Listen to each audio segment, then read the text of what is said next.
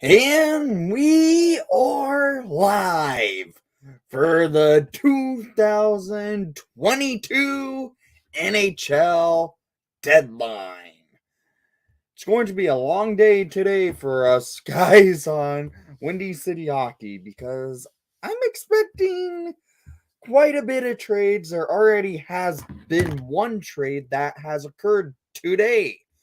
So let's get the scroll going to show what has happened since the Brandon Hegel trade.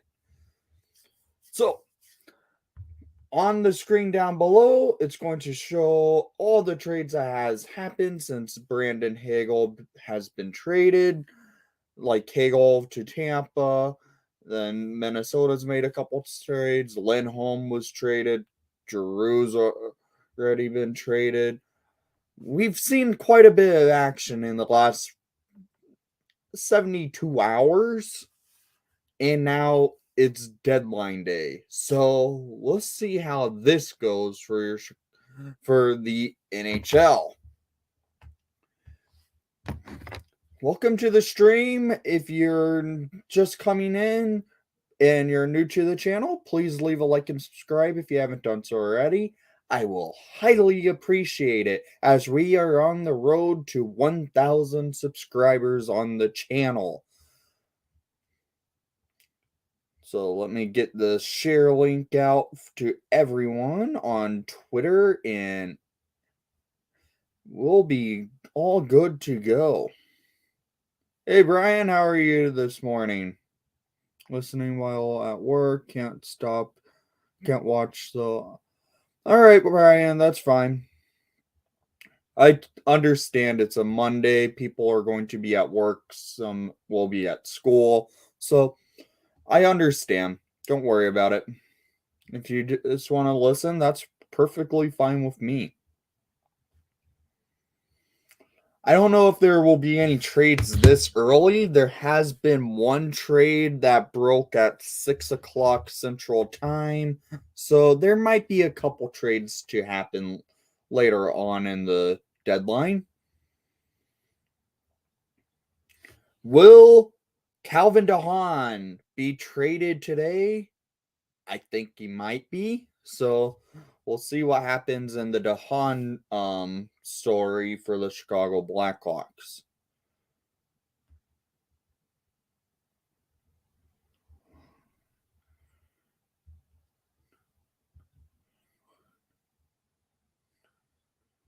NHL Trade Deadline.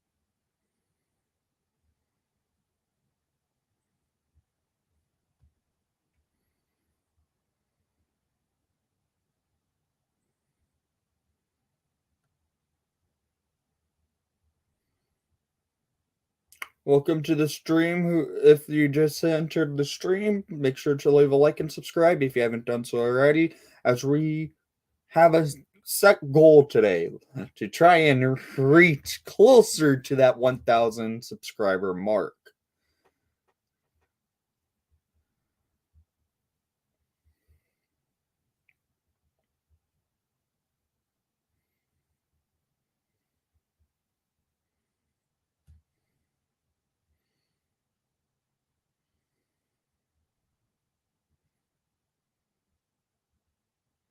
Hey, Hawkthorne, good morning to you. How are you? We currently have a total of 841 subscribers. If you're coming to the stream, make sure to share it. Make sure to let people know about the channel because trade deadline day is a long day usually for me. I'm usually up the entire day for deadline day. Hey Nick, how are you this morning? Got to watch the live stream all day at school. Okay, don't get caught. I'm doing all right this morning, just waiting for more trades to happen, as there has been one trade to actually break. I might do a share screen on Twitter to keep that going live. So let me do that actually. Let's see how that works on StreamYard.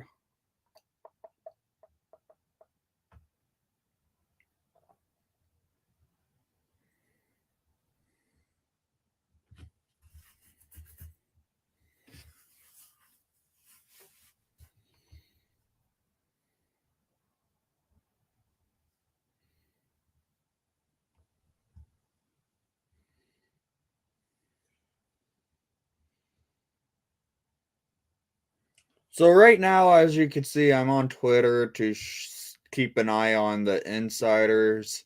So like right now, Andy Strickland from St. Louis area, Paul Stastny, obviously a veteran player who can help a number of areas. Yeah, that's true. I don't know if we see Stastny leave because the Jets are in the thick of a playoff run, a hunt. So I don't know if we see Stastny get dealt, to be quite honest.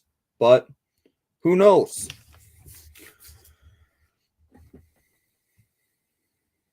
Yeah, there we go. That's better.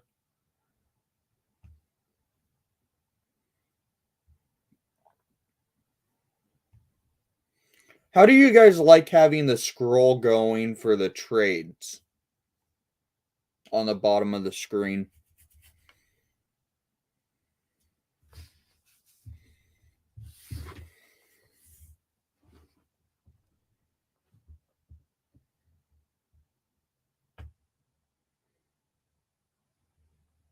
Yeah, nothing's happened yet with. We'll keep the Twitterverse open for trade deadline pretty much all day, because that's how I have to go for it.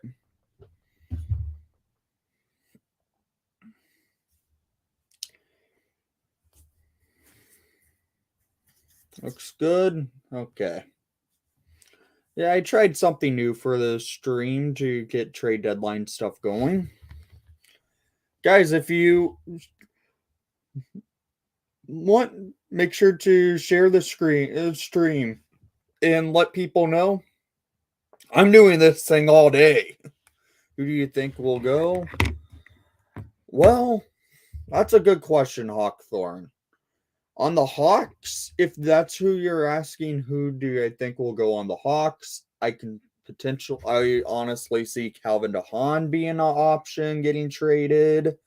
Unfortunately, because he's a great shot blocker, he could bring us something good. I could see a surprising move happen. I don't. Oh, something updated on Twitter. Let's see what happened.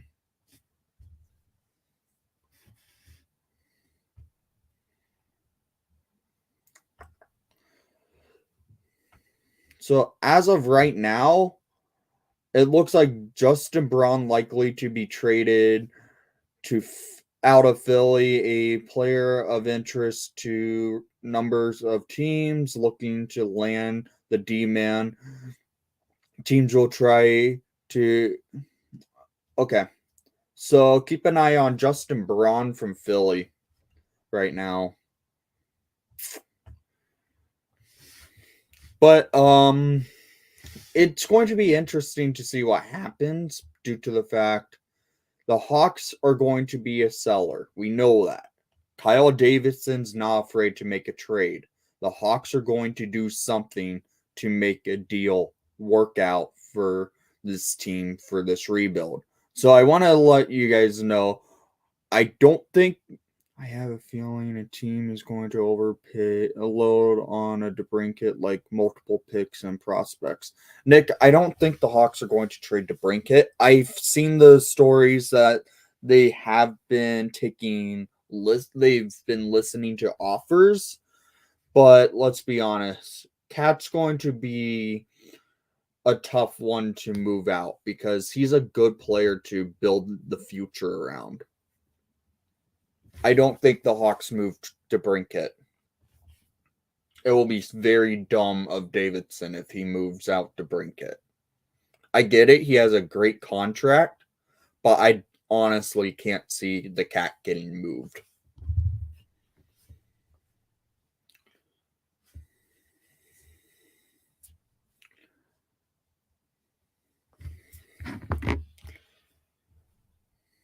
Another update on Twitter.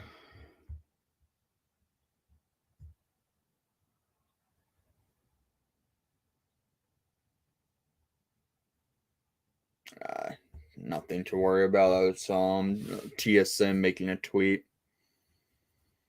saying that they are going on. What's your opinion on Doc? Because I'm starting to lose my patience on him.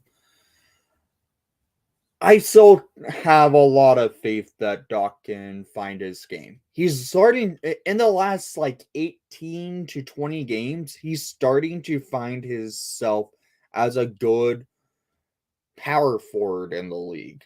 In the last 18 to 20 games, I'm thinking we are starting to see that Doc can start breaking out. So it will be kind of dumb to quit on Kirby right now. Hey Roots, how are you doing? Welcome to the stream. If you're new to the channel, make sure to leave a like and subscribe. If you haven't done so already, I will highly appreciate it. Yeah, I agree. He's been a bit better on the wing. I think the Hawks were just trying to let him build confidence off the wing, which he should have been on the wing for the last probably first half of the season to build confidence there. They haven't done it until recently.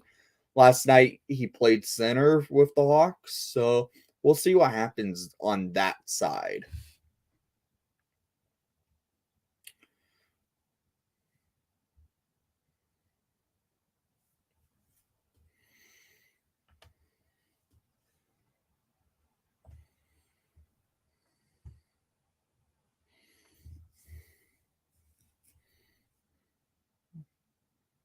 Hoping for the Avs to get someone.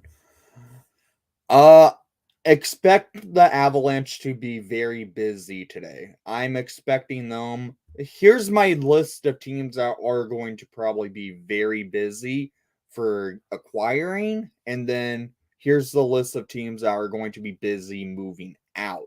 Philadelphia, the Blackhawks, the Coyotes, potentially I can see it. The Devils be one of the teams to be on the move on some players. And then on the bring in players, it's going to be the Toronto Maple Leafs. The Jets are an interesting one too as a dark horse. The Avalanche and the Lightning. Also the Panthers. The Panthers now have salary cap space with Aaron Ekblad going on the LTIR. What's your prediction on Andrew Kopp? I think Kopp stays with the Jets. I think the Jets are going to stay put on trading out players. I get it. They made a trade today, but it was a minor trade, so it really wasn't that big of a deal. So I think the Jets stand pat on moving out Andrew Kopp. In my opinion, that will be very stupid of the Jets to do it because they are within playoff reach. Well, yes, they might. If you're saying it by the fact that they have salary cap space due to LTIR, that is true because Aaron Ekblad was placed on it, I believe, 2 days ago. and it opened up a lot of salary cap space for that team to go into the deadline. So they can do quite a bit with money to acquire.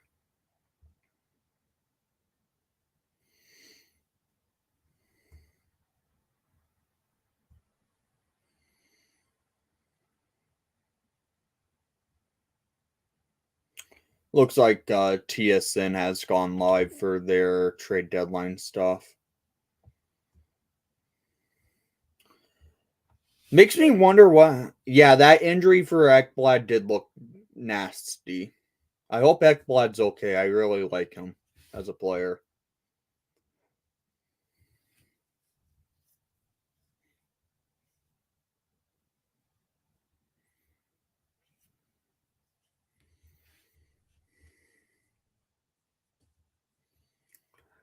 I will give you guys a heads up. There will be in parts in the stream where I will have to get up and uh maybe grab a drink of water or something, because this stream's going to last until a little bit after the trade deadline passes. So a little bit after 2 o'clock Central. So we'll see what happens there. There will likely be trades that come through afterwards, after the deadline passes. That's why I'll stay up live a little bit longer. So we'll see what happens on that side of the puck. Keeping an eye on old Twitter again.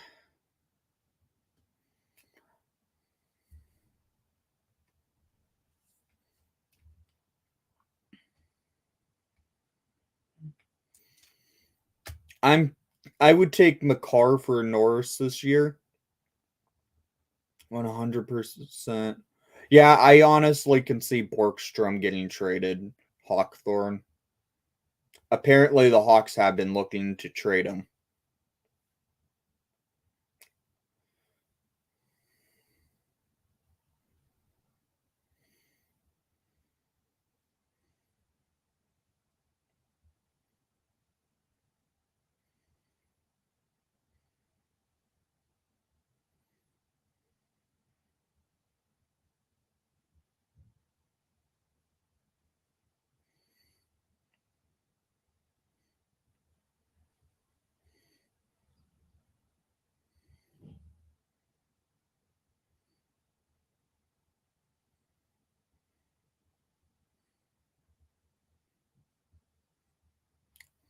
I'm making another link to Twitter to let people know I am live for this guy. So I'm keeping an eye on Twitter as well.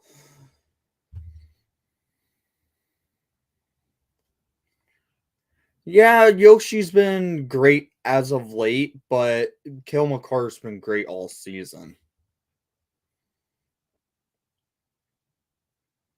So McCarr likely becomes the Norse winner this year.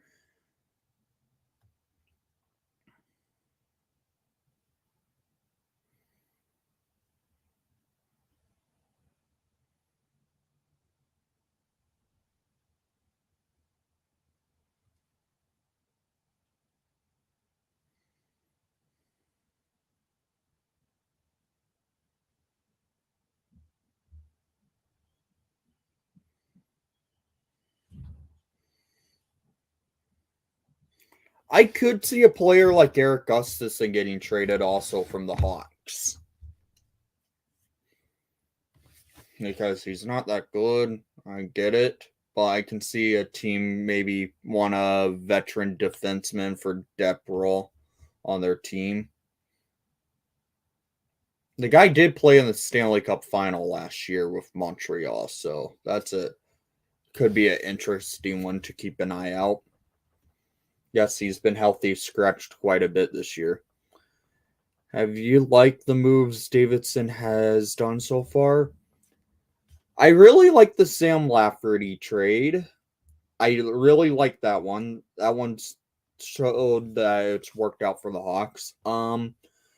Brandon Hagel's trade to Tampa is an interesting one because we did get quite a bit in return for him, but those draft picks we won't be seeing until the start of next year unless Tampa Bay, for some odd reason, falls out of playoff contention and they are in the top 10 in the draft. And that means the draft picks will be moved until at least 2024.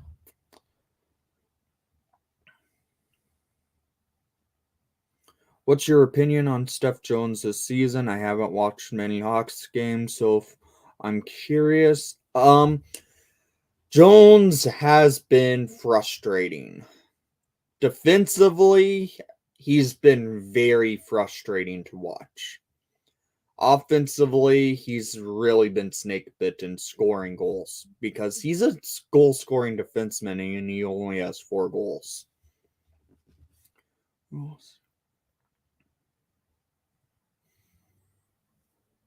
I could see them trying to acquire Calvin Dahan. I could see the Leafs try and go after Calvin Dahan because he's been linked to the Leafs the last couple of days here.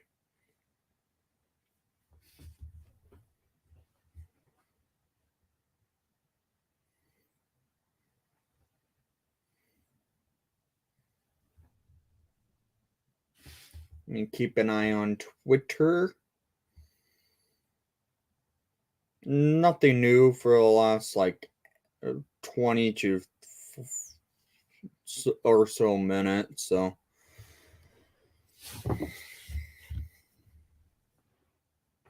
not much going on Twitter.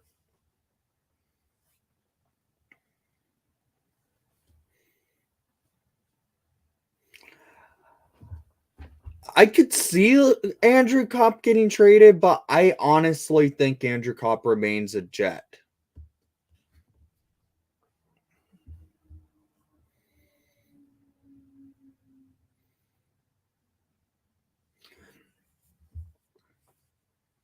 He's had his issues in the D zone, especially as of late. Everyone on the Hawks defense has been horrendous.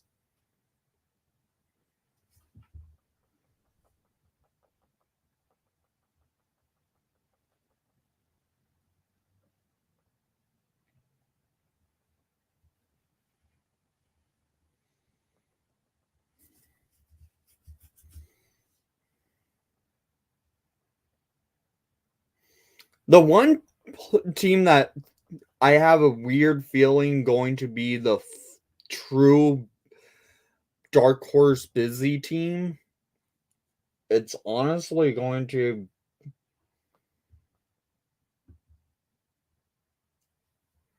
Prime Jarmerson would be perfect. Man, I love Jarmerson. He was my favorite defenseman on the team during the Cup days. I wish the Hawks never traded him.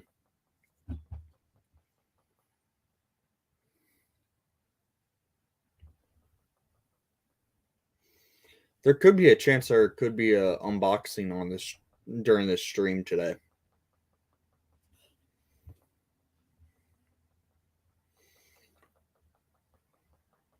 Guys, make sure to leave a like and subscribe if you haven't done so already. I will highly appreciate it.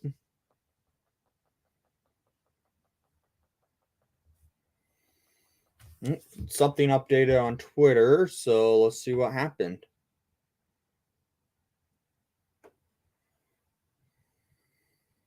Chris Johnson has made a interesting tweet. Keep an eye on Marcus Johansen before the deadline. The Caps have interest in bringing back the veteran forward. Okay, something interesting to see.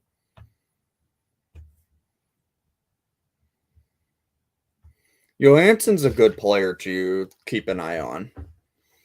I do like Johansen. So seeing that he could end up back in Washington's actually a smart move for Washington.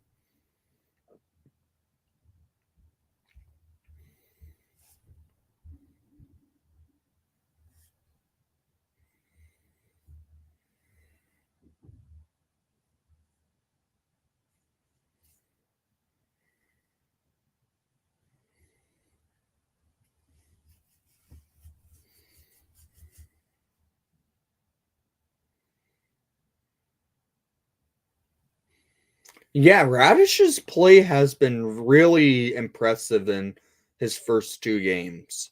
I really have enjoyed watching Radish. Do I miss watching Brandon Hegel? Yes, definitely. I really do miss watching Hegel.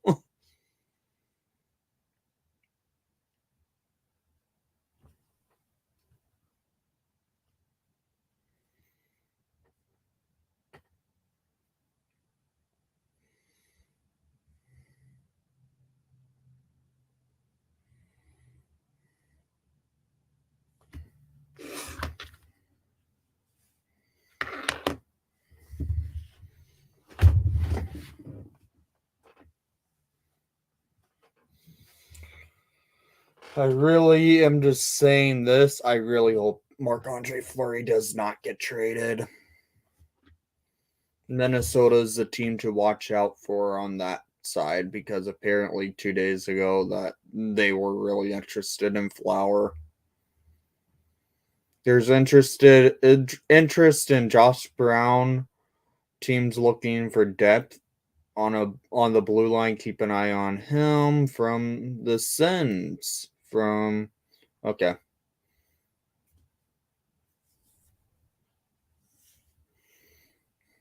I think it would be stupid of the Hawks to move out Dylan Strome.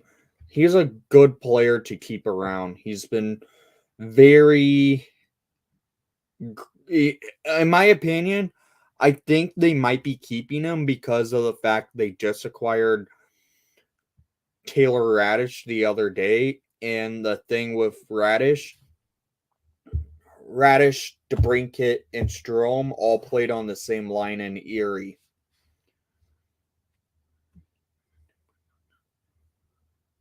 Yeah, there is over a 50% chance Flower goes to the Wild.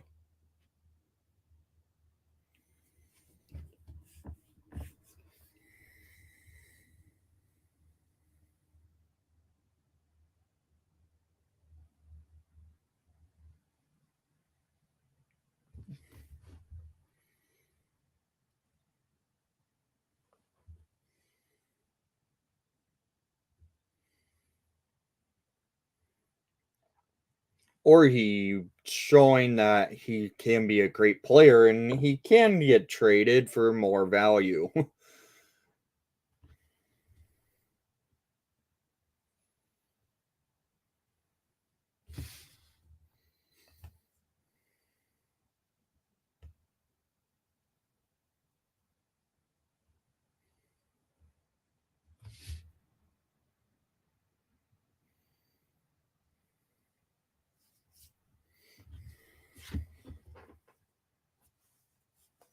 I do expect Kyle Davidson to be very busy for the Hawks today.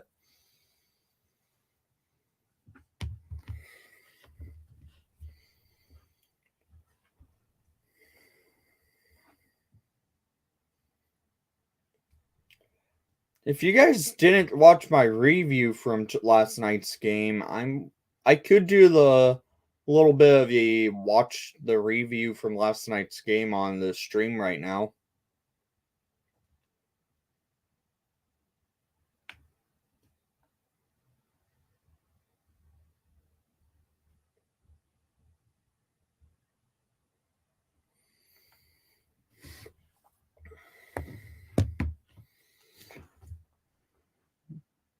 Oh yeah, Strome's not good on the bottom six. I don't understand why old coaching staff and management thought it was smart to play him on the bottom six. It was stupid by Jeremy Colleton to do that. Strome is a top six forward. He performs better on the top six. He will always perform better on the top six.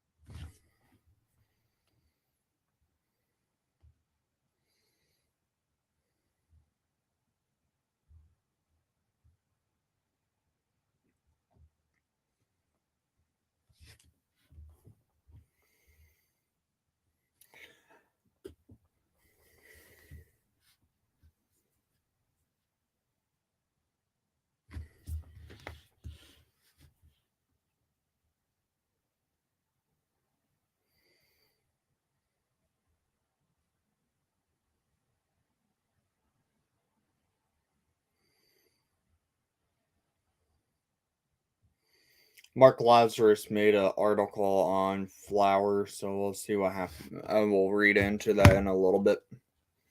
Do you think we'll see any surprise trades by Davidson? I could see something surprising happen. Drew, and welcome to the stream, by the way. See what Laz had to write about Flower today. Late in the second period, Sunday night. Yeah, Flower did get screwed over last night. A player, I'm saying this, a player to watch out that gets traded pretty soon. Dominic Kubalik. I don't think we're going to get a lot of value for Kubes, but I see Kubalik getting dealt. Kubalik's trade value is way low, though, so for someone who was a Calder finalist just 2 years ago, being on the trade block with how bad of a season he's had, it's going to mean his trade value is way low.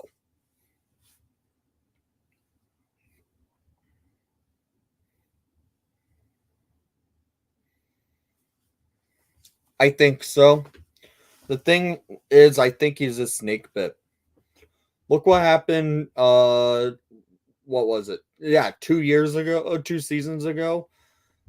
Alex DeBrincat was horrendous at goal scoring, and then he broke back out to become a lethal goal scorer last season, and now he's back to continuing his goal scoring prowess. What's up with Kubalik? I remember he had good chemistry with he had great chemistry with Taze a few years ago. And then Taze missed all of last year. Kubalik got moved around quite a bit, but he was still scoring last year quite a bit.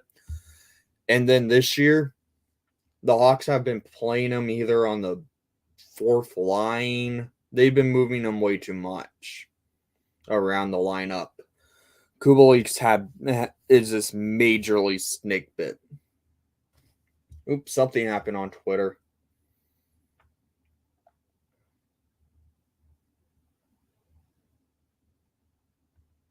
Oh, Lazarus replying to John Greenberg.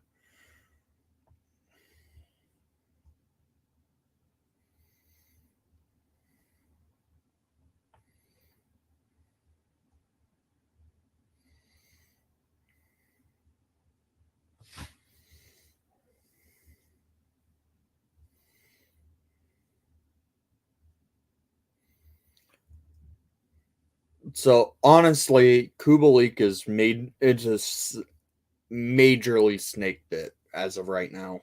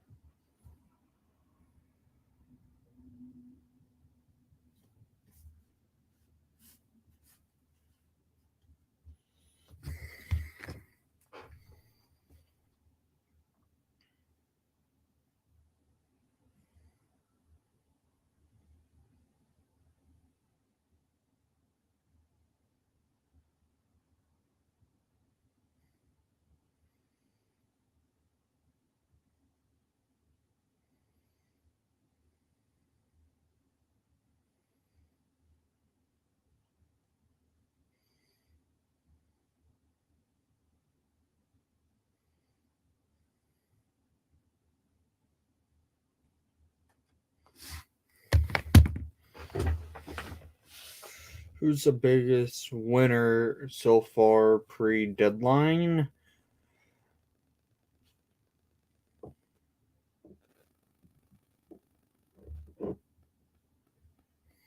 Yeah, Florida's probably the top winner, but then again, Tampa Bay should be on that list because they got a hell of a player for and Brandon Hegel, but right now the biggest winner so far is the Panthers. Then you could throw in Toronto for acquiring Mark Giordano and Blackwell last night. So there's a couple teams that have been very interesting to say.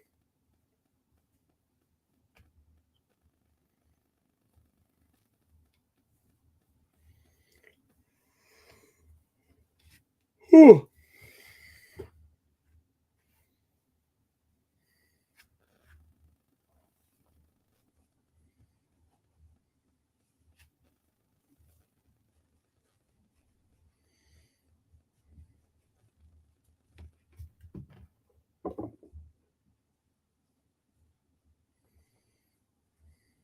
We might have some guests hop in on the stream during the day, so that's going to be something cool to say and to have if we have some guests happen to hop in the stream. I've been talking with other channels, a couple other people about hopping in on the stream in some cases for some part of the stream today.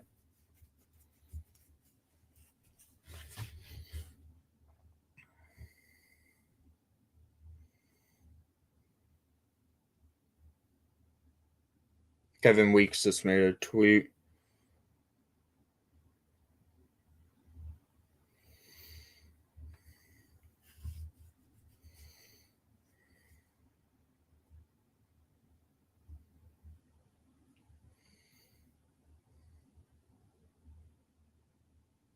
I'm kind of surprised that ESPN deadline show starts at 12 o'clock noon today. That seems kind of late to start the deadline show. Then again, ESPN still doesn't know how to do a hockey game, so.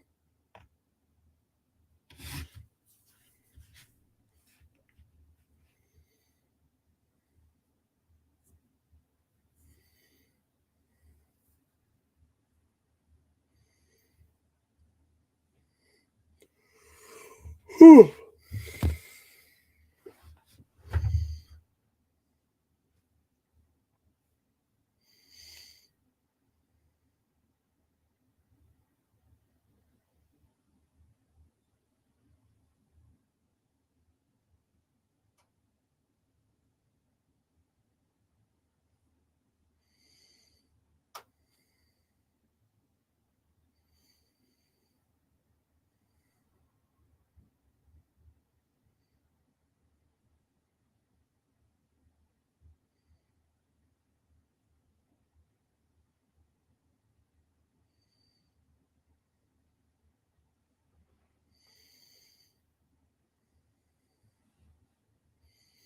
Okay, here's a question. If Fleury gets traded, I'm going to have to get another Hawks jersey with the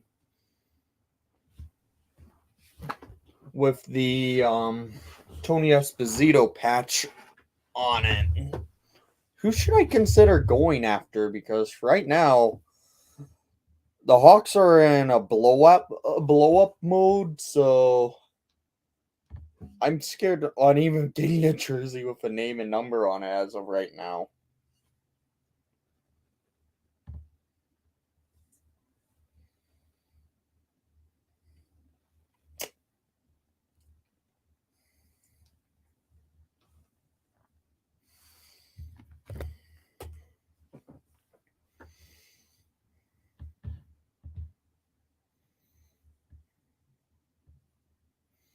Let me make a tweet again.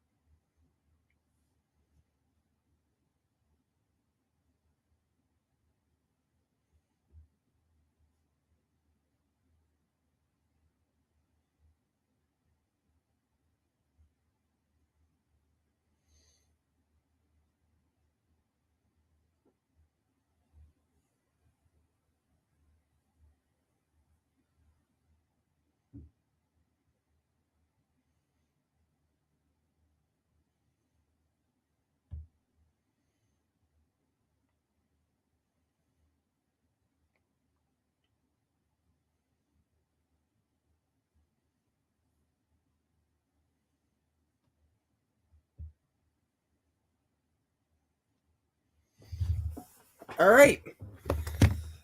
Well, my fun tweet of the day has been my first tweet for fun has been made. So let's get that showing on the screen, shall we?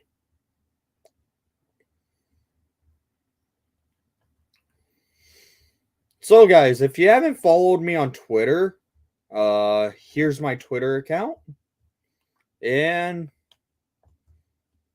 first tweet of the day for Kyle Davidson to make sure he knows he's on the clock. Any thoughts on Vlasic through 2 games? I've thought Vlasic's been pretty smart defensively.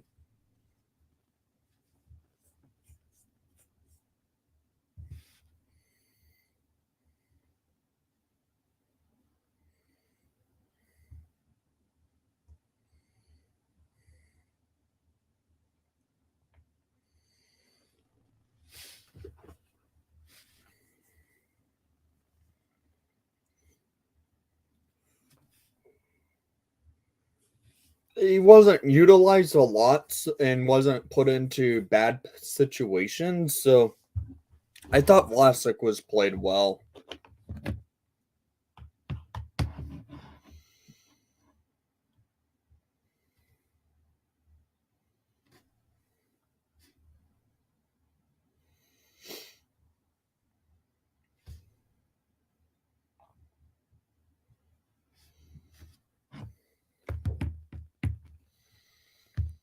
Just again, we will be in for a long day as the stream will go pretty much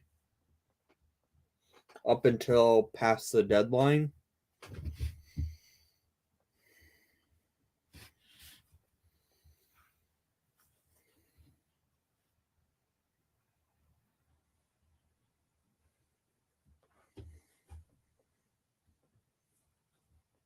And if trades drop after I'm done streaming for the day, I will have individual videos if they are Chicago Blackhawk trades.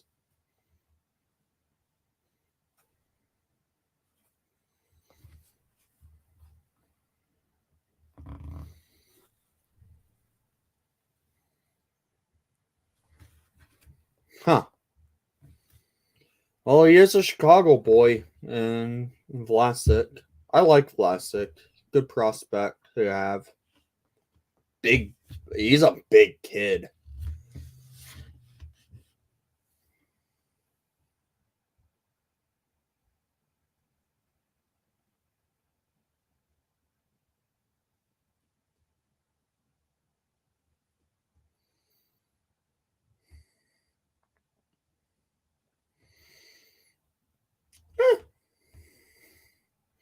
Here, let's check out Frank Sillarelli's trade targets.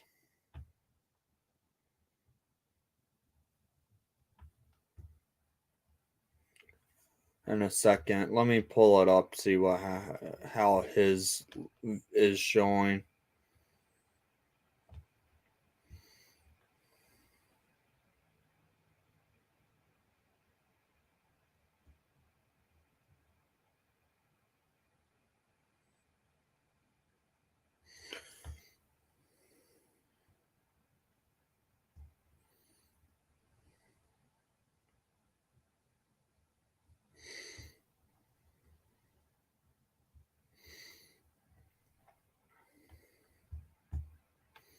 So here is Frank Sillarelli's trade targets on Daily Faceoff.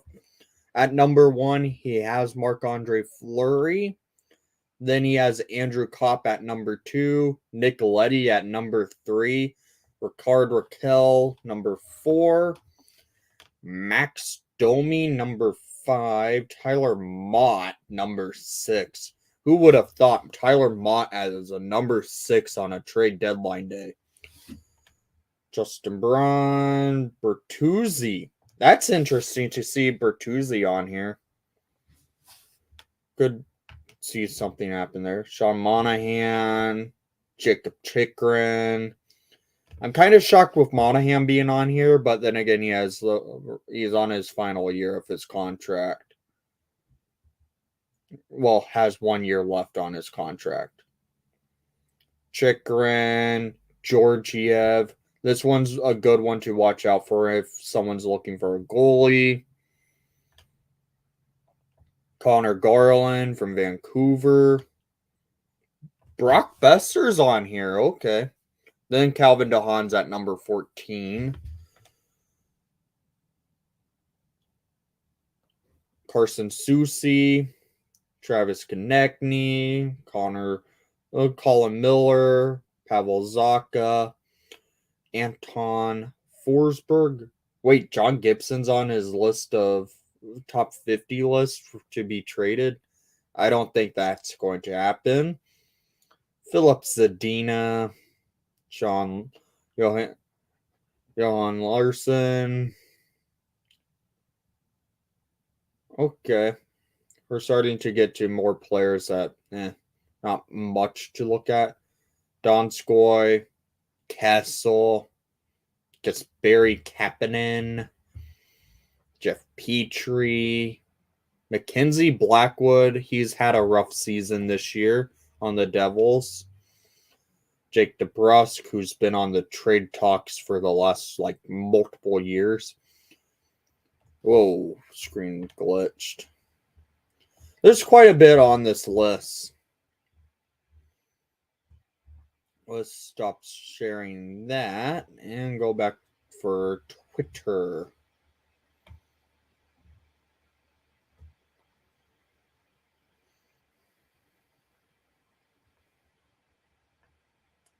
Speaking of Twitter, something has actually happened from Mark Lazarus.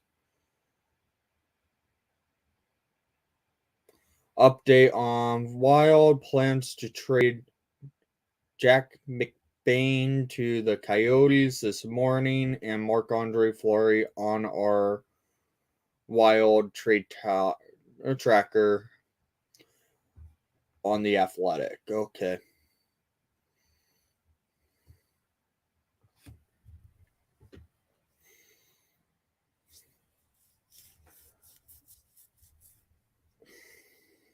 I'm thinking Kubalik gets moved at least a third or fourth round pick in return. Dahan gets them a later round pick. I think Dahan will fetch us more than a later round pick. Look what Seattle was able to get from Mark Giordano. No. Gio's had a horrible season for his standards. Dahan has had a hell of a lot better season than Gio. So I don't think we'll see Dahan get a later round pick. If they did that, that will be very stupid of Davidson.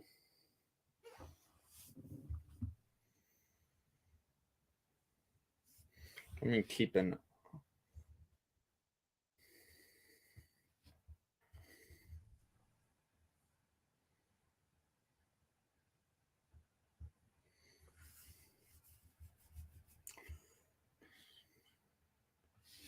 Marc-Andre Fleury to Minnesota for the 2022 first round pick and Marco Rossi. That will be an insane robbery of Kyle Davidson if they were able to do something like that. I will love Rossi with the Hawks, especially a first round pick for this year. But apparently, Minnesota's been adamant on not trading draft picks. And that's how I don't think if he gets traded, I can see him not go to Minnesota. The Hawks are wanting draft picks, and they do not want to have to deal with not having a first round pick. The Hawks need to acquire a first round pick for this year, in my opinion. Because as of right now, the Blue Jackets own our draft pick, unless for some odd reason this draft pick gets top 2 in the draft due to draft lottery.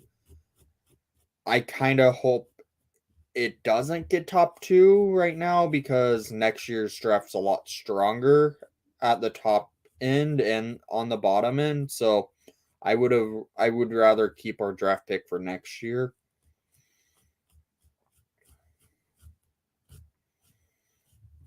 Like next year, I would love to see Connor Bedard with the Hawks as a first overall pick. Toronto needs a goal, needs to make a Marc-Andre Fleury trade the most. Yeah, but Fleury, it sounds like, doesn't want to go to Toronto. And do I blame him? Maybe I really don't blame him for not wanting to go up to Toronto. His family's in Chicago and look at Minnesota. They're closer to Chicago.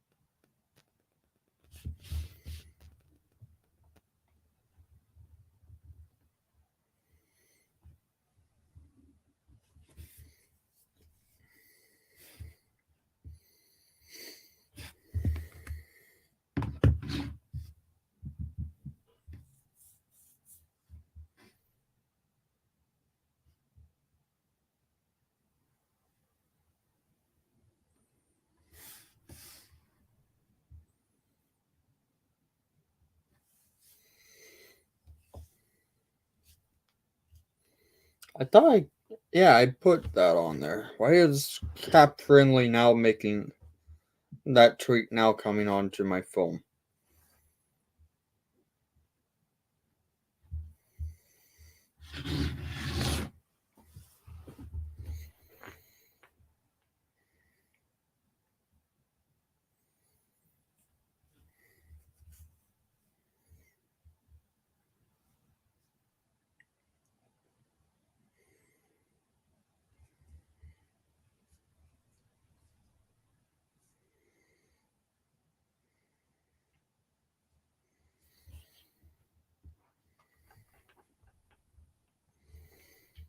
So, guys, I want to hear what your thoughts are into today's deadline day.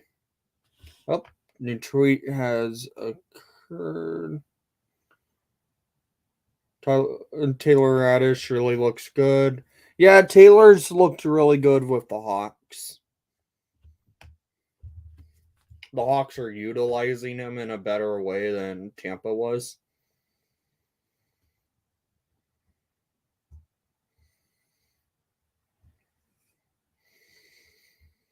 So Travis Hamonic will likely join the Sens in Winnipeg Wednesday for his 700th game. Okay.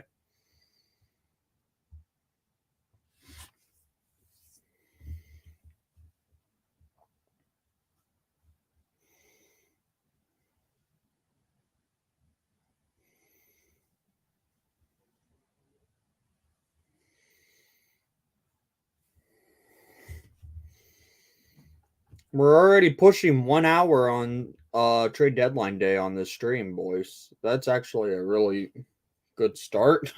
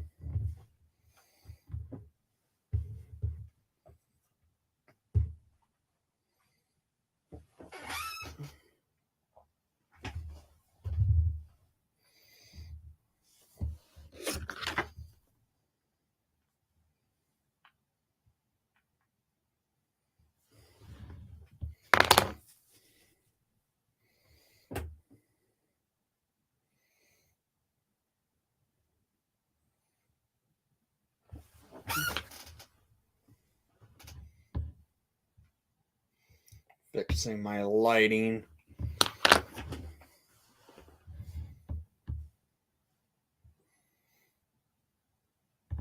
Here's a cool thing, you guys, if you didn't see last night. These were really cool jerseys the Hawks did last night for warm-ups.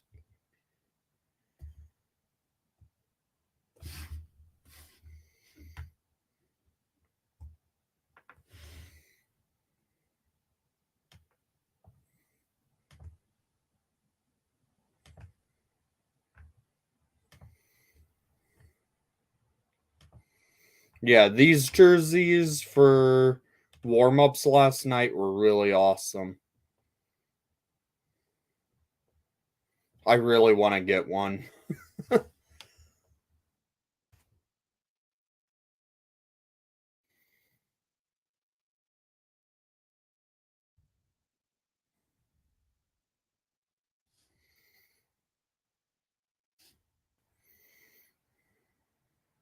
Yeah, Ryan Carpenter's trade value has gone up. Speaking of trade, something may have happened. Nope, just a cool hockey thing.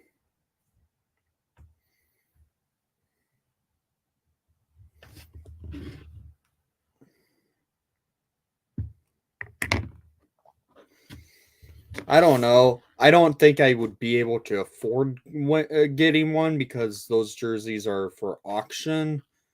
I wish the Hawks would do it for a retail level because at that point I would buy one.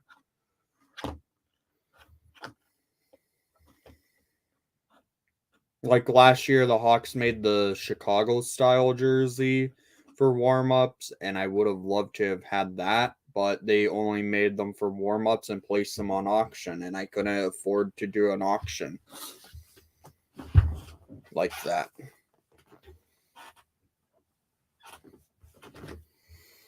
A retail level would have been nice.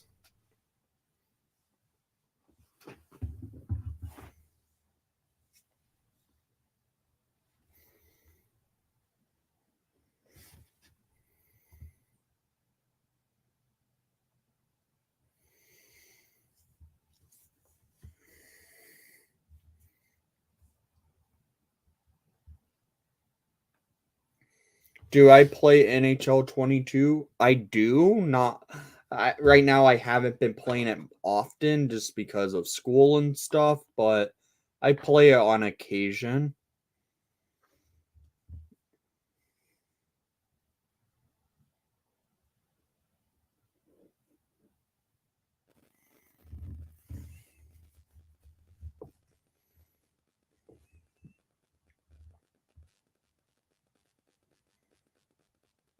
Right now? What do you mean right now? Are you wanting me to play NHL 22 on the stream? Because that's not going to happen because today's a busy day for trade deadline day.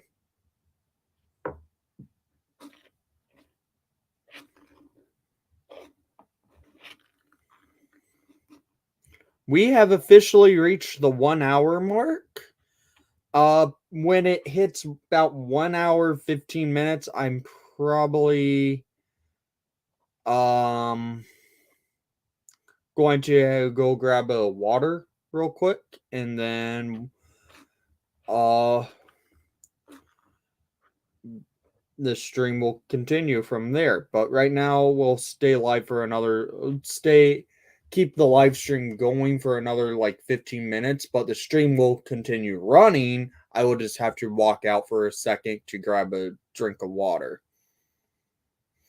So it's officially 6 hours till the deadline. 6 hours. I wonder if I can get that live deadline tracker on here.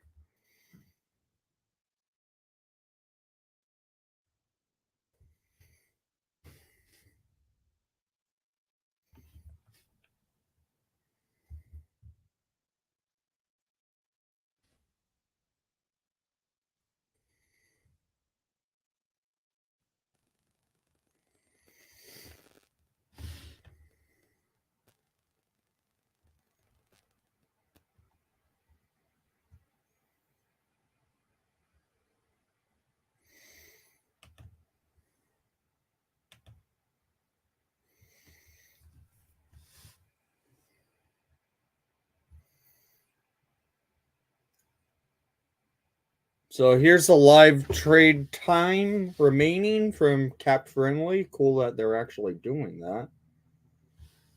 I see they still haven't updated the trades.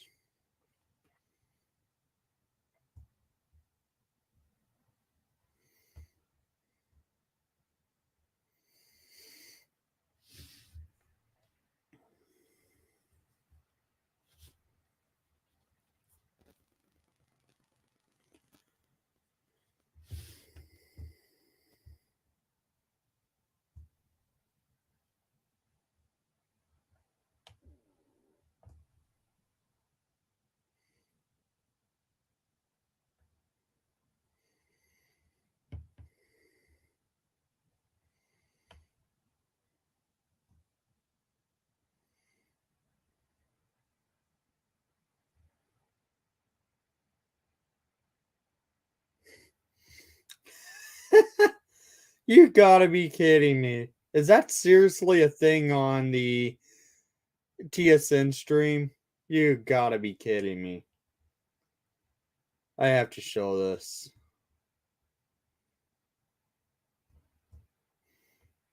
Yep. Salary cap space for the Arizona Coyotes is on the trade block, guys.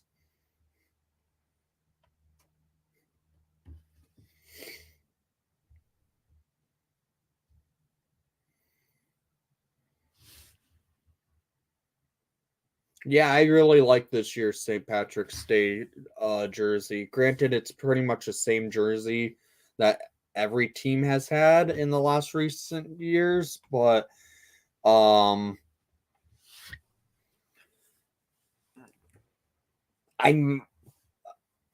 I like the number kit on that jersey.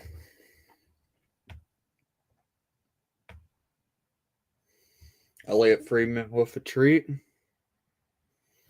A extension for Friedman. Okay.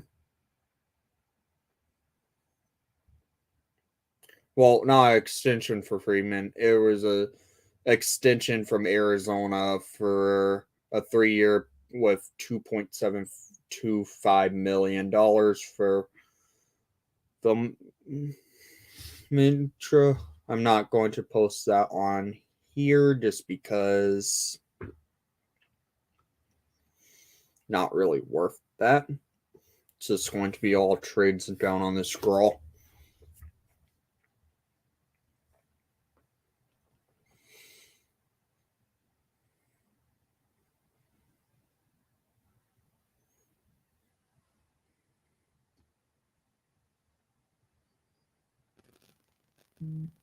I don't know. I hate it, Nimmer. Frickin' ABC and ESPN with those terrible camera angles. It's a joke.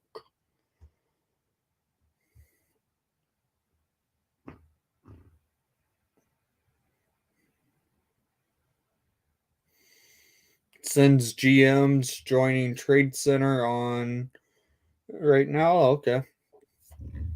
I don't know why he would join Trade Center if he's a GM. He should be busy today. Not joining interviews until after the deadline.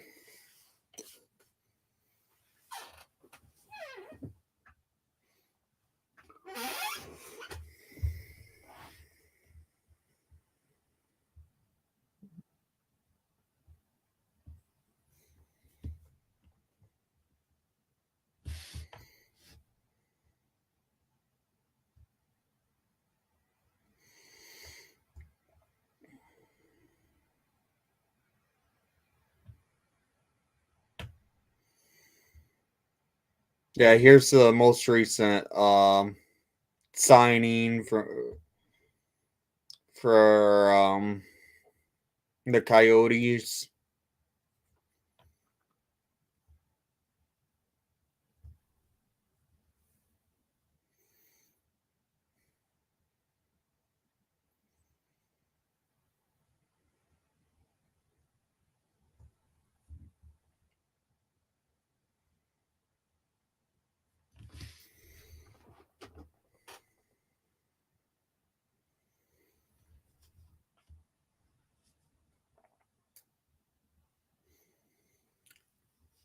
Yeah, there's quite a bit of people who don't have access to ESPN Plus. I actually do, so I'm able to watch the games through ESPN Plus when they're on it. I hate ESPN Plus though, and how it works. I prefer NHL Center Ice and Game Center when the NHL.TV was a thing.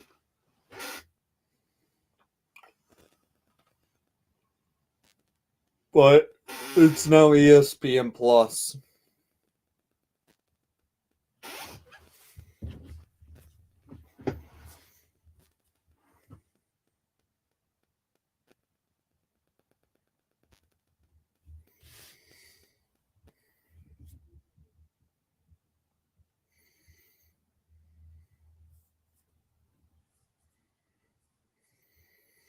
There's talk that Flower could be traded, Andrew.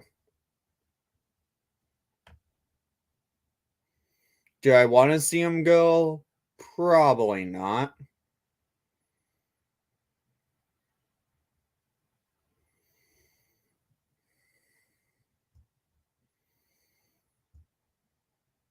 This trade's been on this trade scroll pretty much the entire stream started actually because it actually happened around 2 o'clock around 6 o'clock this morning.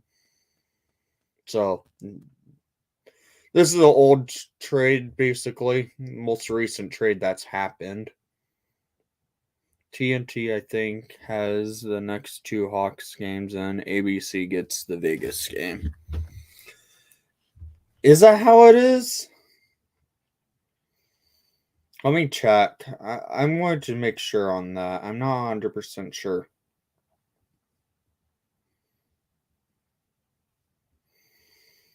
TNT, ESPN Plus, and Hulu for the LA game. ESPN Plus and ABC for the Vegas game. Okay. So on Wednesday, which is the next game, and it's against the Anaheim Ducks, it's at 9 o'clock Central Time. It's going to be on TNT. So that means the start time wouldn't be until 9:30 because TNT loves to delay starts to games. The following day, the game will be on ESPN Plus and Hulu at 9 o'clock against the LA Kings. Hopefully, they actually have broadcasters who know how to call a game because there's been issues with that. And then on Saturday, the game will be on ABC at 2 o'clock against Vegas.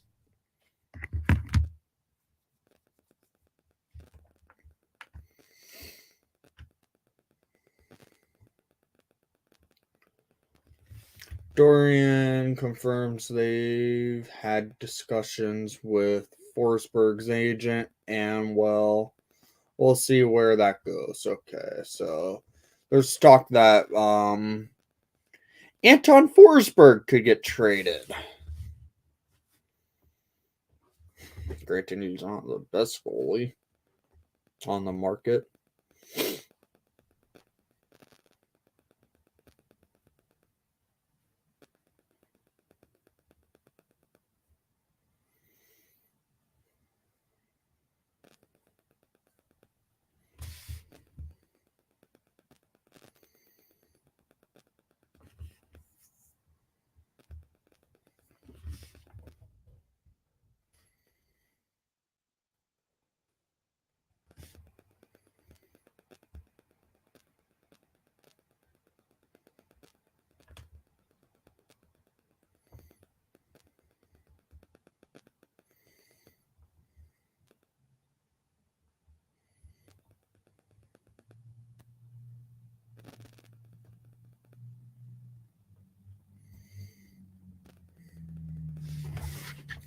So, guys, I'm going to be right back. I'm going to go grab a quick drink of water, and we'll be right back onto the stream here. So, leave this scroll going while having the be right back up on the screen.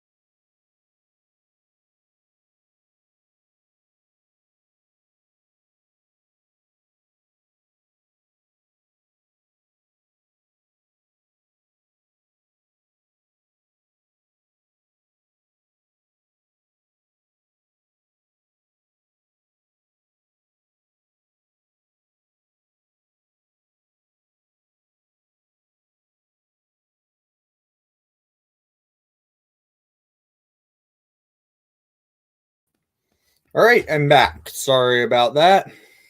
Had to get a drink of water. Who wants beach ball?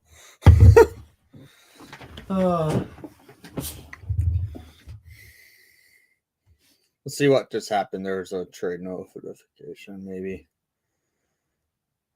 Nope. Chris Johnson just drinking booze on the stream on his on the TSN stream. Hey, how are you doing?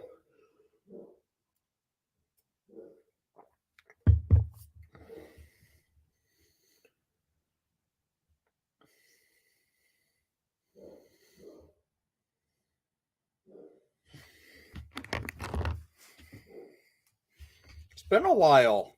How are you?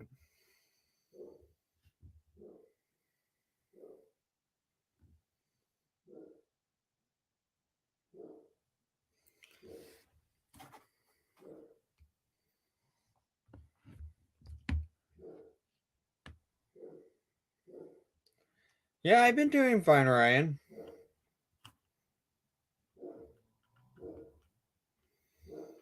Yeah, it's just been a while seeing you on the streams here, Ryan, so I'm glad you were able to hop on.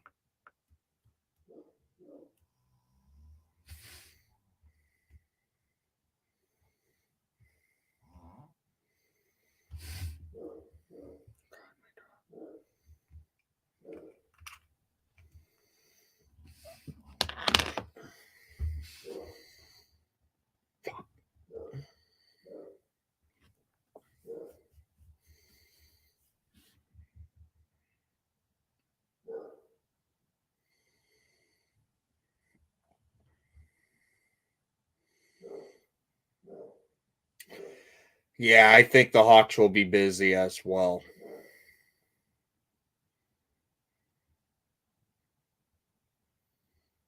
Nothing really has happened since the Brandon Hegel trade, but there's been a lot of speculation on what's going to happen.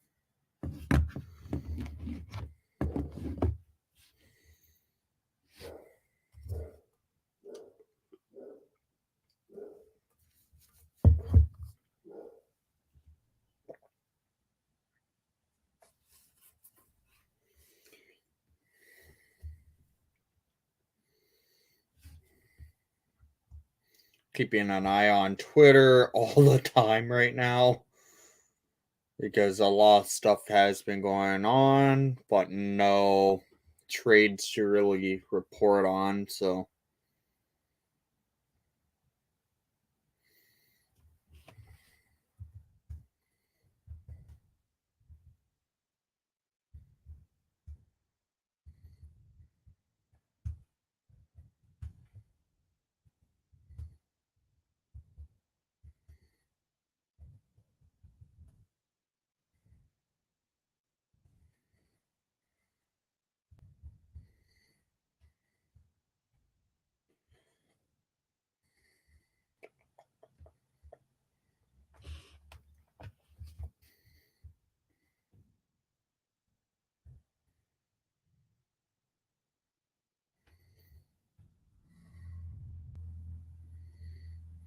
do you think the Hurricanes might be interested in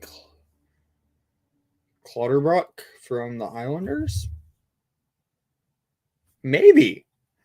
That's actually an interesting one to look into, Andrew. I'm interested to see what happens there because I forget. I keep forgetting Clutterbuck might be moved.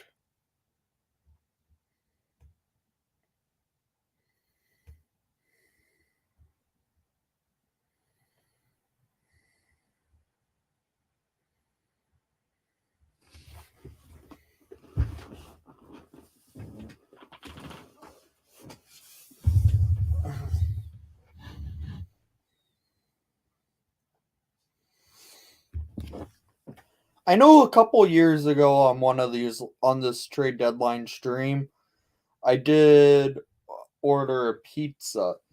Did I bring back doing ordering a pizza in the stream? I don't know.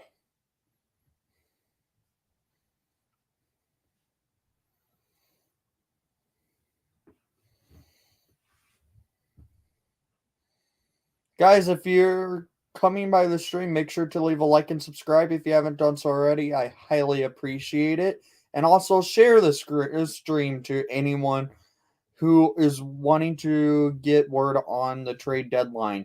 Because as soon as a trade drops, I'm going to post it.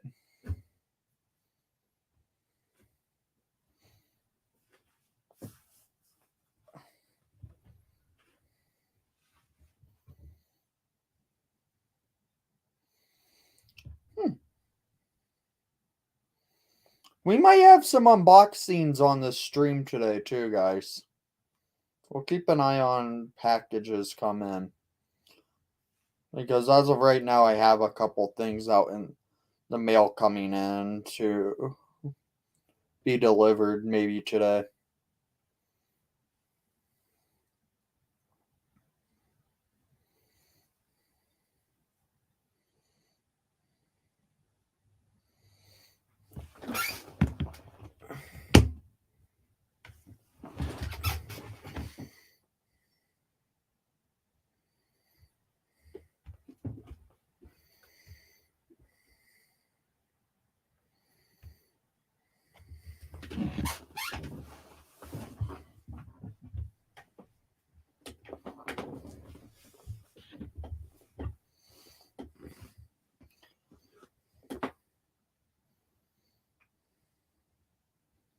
Yeah, this stream today, this is about the slow time of the day for the stream because it's trade deadline day. Most of the trades start getting dropped a little bit later in the day, around 2 o'clock. So we'll see when the first big trade start. Not 2 o'clock because that's the deadline, but yeah, there are quite a bit of trades that drop around that time, and then around 12 o'clock we start seeing some trades happening. I get it, it's 8 o'clock right now, 8:25 right now. So there's still all some time to go kill. But I wanted to always be the one to go live first on YouTube for trade deadline day. Because usually that's how it's gone.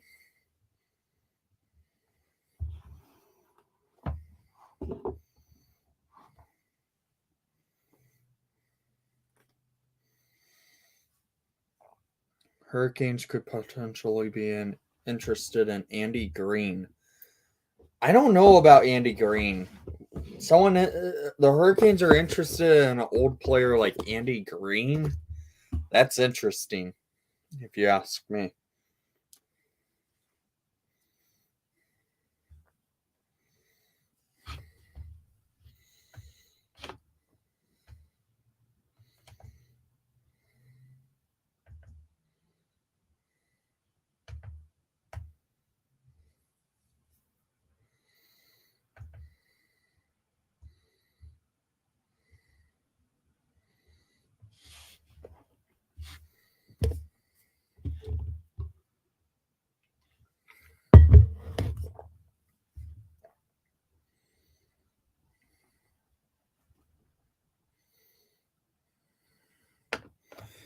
I agree. They need. I don't think they really need all that many physical players, but I can see where you're saying the Canes could use some physical depth. But Andy Green's old and not all that physical. Leadership attribution with Green more so, but that's about it.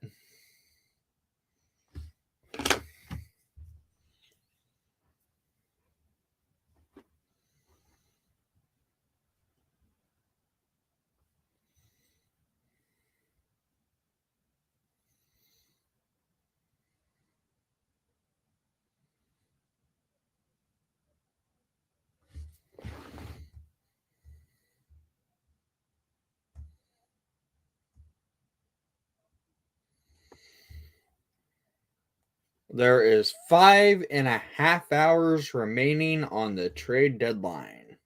5.5. Tick tock, Davidson, you're on the clock.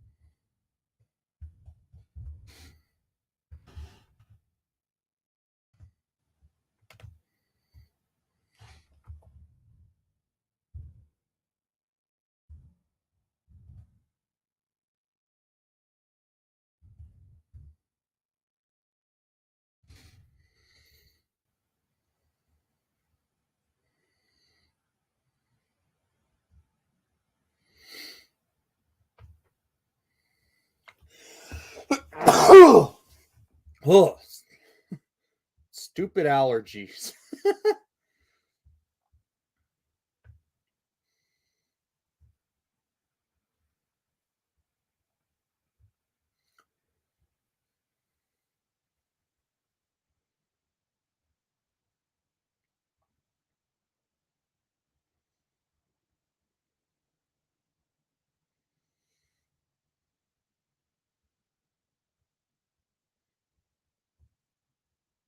Reminder, per NHL rules, a 3. Okay, this is interesting to look into. So, this is something interesting to look at. Per NHL rules, a player must be on AHL roster at 3 Eastern, so 2 o'clock Central, in order to be eligible to be sent down to from the NHL at any time for the rest of the season. Something the Hawks have to keep an eye on, too. That was also courtesy of Kobe Cohen making that tweet. And here's my most recent tweet, guys. Gotta get Cookie Monster going.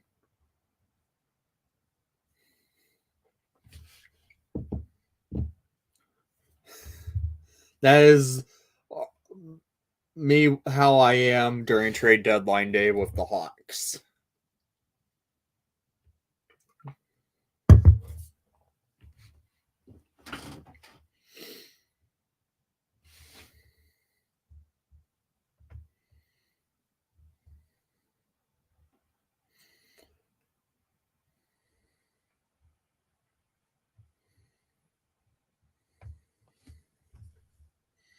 As much as they got back for Hegel, it makes me think no way does Bowman get them back as that much.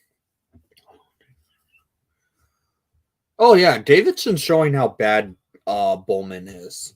I'm willing to bet the Hawks would have only gotten like two fifth-round picks from if Bowman was the GM. So glad he's not anymore. I hated Bowman.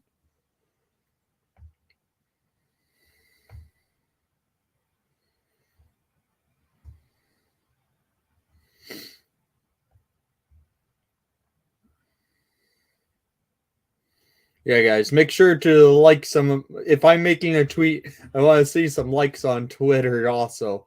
Just have fun because this is trade deadline day in the morning. The freaking Cookie Monster.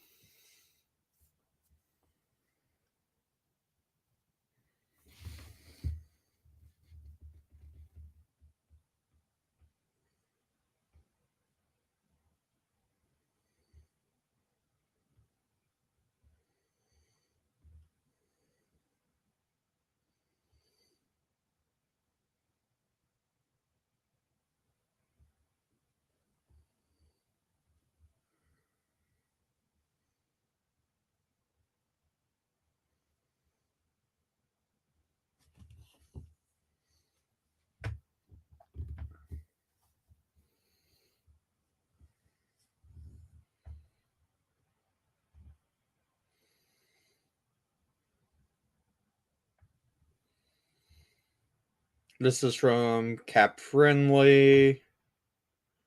Something cool, interesting to read into. Roster size as of midnight, the 23-man roster limit was lifted, allowing teams to carry as many players on their roster.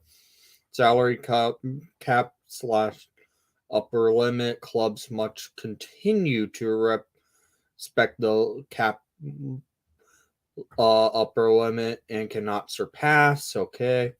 Signings, any player who signs to an NHL contract at 3 Eastern, excluding players already on a club reserves list are ineligible to participate in the playoffs.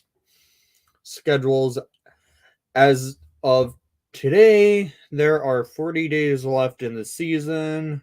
That's shocking to see. Recall/loans. Post deadline, each team can make 4 regular season recalls after March 21st, which is today at 2 o'clock. Emergency recalls do not qualify as one of the 4. Teams can recall junior players once their seasons have completed. This is typical trade deadline stuff.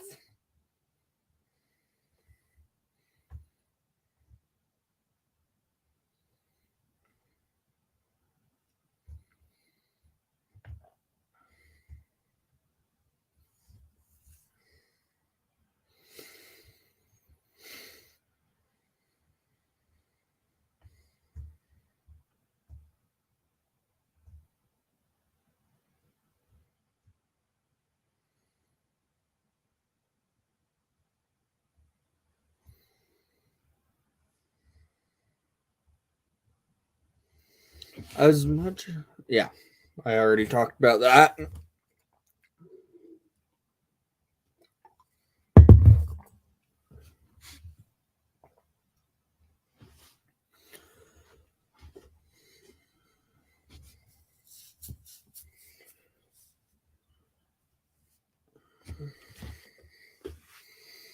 I want to hear what your thoughts are.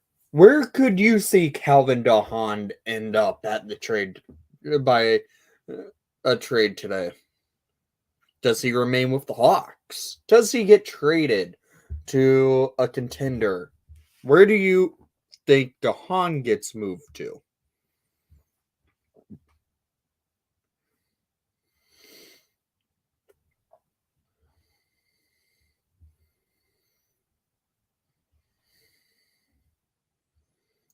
Back to Carolina.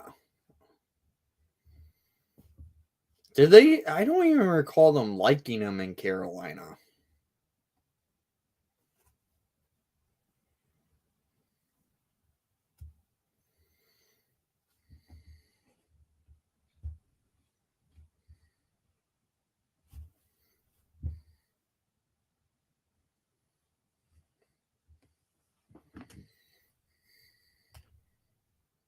I could see him going to the Panthers because now that Aaron Ekblad is out for a little bit, it will be a smart move for the Panthers to try and acquire him.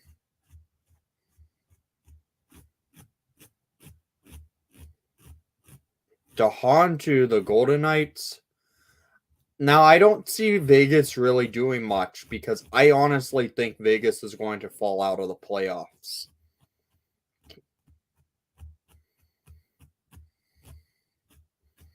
There's way too many injuries. Hey, Matrix, how are you this morning?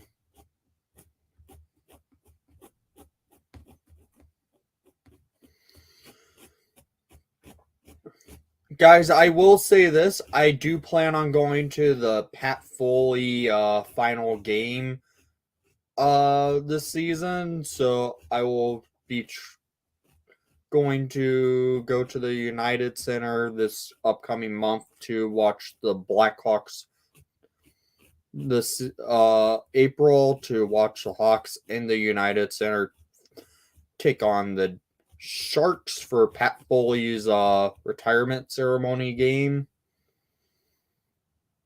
because he's a legend to the game and he's a legend to the Hawks.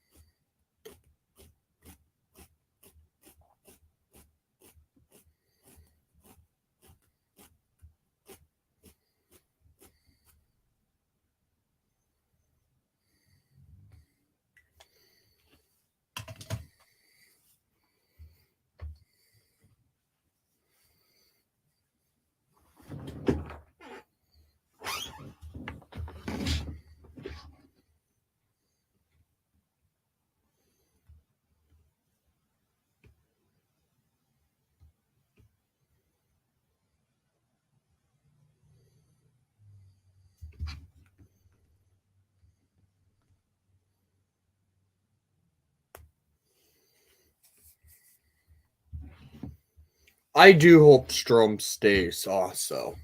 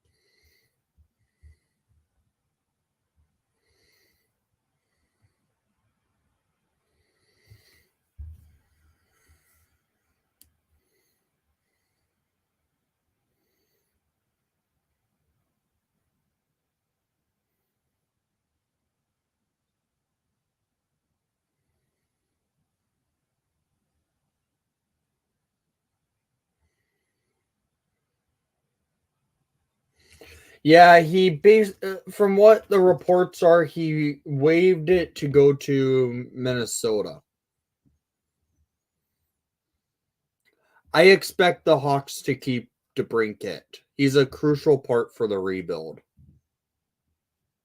He could be the future of the Chicago Blackhawks. This is a guy who can be a 50-goal scorer.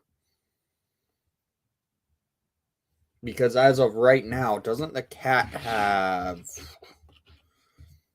37? I'm blanking on how many goals Cat has.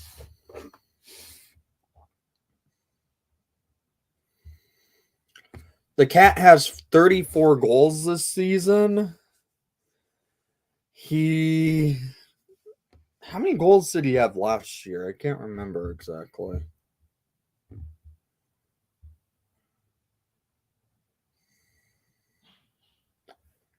He had 32 goals last year. He was on a better goals per game pace last year, but this year he has 34 in 63 games played.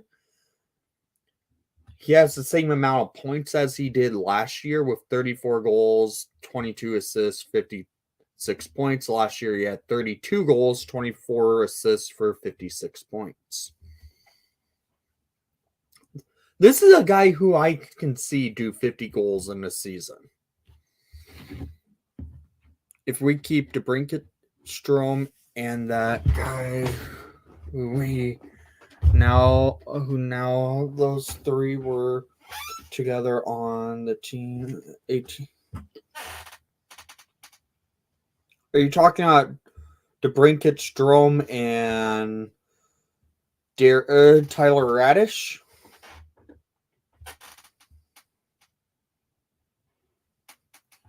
Or Patrick Kane?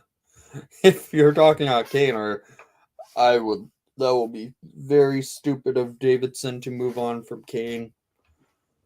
Radish. We just acquired Radish. I don't think they're flipping him. Yeah, Radish. When they played on Erie.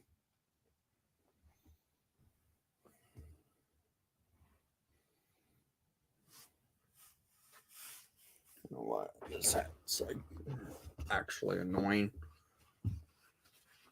That's better.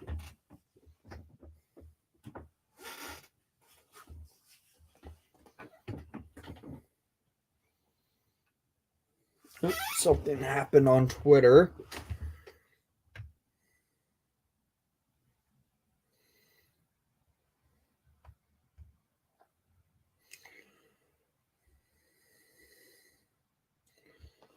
Andy Strickland is saying this. Assuming Marc-Andre Fleury is willing to go, I believe Bill Guerin gets this done with the Wild. So it is looking like the Flower could be going to Minnesota.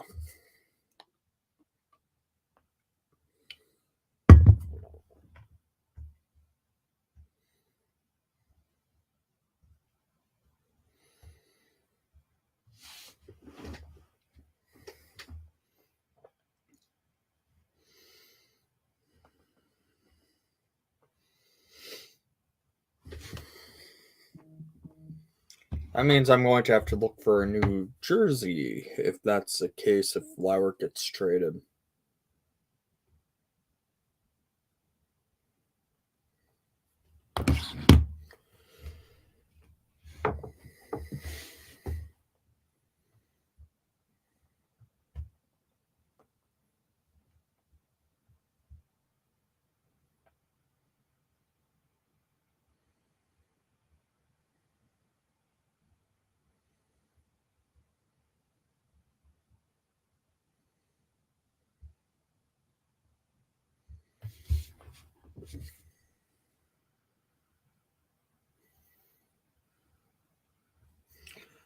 What's up? No, I have not. I really have not looked at an app or website for trade deadline stuff. I know TSN has one as of right now.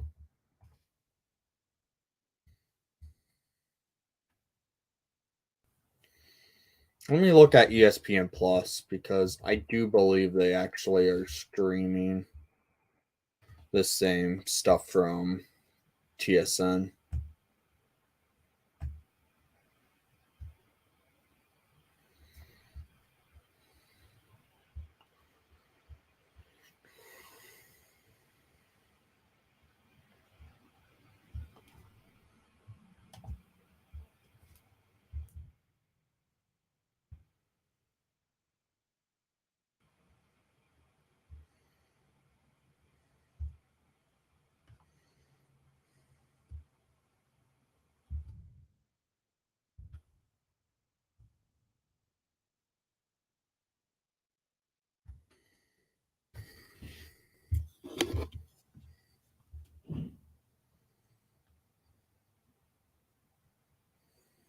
Oh yeah, they are showing the Trade Center on ESPN Plus.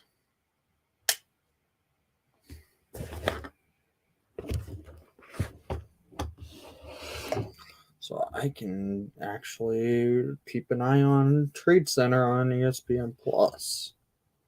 That's nice to know.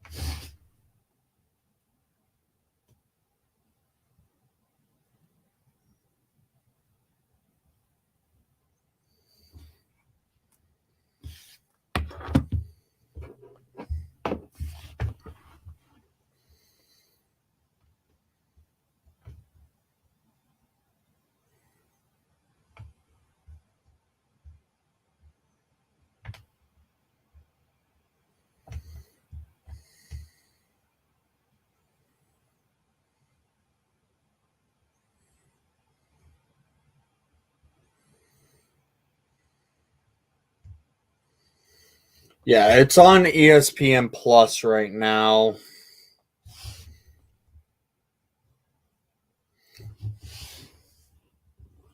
With that being said, I don't even have it on my TV. I can actually throw that on my TV, that means. But not with much audio. So let's do one thing. I'm going to set my TV up to be able to watch Trade Center.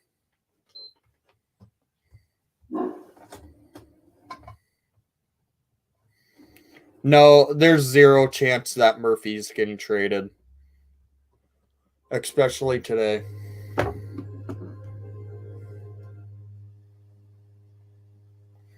Reason behind it is the fact that Murphy is on LTIR,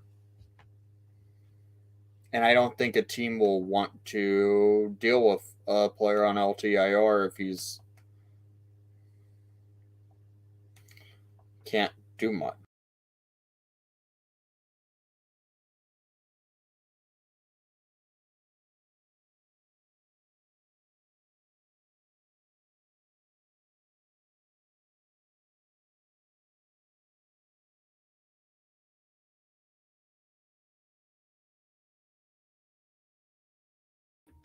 Sorry about that.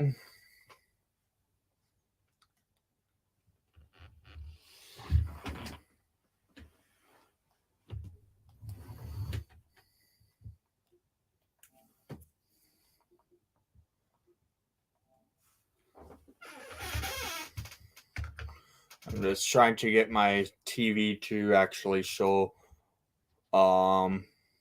what's going on.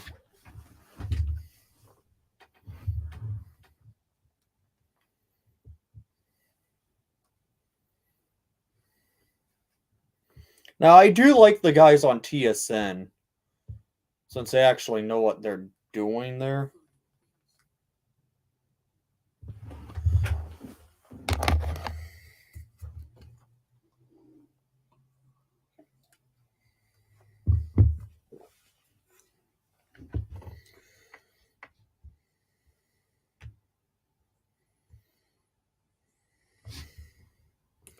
Since, okay, Pierre LeBron made an interesting tweet.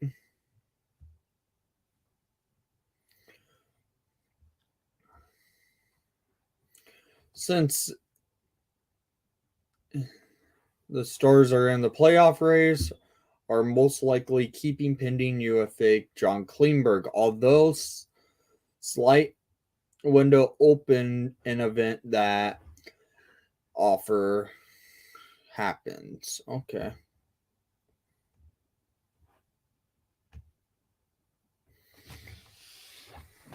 I could see Klingberg getting moved still.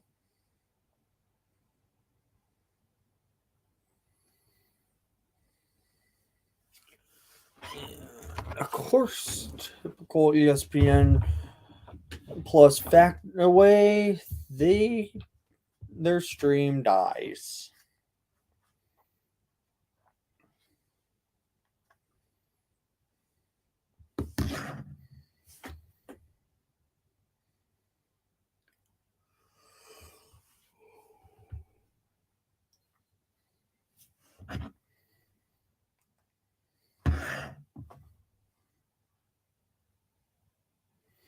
So, guys, we have currently on the clock 5 hours, 8 minutes remaining in the trade deadline. Nothing's really happened since 6 a.m. this morning, and that trade wasn't even all that much of a trade to worry about. I want to hear what your thoughts are so far, what we've seen in the last 48 hours or so. Could you see the Rangers acquire Raquel for Georgiev? I don't think so. I really don't think so. I really don't see the Ducks moving on from John Gibson for a goalie like Georgiev. If I see Georgiev get traded, it's going to be to a team that needs a goalie of the future, like maybe the Chicago Blackhawks. Because as of right now, Kevin Lankinen does not look like the answer for the Chicago Blackhawks.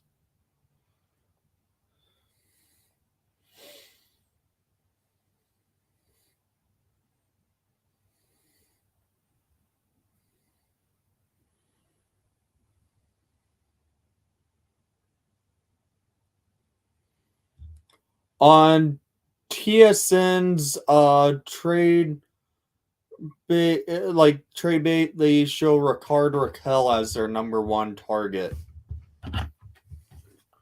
And they have the guys from Bar Down on the show right now.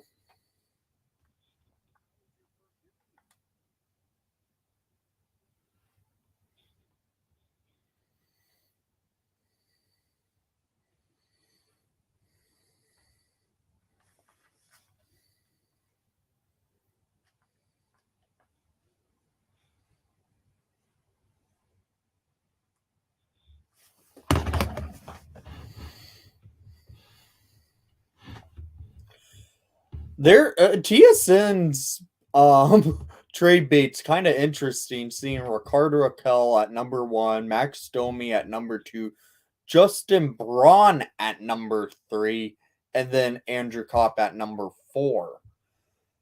No showing of Marc-Andre Fleury from them. I respect it. Please don't trade the flower.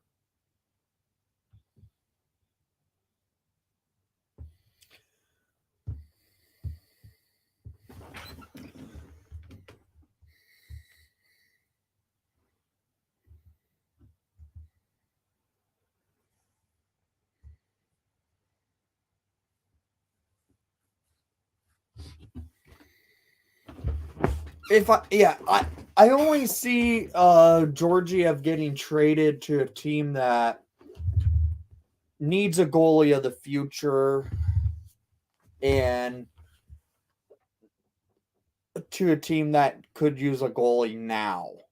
And I honestly think Georgiev ends up getting traded, but to maybe a team that's surprising, like a Chicago Blackhawks. Calvin Dahan's 13 on the trade center trade bait.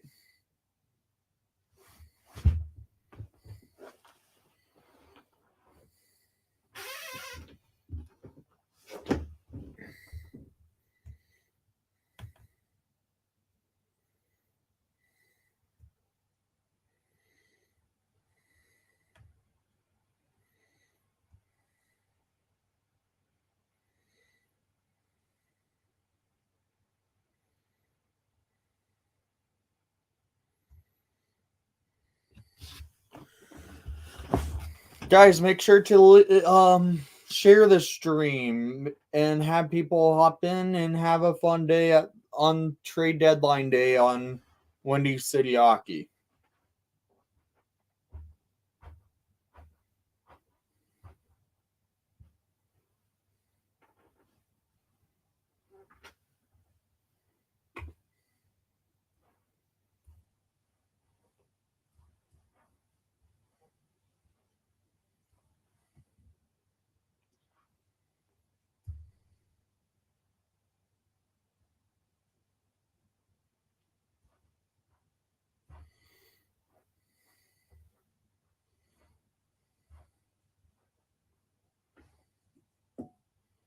They just showed stats for the Hawks. Holy crap.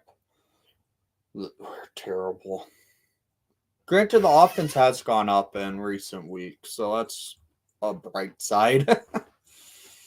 I guess it's a bright side. Shea Weber's contract on the block. But seeing Arizona cap space on the block is just the funniest thing.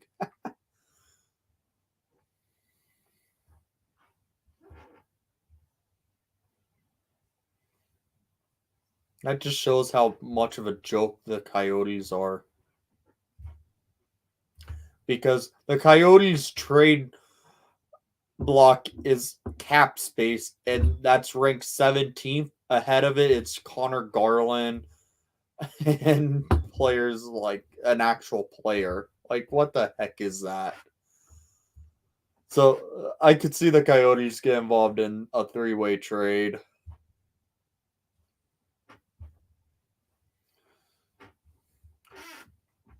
Our 5 hours and 3 minutes till the deadline.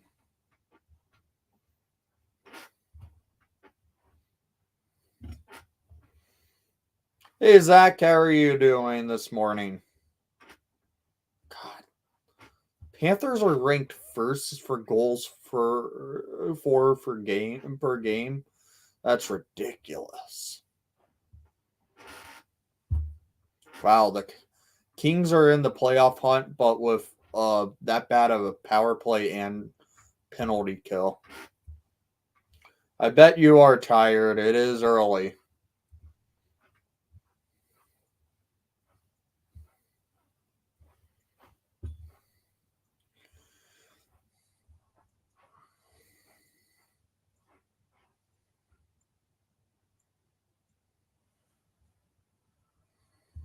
Can someone get Kyle Davidson on the phone and tell him, hey, don't forget it is trade deadline day.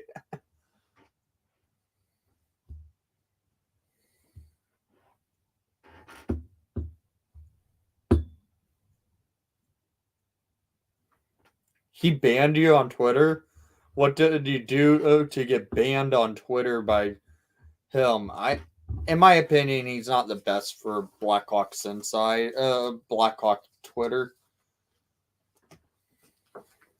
I've never cared much about Chief on Barstool Chief.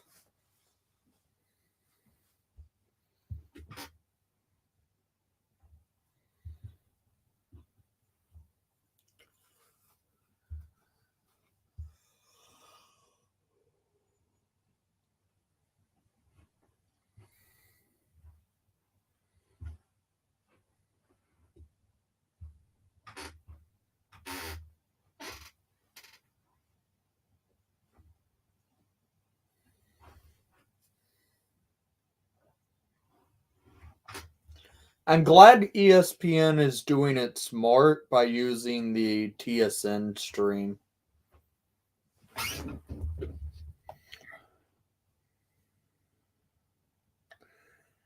I would say Boston would be more so interested in Zdeno Chara. That just makes more sense. I don't think the thing with the Hurricanes, they don't need defensemen.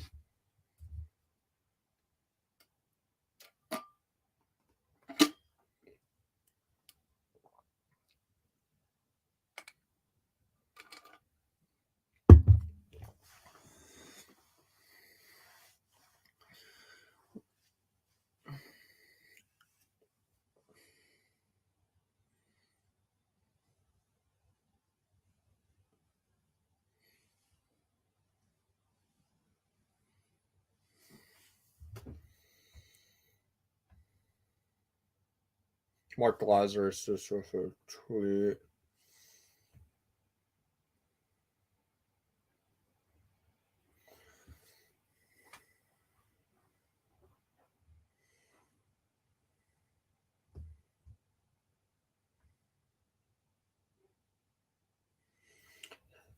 So,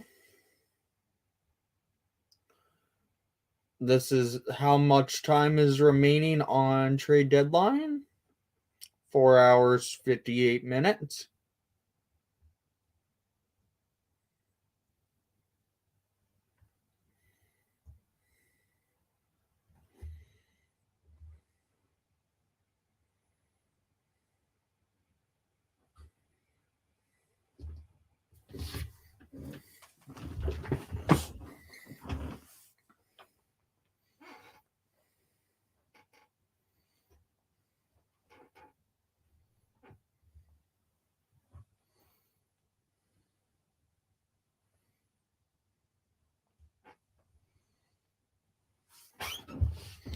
Now tweets are starting to pop up.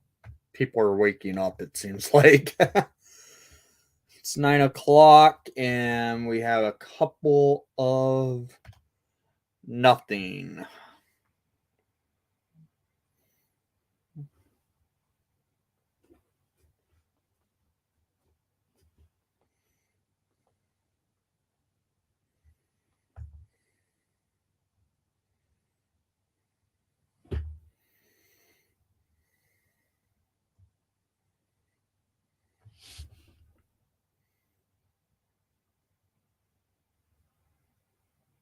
Getting yelled at? Be right back. What's happening, Zach?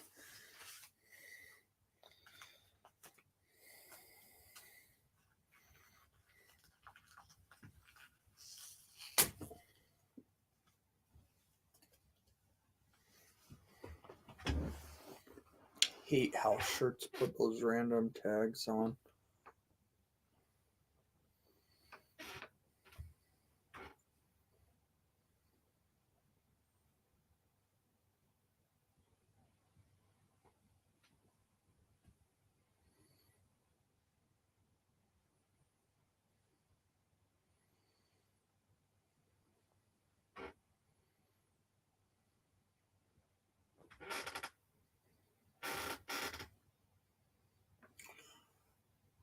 Now that would be an interesting Stanley Cup final to watch. The Florida Panthers and Calgary Flames.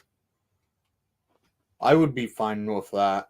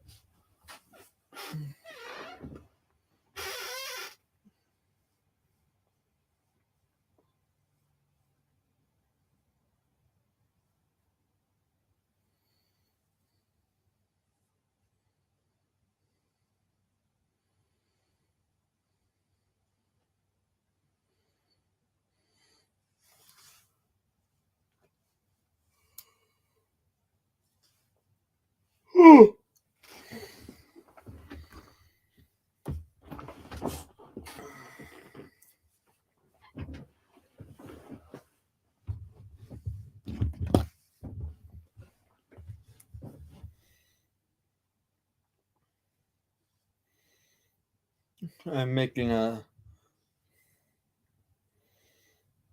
post to let people know.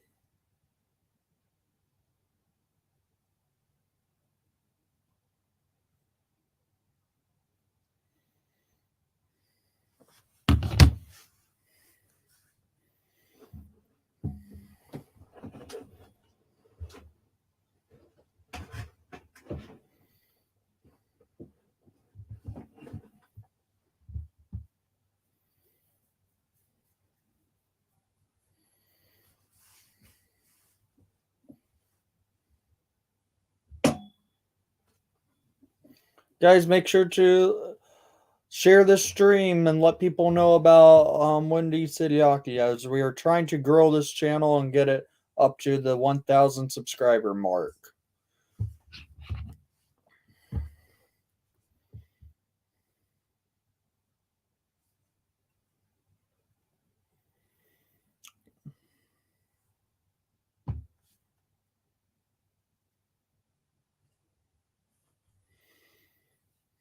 We are currently how many subscribers away from 1,000? Let me check.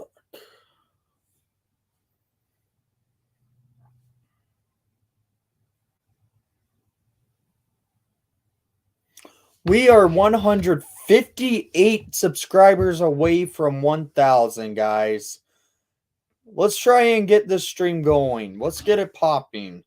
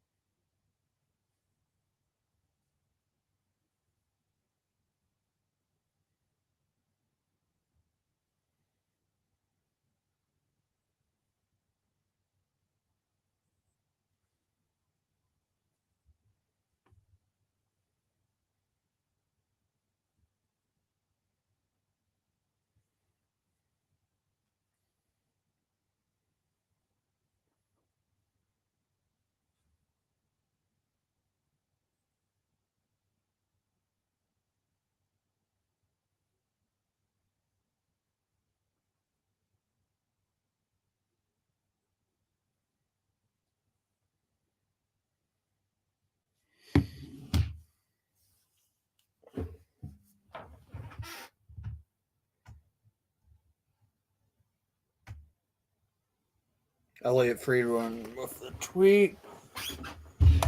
Anton Forsberg is expected to sign a 3-year extension for $2.75 million with the Ottawa Senators. That's shocking.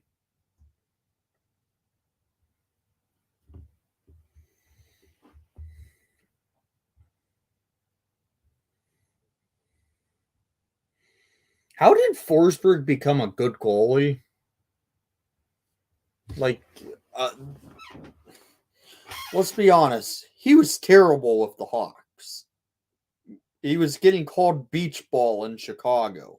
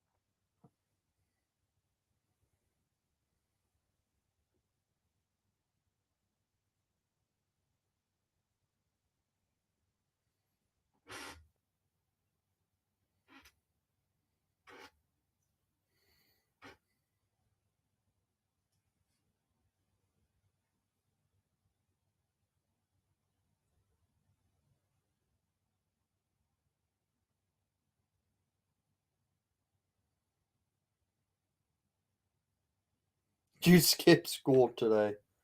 Oh my god, Andrew.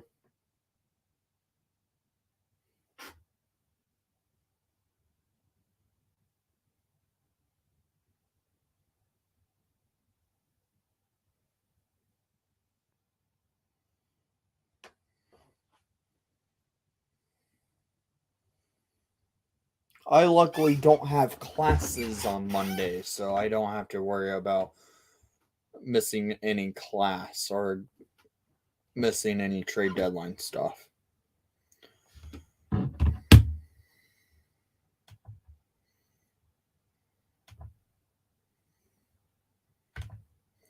Bob McKenzie with the tweet.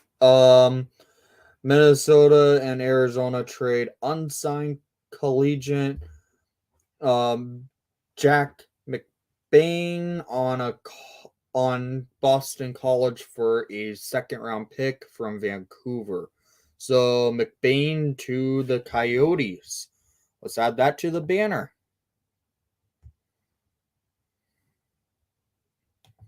That was a player I would have been interested the Hawks to pick up if they were going to trade with the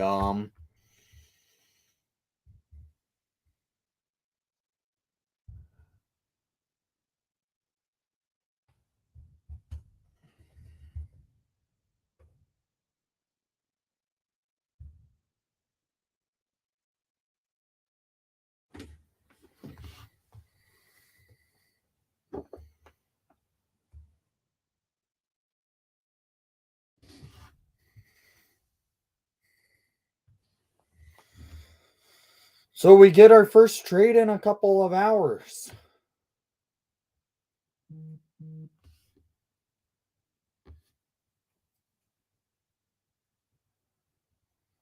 Connor Garland to the Bruins.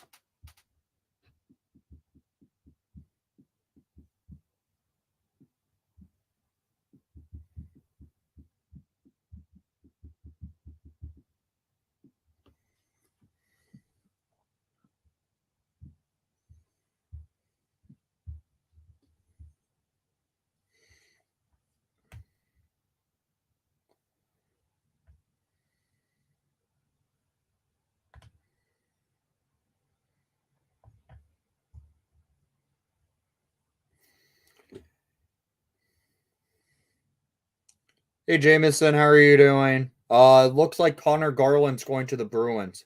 How do I feel about the Brandon Hegel trade? Sad to see Hegel go, but we got quite a bit for him. It appears trades are happening. Trades are happening, guys. It's looking like Connor Garland's coming off the boards and going to the Bruins. Steve Dangle basically implied. Okay. That's not okay.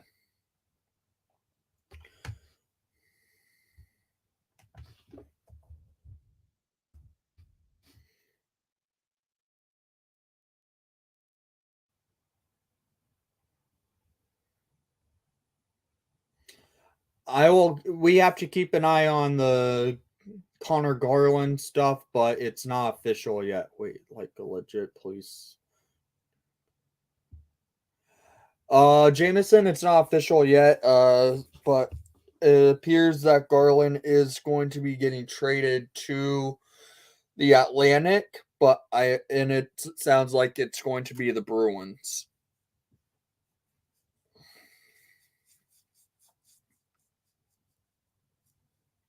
It is 10 a.m. Uh, p.m. It's 10 a.m. Eastern time, so trades do happen at that time, so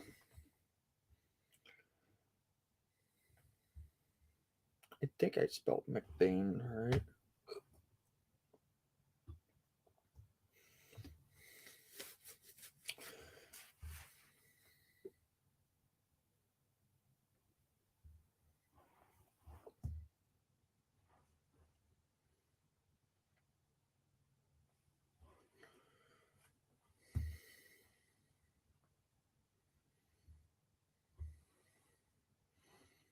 I'm keeping an eye on my scroll real quick to keep it up to date, but it's looking like Connor Garland's next off the board.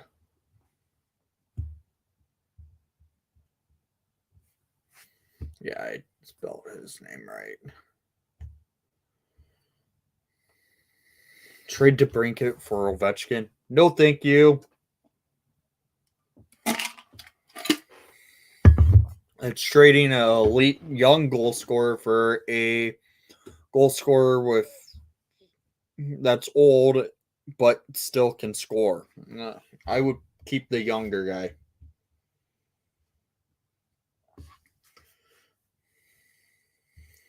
NHL rumor daily. There's truth to be latest on Bees Garland. Not done by any means, but they're in the mix as expected to be. So it does appear Garland is going to go to the Bruins. Guys, make sure to share the stream with anyone to keep the stream going, keep the channel up, and make sure to leave a like and subscribe if you haven't done so already. I will highly appreciate it.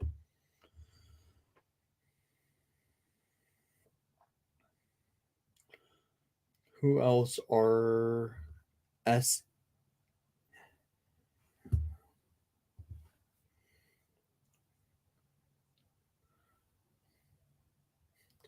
What's up, Justin Fields is my number one quarterback. Oh, God. The Bears. Could the Caps be interested in Georgiev? That could be an interesting one to see. Wait, DeBrus signed an extension? Like, why? I thought he wants out of Boston. Jake DeBrus per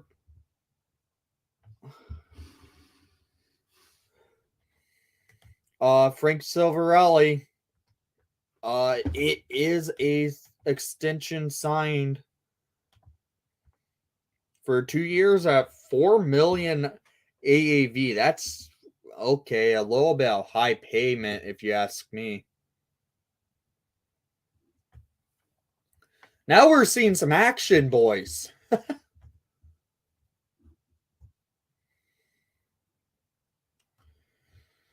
There is 4 hours, 42 minutes remaining in the deadline. There will be trades after the deadlines per NHL Bruins. Also, Silverelli tweeted it, so.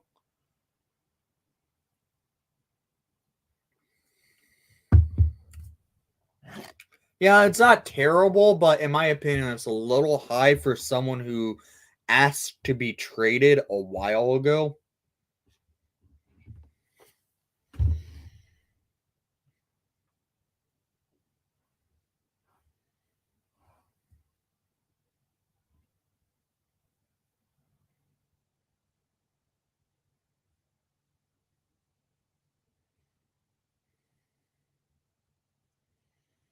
Could it have been a sign-in trade if DeBrus gets traded to Vancouver for Garland? Jameson, I can send you a link here. Hang on. Let me do something. It's actually something cooler.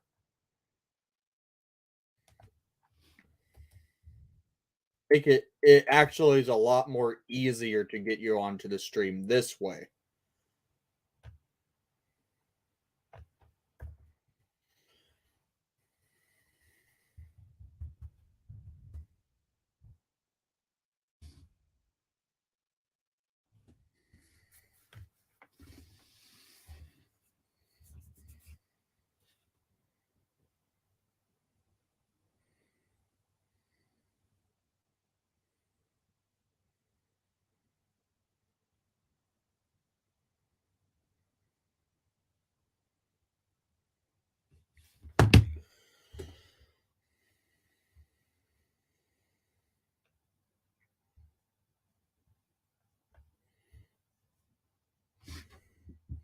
So it looks like the DeBrus signing is a sign-in trade. That's what it could be. Okay. Please welcome to the stream. Black Bears or DJ Luke Lightning or Jameson. What's up, Jameson? Hey, what's up? There's the general thought right now that this DeBrusk signing caught me completely off guard. So for those of you who don't know, I'm a Bruins fan. So, on a Blackhawks channel, but I'm a Bruins fan. Nick's a good friend of mine and figured I'd, pop on here with him. But no, there's a growing consensus that this is probably a sign and trade, and this is gonna be what um leads to it. Like, it's probably one of those things. The team who's trading for him wants him under contract, Yeah. and so if a trade happens, he was going to need an extension. He has a really high qualifying offer. So What was the qualifier? I don't know, but I know it was over $3 million. So it was going to Okay. be signing over $3 million in general. So $4 million x2 isn't awful, considering that. Yeah. And I'm sure there's some reasoning behind this, because last I heard, he had not budged on his trade request. Yeah, that's the last I heard. I haven't seen much after that, so I expect him to be a Vancouver Canuck. It was like he was asked when he got put on the top line, essentially, if he had reconsidered it all. Yeah. And his response was essentially he's just still trying to not be a distraction to the team. So effectively dodging the question to say it's still in effect. Here's something interesting here. Frank Silverelli saying DeBrusk is coming off the trade target board with his extension, but he's not putting into the fact that it could be a sign and trade. So Elliot Freeman made a post saying, quote, "The Jake DeBrusk signing by Boston is very interesting. The trade request has not been rescinded. The worry about his qualifying offer / next contract is erased. However, we'll see where this goes." Okay. So this could be an interesting one. When was the last time a sign and trade actually happened other than that's not Steph Jones, because that was actually a sign and trade for the Hawks? Well, that was a sign on extension, right? Yeah, it was a trade on an extension for him because the Hawks signed the contract, but well, the Bruins just did the sign and extension with Hampus Lindholm. okay. So that's a whole nother thing. They signed him $6.5 million x8 after they traded for him. Okay. Which I could get into a bunch with that, but I'm starting to think the last time I can remember a sign and trade was Marian Hossa when he signed his extension with the Ottawa Senators, and then the same day he got traded to the Atlanta Thrashers. It could be. It wouldn't surprise me if there's been one since then. But it's definitely possible. But I think that's the assumption with everyone. It's not been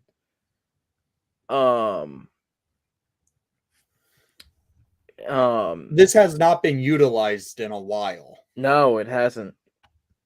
There is another thought that it could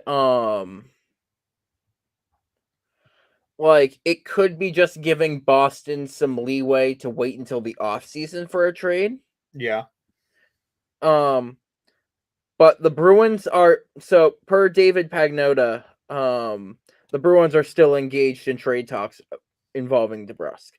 So it wouldn't shock me if he's involved in the Garland deal, which I really wouldn't hate that, if I'm being completely honest. In my opinion, you'll get a better player in Garland versus DeBrusk. Exactly. So in my opinion, if we can use DeBrusk in a package to effectively get ourselves a better top line winger, yeah, then that's a complete win for me.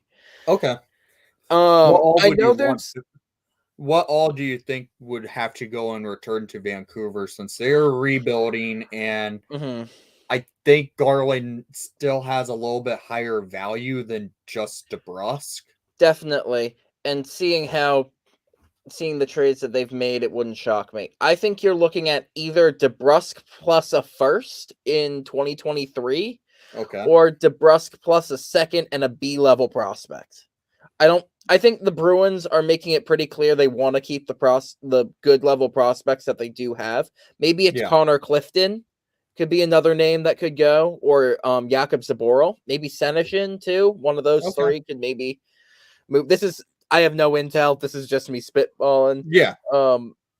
I know I've seen a lot of Bruins Twitter saying that we should trade Mike Riley, which I don't know if I completely agree with that. I feel like Didn't they just acquire him? yeah, Mike Riley, they just signed to an extension this year, and I don't think that's a sign and trade. And I would trade Forbert, but we just signed him in free agency, and I don't know if that's really the best option. Yeah. And I'm fine, honestly, with a Mike Riley and Derek Forbert pair for our third pair. Like, that doesn't sound too bad on the third pair. I'm really excited for Hampus Lindholm, and I'm happy at the package that was given up for that. You guys got a good one in Lindholm. Because he's been playing with Jamie Drysdale, so his numbers have been down. Yeah. But yeah, Lindholm is going to be a fun one, to say the least. Him with McAvoy or him with Carlo. Whichever they decide to do on a given night, he's going to play better than with Mr. 1% WAR, Jamie Drysdale. Tyler, as much as I would love to see Brock in a Hawks uniform, I don't think it's going to happen. Yeah, that's an interesting one. I do not see the Hawks buying at all, if I'm being completely honest. No, I don't think it will happen. I can't see them buying. I see them just selling off and gaining prospects and picks. Yeah, at this point, you should trade Ryan Carpenter. You know, you could probably fetch a second for him. Rumors are he's going to probably end up in Nashville. That would be interesting. That'd be very interesting. Because apparently Nashville in the last week has been very interested in on Ryan Carpenter. Yeah, no, that would make sense. I'd be interested to see what Nashville pays for that. They paid a premium for Lauzon, so they did pay a premium for Ryan Hartman with the Hawks a few years ago. No, it would not shock me in the slightest if Carpenter just goes for something crazy. It will be stupid, but I can see it happening. It's trade deadline day. Anything happens. Yeah, it's the trade deadline day, plus it's a seller's market this year. Oh, yeah, this is a true seller's market. I was talking to some friends, right? This is the seller's market year. Next year's the buyer's market year. Oh, because you've got the freaking Bedard and Michkov draft. Yep. Every team who's remotely bad is going to be selling, and buying teams are going to have a heyday. I was actually talking about that earlier in the stream on how right now I hope the Hawks draft pick doesn't end up in the top 2 this year, because next year's draft is a hell of a lot more valuable than this year. Yeah, it was kind of interesting. I was talking to some of the guys in our server, and I was telling them that, honestly, the Hawks kind of just shot themselves in the foot this year. I think you kind of just go with the thought that this year's a lost cause in general, and really load up for next draft. Like, that's what really it looks like load up. Going to happen. Like, I know there's a thought that you guys should get a first-round pick this year. I actually disagree with that. I think if you can just spend on next year's first and next year's picks, maybe you get some seconds and thirds this year, but, like, you're already to the point where you don't have your own pick, and you're selling. So, I mean, if you're selling without your own pick, I mean, there's only so much you can do. We need defense first, bad, then forward and goalies. Yeah, I could see where you're coming from there, Matrix. I mean, mention goalies. I'm sure you've already talked about it on the stream, but, Flurry to Minnesota. Maybe if that happens, I might have to buy a jersey on stream. Okay, all right. If Fleury goes to Minnesota, you buy a Minnesota Fleury jersey? No, I'm not buying a Minnesota jersey because I will have to get a new Hawks jersey with the Esposito patch. Well, I mean, I don't know if you necessarily need to get a new one. I mean, it's a chapter of his career, you know. Yeah, it is, but I would like to have a player or like a jersey to wear more because Fair. I would not wear that much if that's the case. If they Mhm. trade him today until he retires. Mhm. When he retires, I will wear it more. But right now, if he gets traded, it could be retired for Mhm. some time. Yep. Boston's athletic guy also confirms that the trade request remains active. Okay, so it sounds likely that he's headed to Vancouver. I would assume that at the moment, which once again, I do not hate that.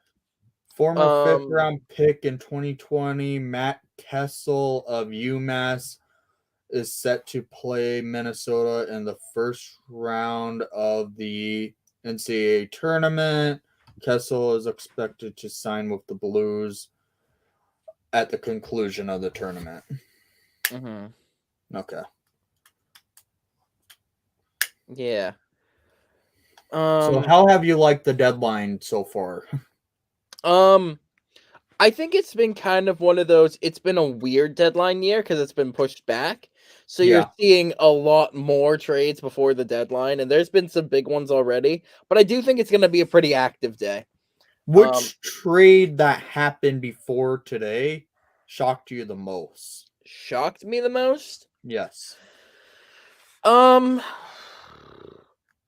I could probably say, um, I mean, part of me is surprised about Lindholm getting traded to Boston already. Part of me would have Yeah. expected that to come a little bit later, or the package to have been less if the Bruin, but they really went in on it. Mhm. The Dermont deal was kind of, or not the Dermont deal, the Hamonic deal was Yeah. kind of surprising. Um, but I think the Hegel trade, I like saying this as even a Bruins fan, like there was an air that it was gonna take a shit ton to freaking get Brandon Hagel, and oh my god, Tampa paid up. That's a being like a fan of another team in the Atlantic. It's interesting watching what Tampa's doing Yeah. because they overpaid for Hagel. If I'm being completely honest, like Hagel's not a bad player by any stretch, but like he's not a player who's worth 2 first round picks plus. Like, I mean, Tyler would think so. oh yeah, we got a friend who would totally think so. But, you know, in my opinion, like he's a solid guy, but like he's not like they paid more for him than they paid for like Barclay Goodrow. Like and I feel like it's also like yes, he's a bit younger, but it's a similar style player, and they paid like double. Uh, but one thing with Hegel, he has better offensive scoring.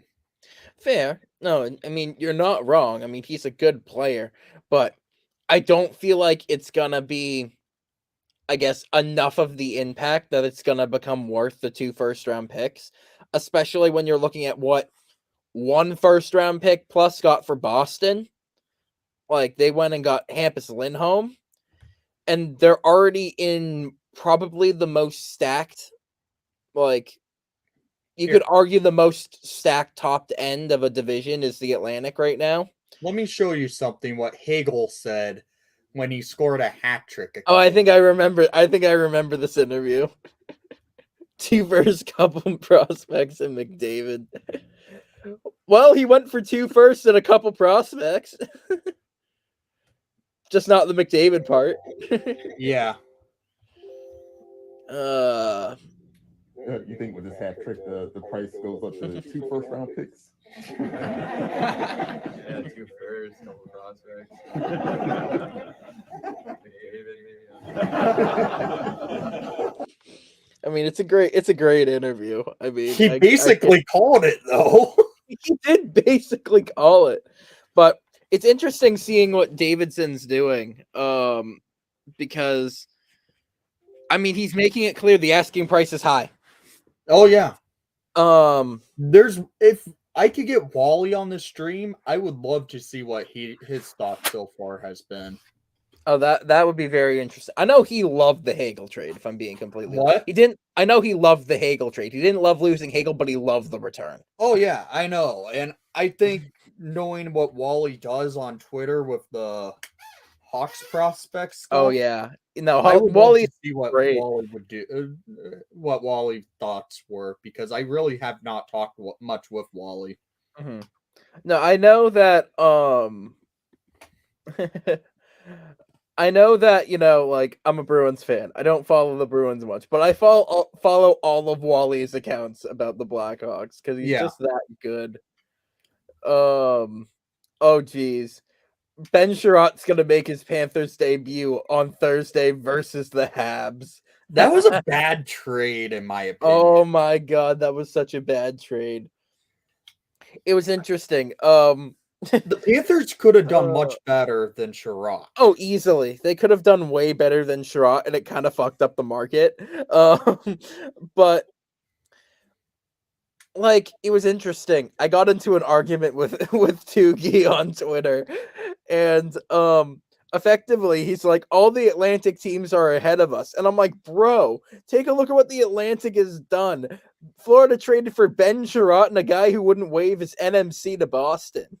Yeah. Like, we're not that far behind. At that point in time, Toronto had done literally nothing. Yep. Now they've went and acquired an aging Mark Giordano, although that was, all things considered, that was a pretty good trade for Toronto. That was a solid trade. They got Blackwell as well. And they didn't have to trade a first or one of their top prospects. So they did. That's a win for Toronto did well for themselves. Giordano is a good depth player. Same with Blackwell. Mm-hmm. So they got themselves some good players in that trade. Mm-hmm. And I know that, like, there's some bias from me coming in as a Bruins fan, but I think the Lindholm trade, maybe it's now the third best trade the Atlantic's had, because I mean the Giroux trade's just insane for Florida, but he also wouldn't waive anywhere else. So, you know, you can only take that so much with a grain of salt. But that Giordano trade ranks. I'm right still up saying there. This Giroux ends up back with Philly at the at free agency. Oh, that would be, I wouldn't hate that, and I don't hate that take. Like, I think there was a rumor saying they were willing to trade, or Giroux might be willing to go anywhere as long as Philly could commit to bringing him back next year. Yeah. Which I don't think Philly necessarily, there was something saying, you know, Philly couldn't commit to it, but like, if you're trading him to where he wants, it's not going to make him unhappy with you. Yeah. So I like Giroux in Florida. I would not be mad if he remains there, but I think he goes back to Philly though. I could see it. I could definitely see it. Something happened on Twitter. You can tell I'm busy with Twitter. Yeah. The Mcbain trade was officially posted by the Wild. Yeah. Now, if the Hawks were going to trade with the Wild on Fleury, I would have hoped Mcbain would have been part of the return. But that's not going to happen now. I think them trading to Arizona was part of the fact they are going to try everything to force the Hawks' hand in making the trade value lower on Flower, even though I still think the Hawks are going to somehow manage to finagle first out of Minnesota. Well, here's the thing, right? Anything you get for freaking Fleury is a win. Oh yeah, you paid future considerations for Fleury. I mean, no, we didn't even pay future considerations. We paid who was it? shoot. I'm now blanking on his name. But Let still, me like pull- the same type of deal. Like you traded essentially nothing. You're gonna trade him for value. You know, the ultimate loser of whatever trade you make is Vegas.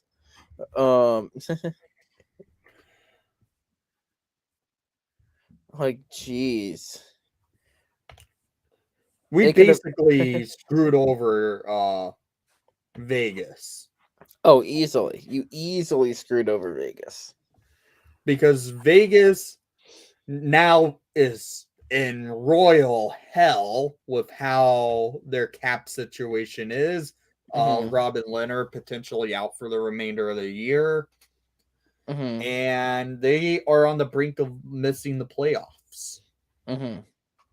Yeah. So I'll say this, right? There are so many teams that are saying right now that they want to play Boston. I don't know why anyone would say that right now. Does anyone realize the hot streak they're on? Like, I don't remember what exactly it is, but in their last 20 games or something, I think they're like 17-2-1 or something, or like 16-3-1. Okay. Like, they have been incredible and they're improving at the deadline, and they're about to catch Toronto for Yeah. third in the Atlantic.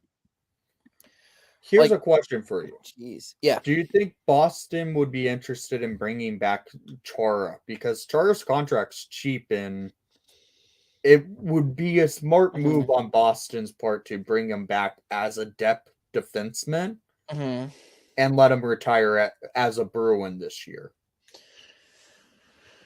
That only works if you're paying like nothing for him.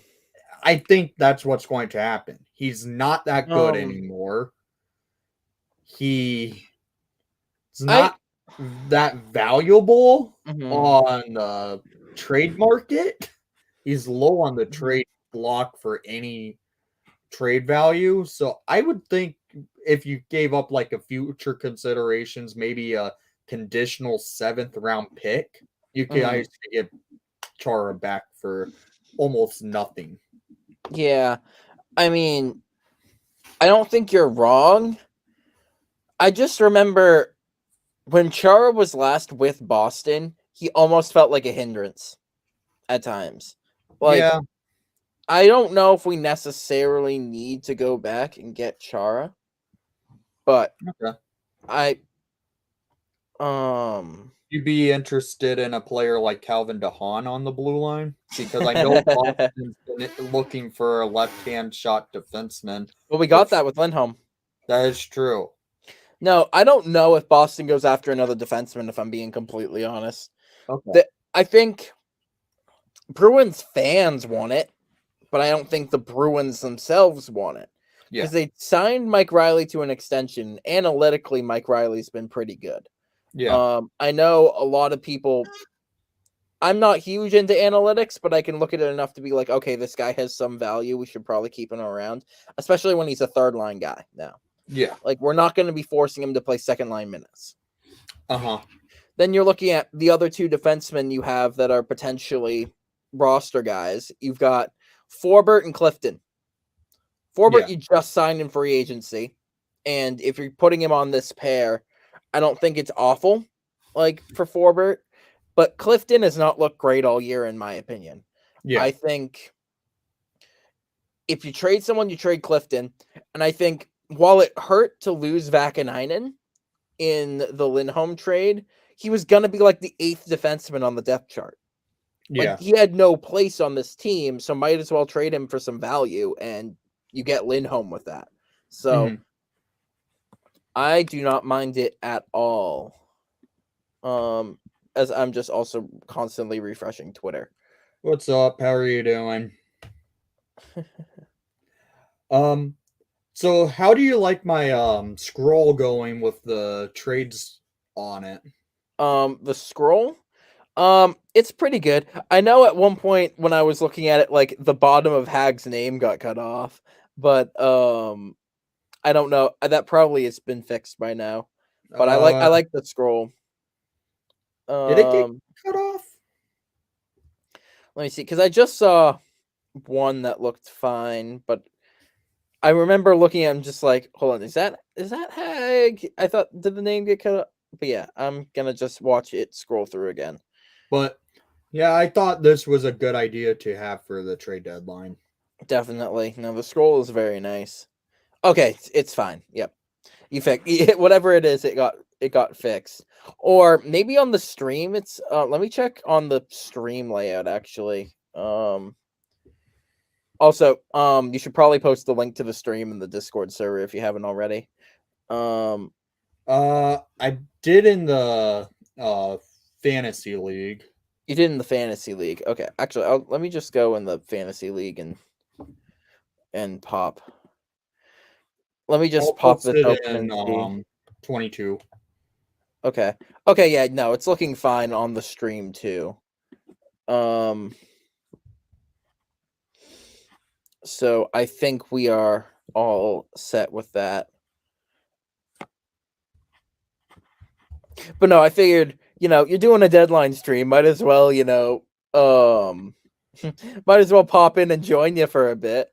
Yeah, because for a while it was a little bit dead. Oh, yeah, no, I figured. happening. Oh, Brian Little's contract is getting traded to Arizona. Okay. Once again, freaking Kevin Weeks. I love Kevin Weeks is great. He's at like a freaking recording studio or some shit. He's getting ready to go on ESPN for the deadline stream. Yep. So do I even bother putting that on my scroll because it says a cap dump? Well, I'm interested to see, like, it's an odd move. I'm interested to see what the potential return is, if there is a return. I don't know. I don't know what's exactly going on. What's up, the man who managed to get on San Jose's tweet the other day? Lammy! How you doing, Lammy? I can't believe he managed getting on the freaking video for the hurdle tweet. That was phenomenal, man. That was when I saw that he was the first one. Yeah. When they come up, I'm like, holy crap, the troll freaking did it. The troll managed to make it onto a San Jose Sharks tweet. Yep. That's just absolutely great. I love that. Nathan Smith to Arizona with Brian Little's contract. Okay. Nothing so too that's major. Worth putting into the scroll. Nathan Smith for a fourth. There's a fourth involved too. Yeah. Smith was not going to sign with Winnipeg. Okay. So he's getting packaged with Little's contract to go to Arizona for a fourth. That makes sense. I'm not bothering putting the draft picks going in. I'm just putting in who's going where. Yeah. ESPN is doing a Twitter space at 11. I'm not bothering with Twitter space because I think it doesn't work all the time. It doesn't work all the time. Plus, you can't even use it on like a computer. Yeah, which like is frustrating.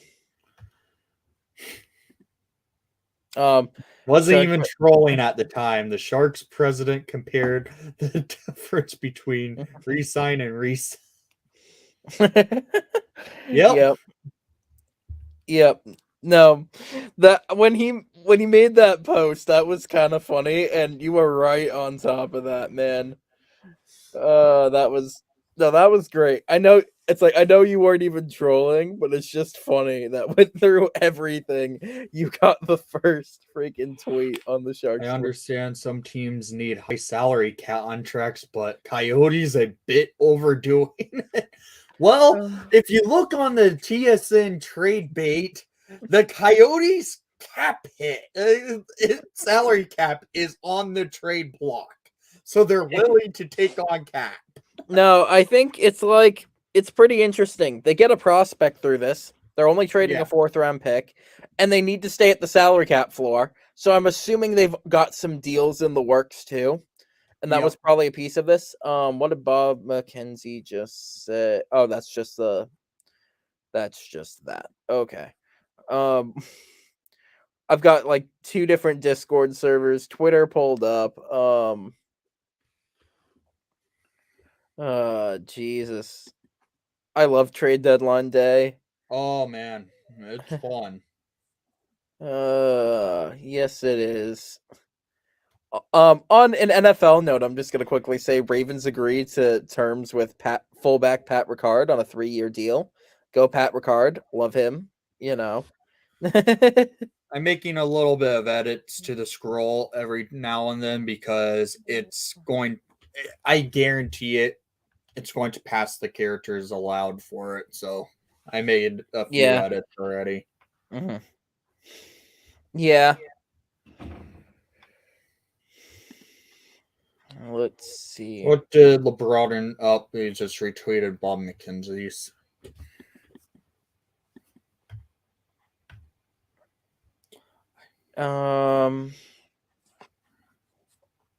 There's still people reacting to the DeBrusque extension on my timeline.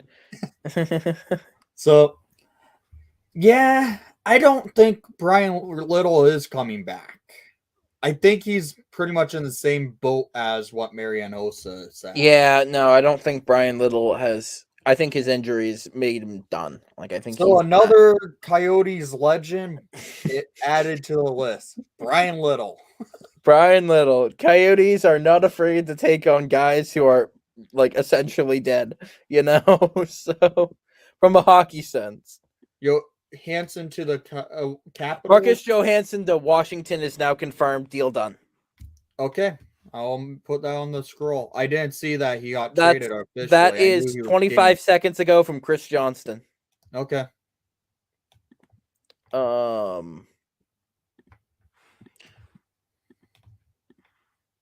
Let me quickly send that here. Ta-da. Okay. I'm interested to see what the return is. Washington's known to overpay a wee bit, so Why am I not finding Chris Johnston's tweet? Usually his stuff pops up on my end. not sure why. I had someone who instant retweeted it on my timeline. So. Well, there's Friedman just got it. And then Freeman just got it, yeah. So all right.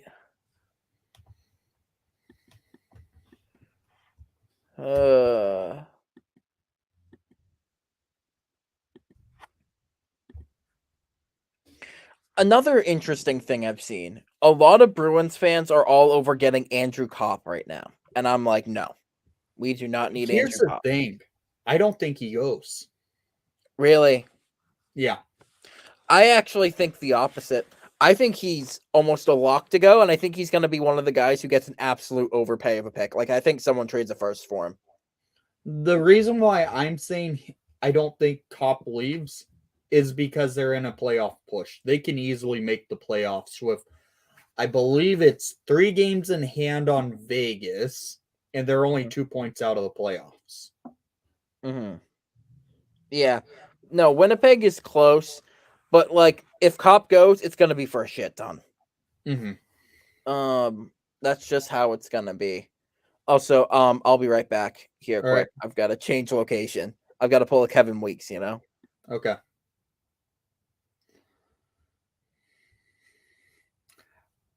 Are you saying Ovi to Seattle? Nice joke there, bud.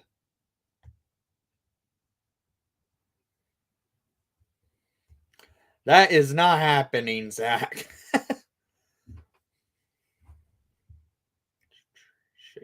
Shea Weber, but and are getting okay. I didn't see anywhere on that report that Shea Weber's contract could have gone to the Coyotes. Can you just announce retirement and mess up the Nashville Predators salary cap situation. Please, Kenny, I would love for him to announce retirement and ruin Nashville's salary cap.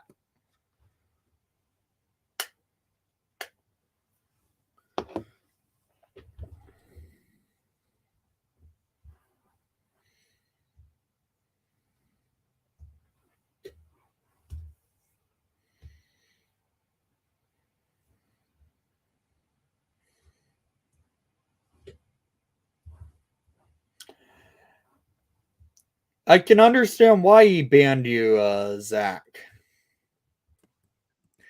All right, I am live on new location. Okay, Kevin Weeks. All right, yep, pulling a Kevin Weeks. Now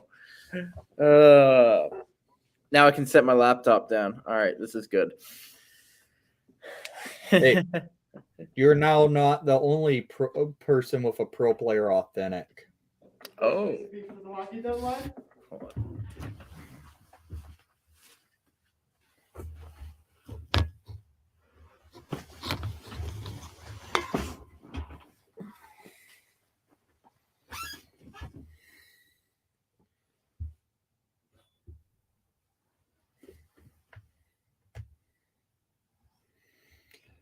Nashville, Brian, I do think they will retire his number, but I would love to see Shea Weber screw them over and announce retirement and ruin their salary cap. Sorry about that. I'm casually in my my dorm room's common room. So, nice. That's good. That is very good. Gotta love the Pro Player Authentic. It's a interesting one. That is very interesting. I got it for $65. I had to. Yeah, no, when it's $65, you got For it. a Pro Player Authentic. No, you've got to. You've got it when it's that cheap. Time to go back to refreshing Twitter.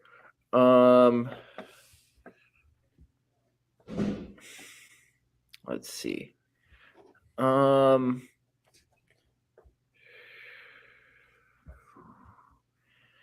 are getting close to. Yeah, so Arizona was probably the one who initiated the Brian Little contract because they just need to stay cap compliant. About to hit 4 hours remaining on the deadline. Yep.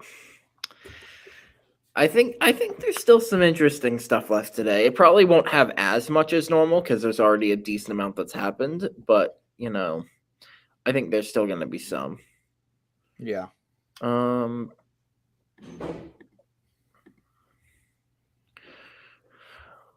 just getting a whole bunch of NFL stuff right now.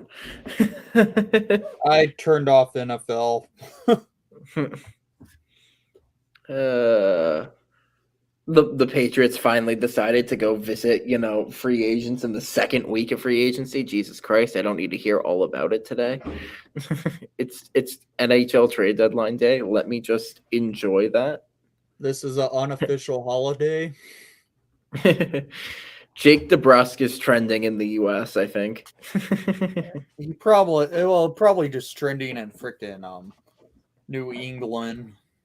Probably, but I mean he's a trade target, so he is. So we'll see. He's ranked 7th on TSN's trade bait. US trends.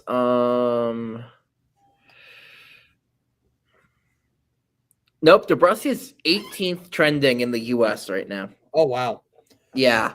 There's been a couple trades actually. Alex, we've seen how many total trades today? New post from Wally. I figured I'll keep you informed when Wally posts. So today we've seen Boston just re-signed DeBrusk, but it appears it could be a sign-in trade. Pittsburgh made a minor trade. Mcbain to Arizona, Nathan Smith, and Brian Little's cap hit to Arizona and Johansen to Washington. So it sounds like from what Wally just posted, Blackhawks are locked in at their price, but Minnesota only wants to pay a second-round pick, and if they can do that, they're all in for it. Oh, I'm aware. Yeah. I know what's going on the Fleury front. Mm-hmm. We should see if Wally wants to hop in the stream. That'd be great. I mean, he wouldn't Because be I showing would his be face. willing to have Wally on. Wally's great. Wally is just. Let's see what he says.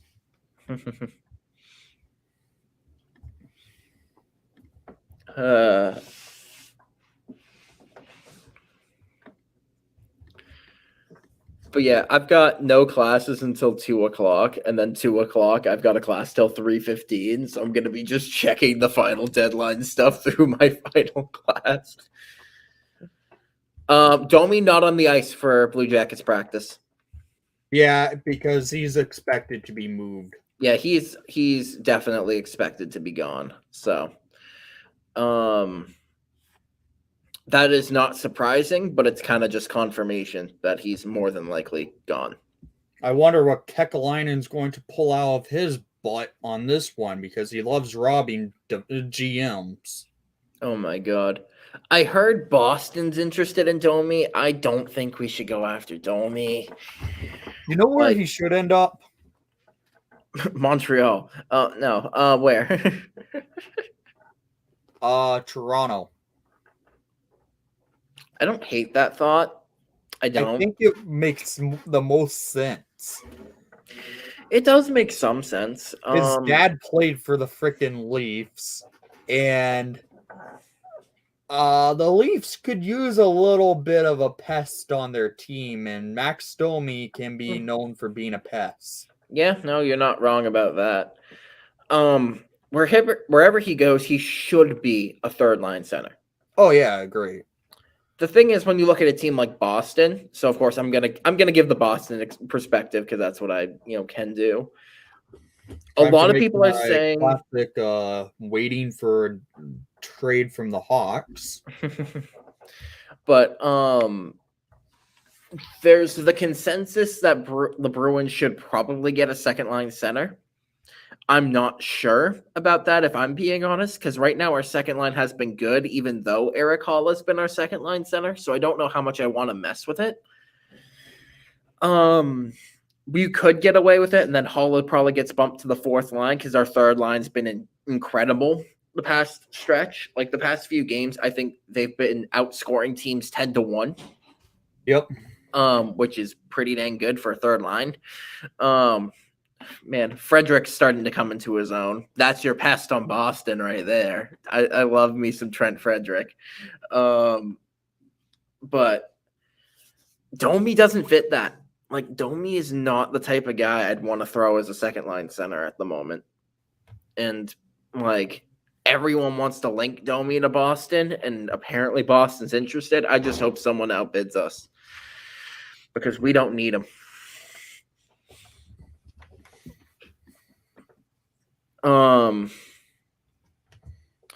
There was a guy who I was thinking. Oh yeah, Boston's Twitter's scared of getting Phil Kessel. They want to wait. Boston's considering bringing back Kessel. Well, it's one of those things. I've heard Boston's name be mentioned a lot, but I've also heard that Arizona's asking price is low, like a third-round pick at one point. That's probably gone up since then. But if you're asking prices a third-round pick for Phil Kessel, you pay it if you're Boston, in my opinion. You got the cap to do it. Like, why not bring Kessel back to Boston? It seems like a no-brainer to me, but yet people are scared about it. There's the tweet. The tweet's great. I mean, the tweet's great. I mean, this is the second one of the day because I did one just a little earlier. Where? But yeah, I'm just the constant refresh of Twitter, man. Cookie Monster earlier. Oh my god. This is me on trade deadline day every year. I do those type of tweets all the time. Yep. I'm just wanting to see what happens with this Garland thing. Because you mentioned it, but I actually haven't seen anything about Garland moving to Boston. But as long as we're like, I don't want to pay Lysell. I don't want to pay Lahori. I don't really I'll want to take pay. Lysell. Ha ha ha ha. I mean, you guys robbed Edmonton still, so. Oh my god, that was funny as hell. Edmonton, what were they thinking in that Edmonton draft? trades down 2 picks and they literally lose the 2 most valuable pieces left in the entire draft. Like, oh my god. What the hell was Ken Holland thinking? Why they don't just go with Wallstead, I don't know. I don't know what freaking Garrian told, Edmonton, like, oh yeah, we're not gonna pick Wallstead. Nope. Yeah, he I don't even think Edmonton was going to pick him. I really don't think Edmonton would have done it. Yeah, I don't get it. Like, I was so happy that Lysell fell in Boston. Like, I was so happy about that because we need the prospects. So, I mean, the Hawks need the prospects too. I would have loved to have had Lysell. Oh my god. But geez, I don't want to trade any of our top prospects just because of how weak our prospect core is. So yeah. If we hold on. The belief in Sportsnet right now is Jake DeBrusk will be a part of the return for Andrew Kopp. Interesting. Please no. I don't want Kopp. I don't. Any update on Hot Dog Man? Not much, Alex. Not much. I haven't seen much of any talk on Hot Dog. DeBrusk is at the morning skate for Boston. He is. Yes. He could still always hop off the ice if they tell him, hey, we have something in the works. Yeah, no. And he wants to be traded. The Bruins are still actively looking for trades for him. That's known. It'll be interesting. It'll be interesting to see how the team reacts to it. Because I think the assumption is because the extension is signed, the trade is close. Yeah. And I think it's one of those things that was probably one of the things that the trade was banking on was, is DeBrusk going to have an extension signed? Now the extension is signed. Makes me think. Mm-hmm. If the Hawks were willing to move out Dylan Strome, which I don't think is actually going to happen now. Interesting. Wally mentioned that one too. And if I'm being completely honest, I wouldn't mind a DeBrusk for Strome move. It's one of those interesting things. I don't know what that looks like if you're doing a move between Strome and DeBrusk, but I wouldn't hate Strome. And at all. This is why I photoshopped up a couple of days ago. Let me pull it up.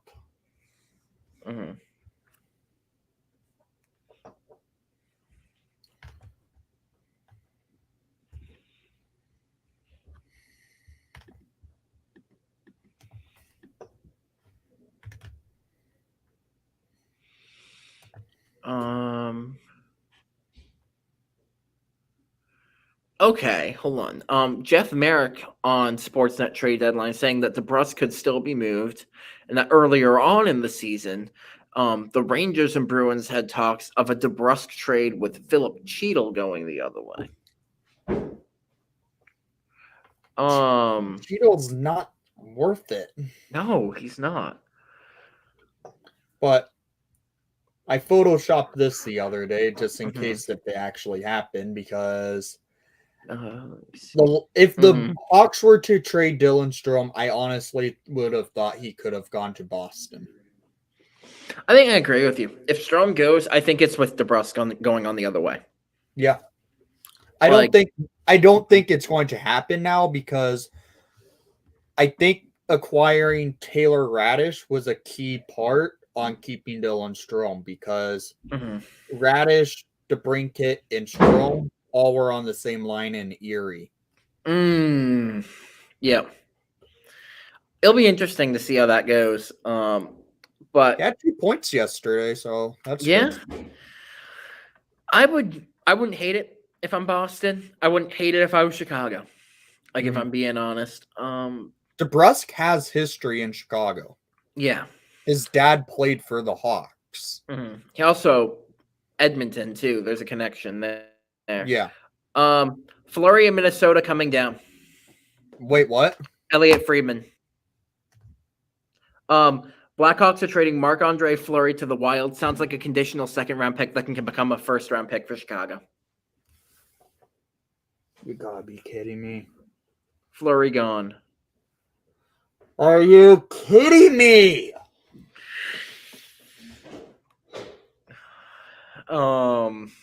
Vegas is weighing its options ahead of the deadline with respect to Riley Smith. It's told it's possible he's moved today. It's just a conditional second. What is with freaking Davidson and just acquiring conditional picks? Well, here's the thing, right? If it's it depends on the condition, right? Yeah. I'm assuming it has to do with the amount of games that Fleury plays and or maybe how far Minnesota gets in the playoffs. Like that's where what else is the Hawks getting? They better be getting a goalie back, like Kokkinen. I'm interested to see that actually. It's kind of just waiting to see, is there more to the return?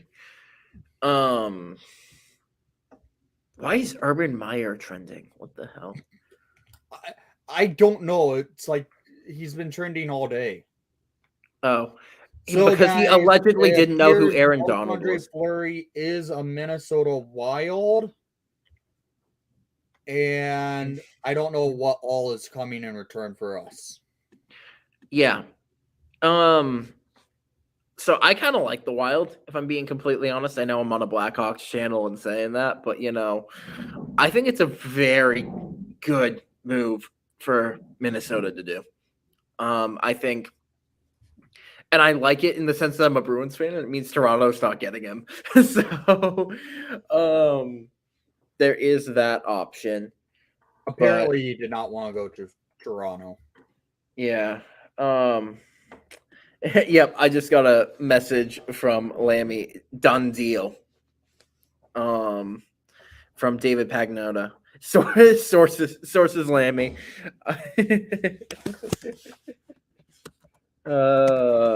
Lammy's awesome. Let me see. I'm gonna keep doing the Twitter refresh right now. Here's my tweet. Conditional pick. Waiting on stuff. I just made my tweet. Let me see. Charlie Remoliotis with a tweet saying, "Yep." Oh my God! Did Minnesota take on his entire cap hit? I think Minnesota took on his entire cap hit, probably. Or maybe, who knows? If they did, I could see why it's a conditional second. Oh, wait. The condition. Second round pick becomes a first for the Blackhawks if Minnesota reaches the Western Conference final and Fleury accounts for 4 wins or more in the first 2 rounds. Wait, yep. 4 wins or more? In the first 2 rounds. If Fleury accounts for 4 wins or more in the first 2 rounds. That can happen. That could easily happen. I love Minnesota. And that first round pick, it will turn into a first round pick for this year? I think a year has not been given on the pick. But I'm assuming it'd be this year's pick. I don't hate that if I'm Chicago, if I'm being completely honest, especially like if the full the cap Hawks being better taken. have gotten something else in return, though, right? Kakinen to Chicago, apparently. Wait, Kakinen is a Hawk? Source Lammy is telling me stuff. I can't 1000% confirm. If that's the case, Lakeinen is pretty much gone. That means Lakenen's leaving. Probably. Lakenen's he's a free agent this year. That means Lynx is probably gone. Kakinen's probably the man. Wild trading Capo Kakinen per Russo Hockey. Puck report. Yep.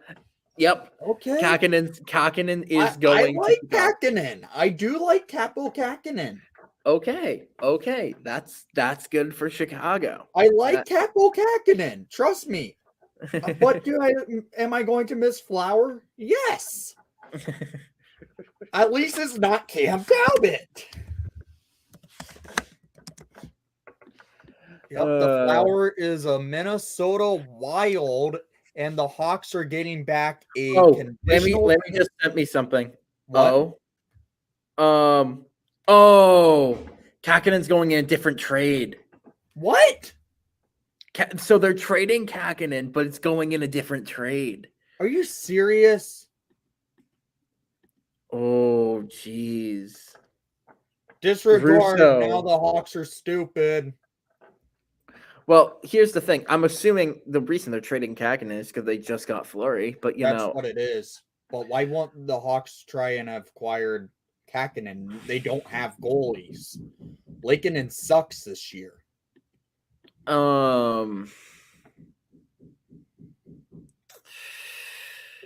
Where the heck is Kakinen going? Toronto? Like, I'm trying to think of a team who'd be looking for a goalie right now, and that really is like Toronto. Like,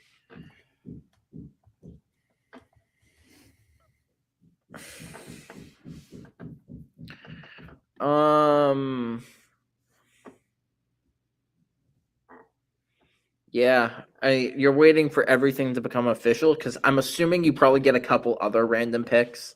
Like, I'm assuming you get prospects or a prospect. We need a goalie. Connor Dalia, what are you talking about? He sucks. He sucks. Mm. The Hawks don't have goaltending. Like, does this mean they're actually going to try and sign Drew Comesso to his ELC this year? That could happen. That could. Per Lammy. Oh my god. Per Lammy sources on a Lammy, tweet to bring Cat to St. Louis. Yeah, that won't happen. That's oh my god. That's funny. Per Lammy sources. Please win the first round, Flower. If he wins the first round in the playoffs, that means he won 4 games. Kakinen to Edmonton. It could be a smart move. Serious? No, that's another potential team. That's not an actual deal. It's just like that's I'm right now thinking like if you're looking at who could go after him, it's Edmonton or Toronto. Because that's your top goal. Actually, Gibson too. There was all the stuff about Gibson today. So here's the thing. Minnesota currently has $2 million in projected cap space, which is equivalent of $10 million in current cap space, meaning that Minnesota doesn't need Chicago to absolutely retain salary. That might be why the return is so low, because Chicago doesn't need to retain. Maybe Chicago's price for retention was too high. Minnesota always made the most sense for Fleury, nearby his family in Chicago. It makes sense. no borders to cross to. Yeah, that makes sense. Mm-hmm. And it's going to be weird seeing him in Minnesota. Yeah. I guess he really doesn't have to change his pads up because they're brown pads with just red and white on them. Mm-hmm. And a little bit of black. You could put some green on the black, and there you go. You got. Mm-hmm. Let's see. My tweet. Goodbye, Fleury. Thank you for being the Blackhawks MVP this year. Mm-hmm. I'm just trying to figure out. Or I'm waiting for the official. I'm waiting for the official message because I don't know if it's just gonna be the one pick, but you know.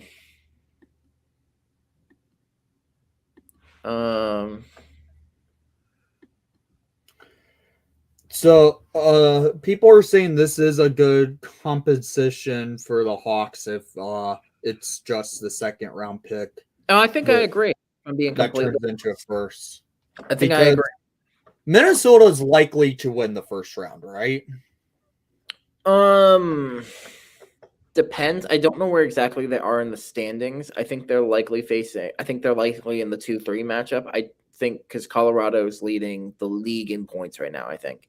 So I think they're in the 2-3 matchup. And I think that means they'd be facing I can't remember who they'd be facing.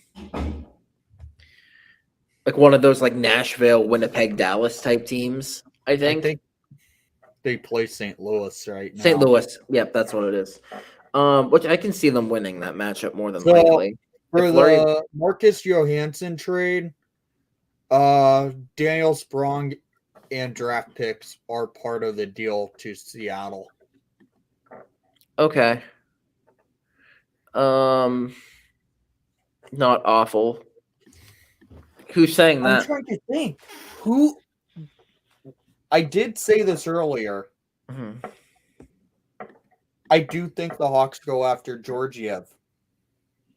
That's an interesting thought. He's a good goalie. No, he is pretty solid. He's young enough. Mm-hmm. If the Hawks didn't get Kakinen, Georgiev might be the option the Hawks go after. Mm-hmm. No, most definitely.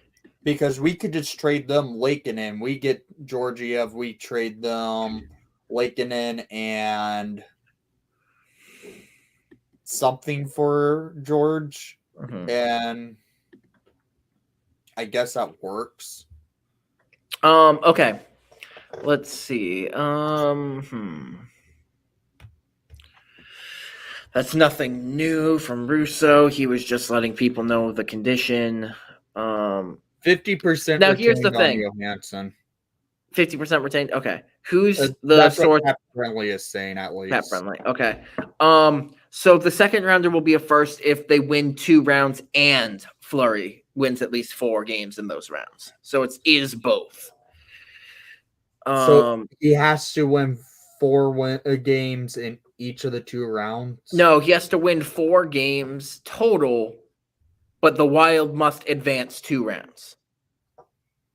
So as well, they have to at least. So they have to make the Western Conference Final, and Fleury has to win at least 4 games during that time. That makes it more difficult. It makes it more difficult. It's not impossible, but it means they have to go through Colorado and win, probably. They do play well against Colorado, and they do. No, that wouldn't shock me as an upset. And I really like Minnesota, if I'm being completely honest. Like Minnesota's one of my favorite teams at the moment. So I can see. It looks like jersey hunting time, guys. All right, jersey hunting time. Minnesota Wild Fleury jersey coming. No, I'm not getting a Wild Fleury jersey. Team issued Minnesota Wild. You know. All right. Actually, Nick, you should wait until after the deadline. I am. I'm just saying. Mm-hmm. Here we go.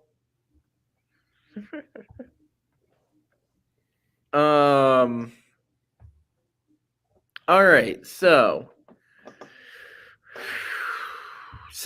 conditional second round draft pick on the back,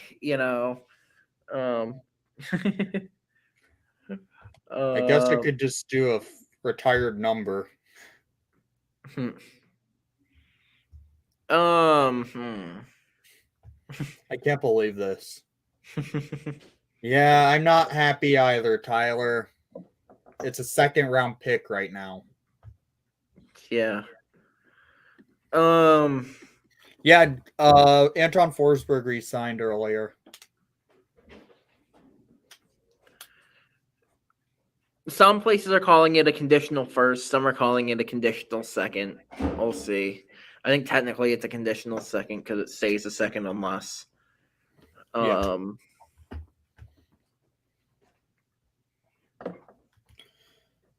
We got more value than Vegas did, so. No, you're gaining value. Like I think it's really one of those things you can't complain if you're a Blackhawks fan right now. Because What Vegas did, they did it as a cap dump. What the Hawks did, we just used it as a value. Mm-hmm.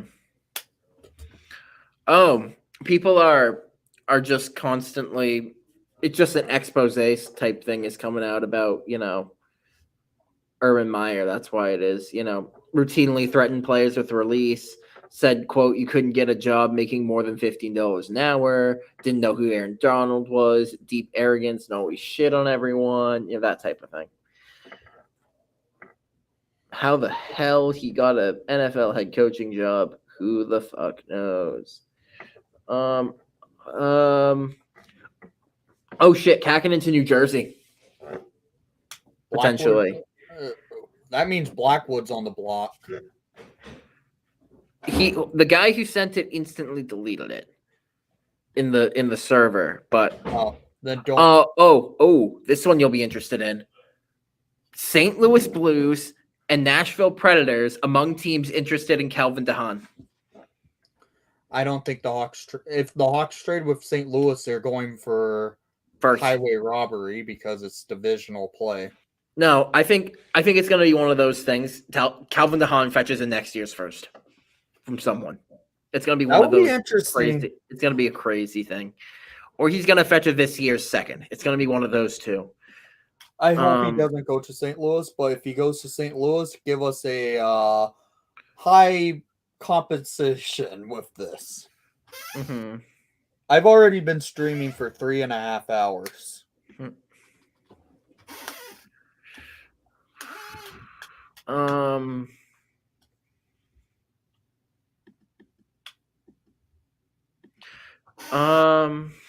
Let's see.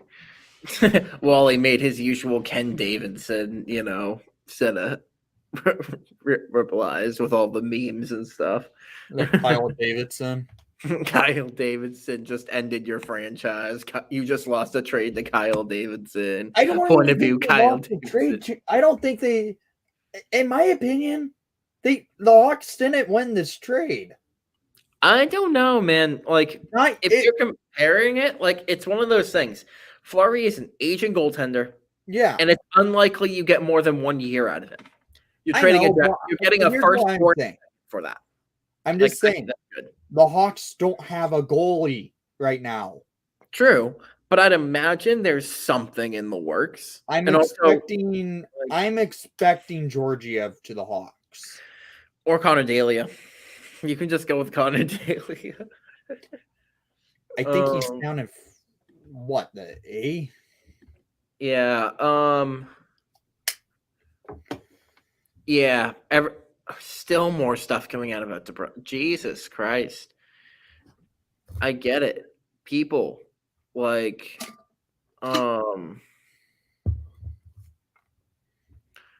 Jesus. Here, I will be right back. I have to do one quick thing. Get more water. Okay. But if you want to talk with the chat, go ahead. All right, sure. Let me try this. All right. So hello to the people who are here. let me pull up the stream again to make sure I'm seeing all the chat. Okay. Let's see. So yeah, Dahan.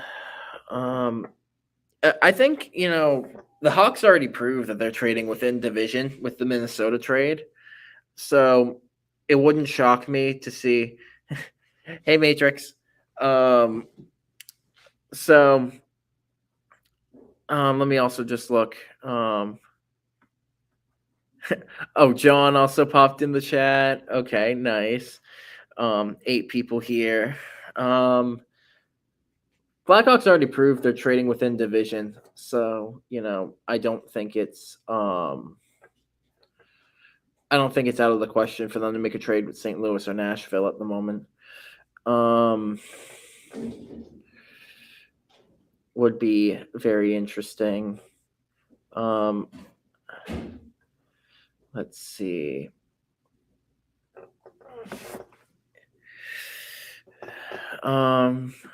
Frank Saravalli.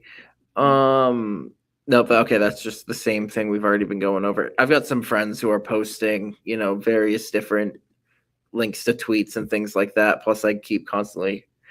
Preds more likely than the Blues. I think I agree. I think I could see them making. I know Carpenter's also been linked with the Predators. Eric. Oh, you're back. All right. I was just talking with a few people.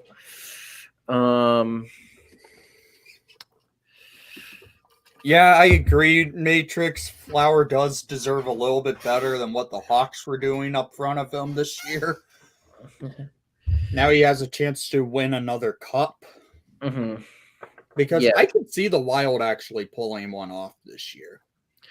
The Wild are one of those, like dark horse teams, in my opinion. Like, people aren't taking them seriously enough. So, guys, have to ask, who do I replace for a away with the Tony O patch on it? Because we've blown it up. Yeah. I think you get someone who they acquire at the deadline. I think or I go with Alex DeBrincat with an A. Nah, but he's getting traded, I couldn't even do Connor Murphy with an A. You could. I mean, it's one of those things. It might be kind of funny if the 2 road jerseys you had were both, involved at the trade deadline. Have a little bit of story. Get one guy who you acquire. Get one guy. Have a blink away jersey. If he doesn't get traded, Lucas Reichel. I don't think they're trading Reichel. So you could get a Reichel rookie jersey. He needs to play in the white jersey still. He's yet to play in. Really? Oh, geez. Yeah. Wild is. Okay, so there's Samantha Pell. Has there any not expecting? Was there any trades that happened when I left to get water? There was not. Okay. Not expecting Philip Forsberg to sign today with Nashville, but word is Predators are committed to keeping him through the rest of the season.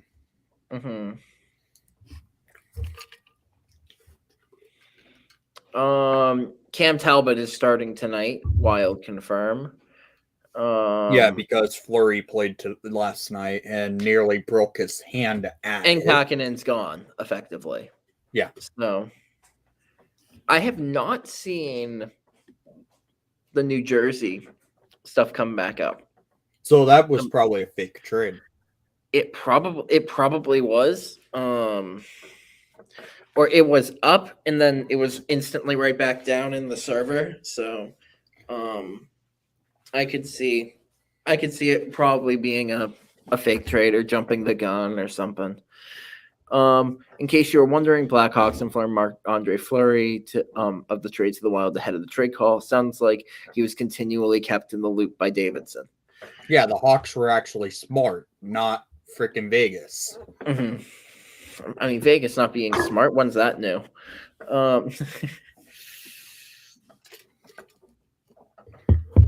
Well, they gave up a crap ton for Jack Eichel.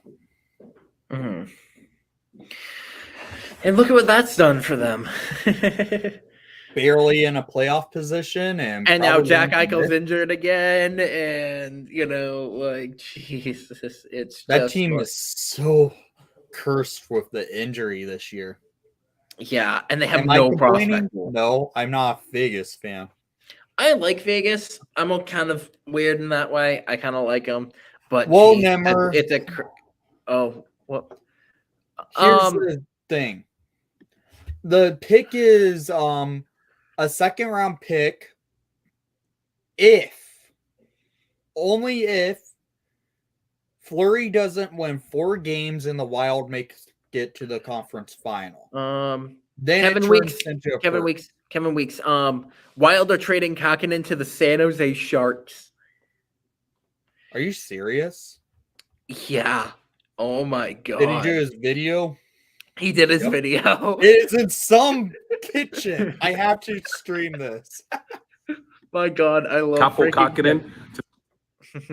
Man, I love Kevin Weeks and how he's breaking trades. Yep. Oh my god, Kevin. Is Lammy still here? We got to see Lammy's reaction. Oh, there's Weeksy. Here's Weeks. Breaking NHL fans, Weeksy coming to you live here. Hope you're doing well. I'm told, sources tell me Minnesota Wild are trading goalie Capo Kakinen to the San Jose Sharks. There we go. Thank you, Kevin Weeks. But once again, there's another goalie back on the market, and that's James Reimer. Is almost definitely gone now. Back to the Leafs. Could be. Back to the Leafs. What if this is just me, spitballing. What if this is a 3-team? What if Reimer's going to Chicago? So, in fact, you have a little bit of a goalie triangle going on here.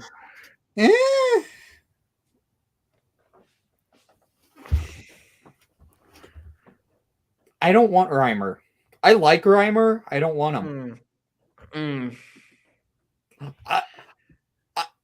I love how Kevin Weeks breaks his trades. I'm sorry. Shit! It's Middleton. Middleton's going back. Jacob Middleton. To the Wild. Picks. And picks. Oh my god, the Wild are fleecing teams. And they didn't fleece the Hawks. Oh my god. Well, no, not the Hawks. But the Mcbain deal was pretty dang good. This one's about to be pretty dang good.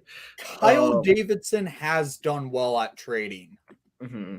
One thing with Davidson, I have to give it to him. He knows how to make a trade, unlike Bowman. Oh, jeez. Jacob Middleton. Middleton's a good return. Middleton's a great return. But the Wild is scary. Wild are scary. I said it. The Wild are going to be the team that comes out as the buyer, or the big buyer today. Mm-hmm. And they're showing it right now. So, where's Lammy when you need him, man? Should I add it to my trade scroll? Yeah, I think you add you probably say Middleton to Minnesota. Middleton, or actually both of them are notable enough names that you could probably do it. But that's interesting. I kind of had interest if the Bruins were going to go and get another bottom line defenseman to go get Middleton, but I don't think the Bruins should get another defenseman. So, oh my god.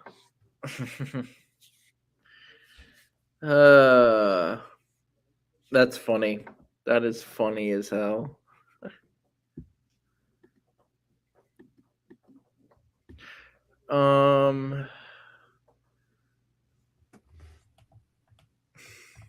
Middleton to Minnesota. That's a big addition to their blue line. Yeah. No, most definitely. We're at 5 right now. Jeez. All right, it's on there. Oh my God! Here we go. Trade deadline day. And you're getting the crazy shit. Well, Nimmer, the reason why the Sharks are getting Kakkonen, they do need a goalie for the future. They don't have goaltending. Okay. The picks heading to the Kraken in the Johansen deal are 2022 fourth and a 2023 sixth, and that's of course including Daniel Sprong. Once again, not a bad haul for Seattle. Yeah, that's a good deal. Good. Seattle's making some And pretty look at the interesting cap hit for Middleton. It's on his last year of a two-way 725K. Like, Yeah. that's a great deal. Hang on, let me make a reply to Lammy. Okay, I'm seeing more stuff about Garland to Boston in the works now.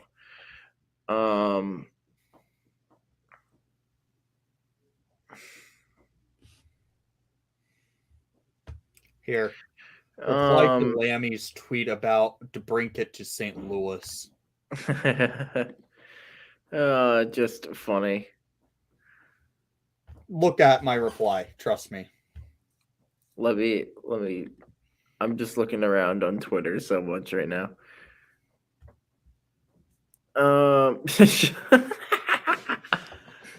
That's great. That is great. Freaking gold. I know what he was doing there, so I had to. And then you've got Hegel being like, or our friend Tyler, pigging Lammy to be like, promote the Middleton prop. Oh yeah, the real Brandon Hegel. Telling Lammy to promote Middleton propaganda to France. I wonder what Lammy's thoughts on this trade is, the Kakkonen for Middleton. Well, here's the thing with that. He is not looking forward to Reimer getting traded. Really? So, no, he likes Reimer. So I think that's his first thought is Reimer's gone. So, but I think Kakkonen's a nice piece for them. They need a goalie. I was not looking forward to see Fleury go, and it happened now. We're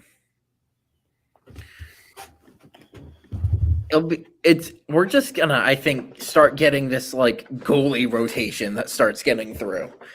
Like, I think that's what Chicago Georgiev, please. I think Chicago. I want to see Davidson do it. I want to see Kyle Davidson pull it off and get Georgiev. I think you'll get I think you'll get a Mrazek or something. Like I don't think so.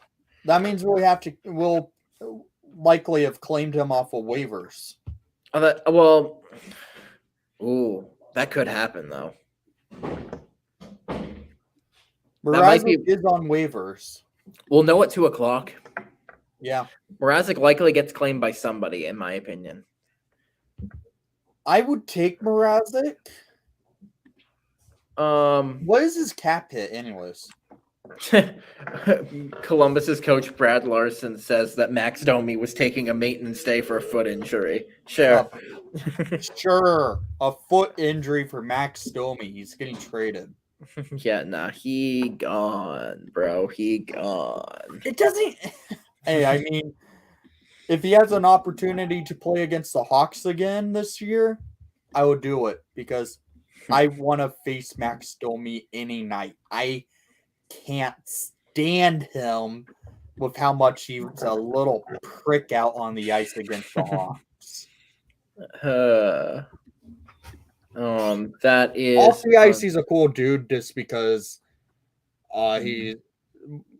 he's playing hockey by being like, isn't he like type 1 diabetic?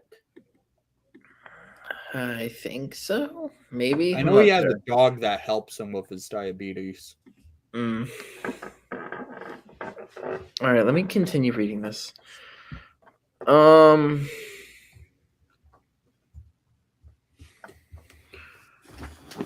Yeah, I think there's a lot of talk, like just speculation around DeBrusque for Garland.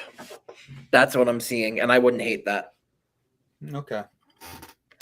That is where I think a lot of the Bruins speculation is. But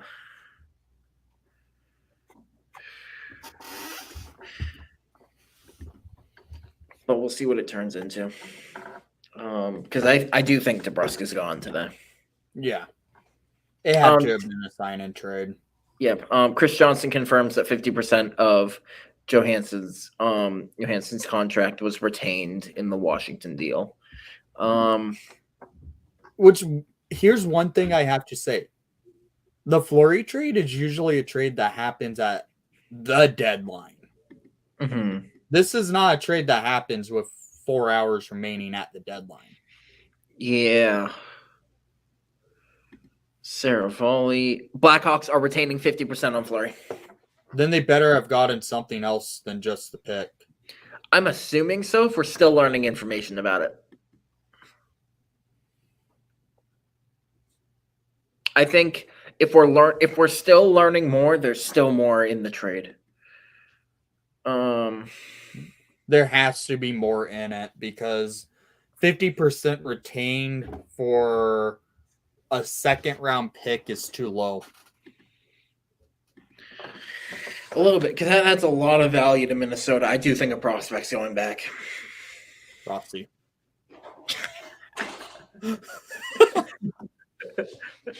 Then, if it's Rossi, then Kyle Davidson destroyed your franchise. Sharks are getting a 5th round pick from Minnesota in the Middleton deal, I think.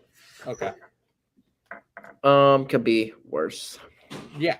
Here's why I'm saying if it's Rossi, then the Kyle Davidson destroyed your franchise tweets worth it by Wally. Oh my god.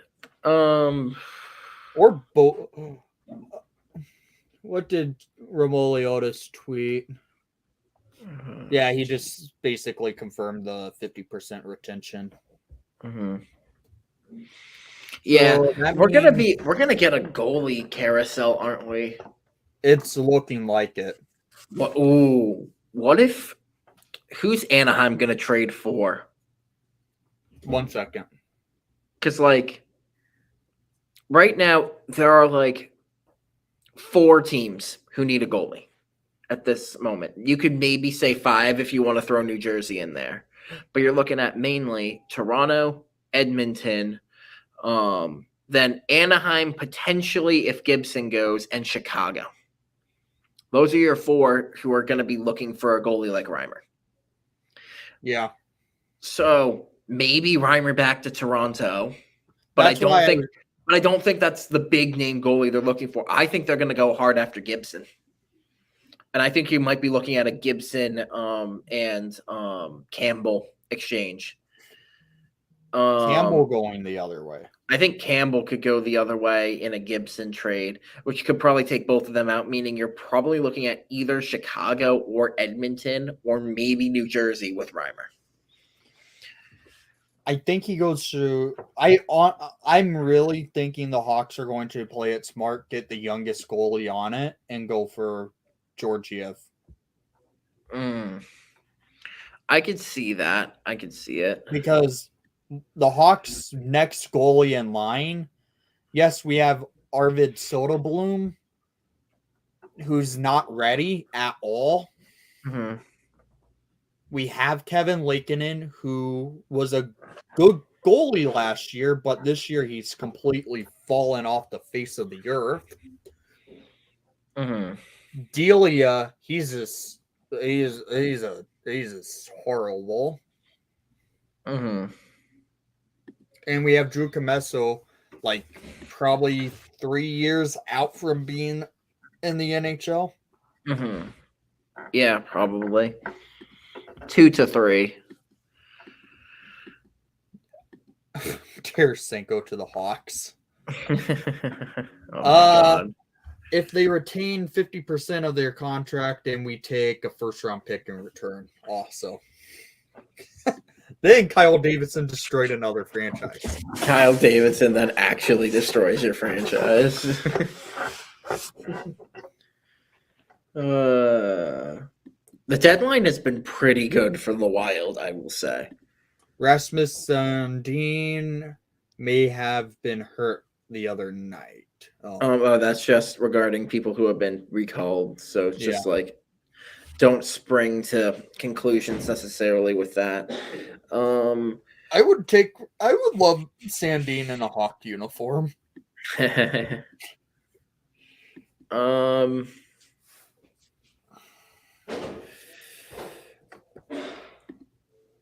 But no, the Gibson edition today was a very interesting thing to note. If Gibson actually goes, he's going to a contender, and he's going to get a lot back for him. Like, I think a mock deal that, like, Anaheim would take is they're looking at, like, Campbell, Nicholas Robertson, and 2 firsts. Yeah.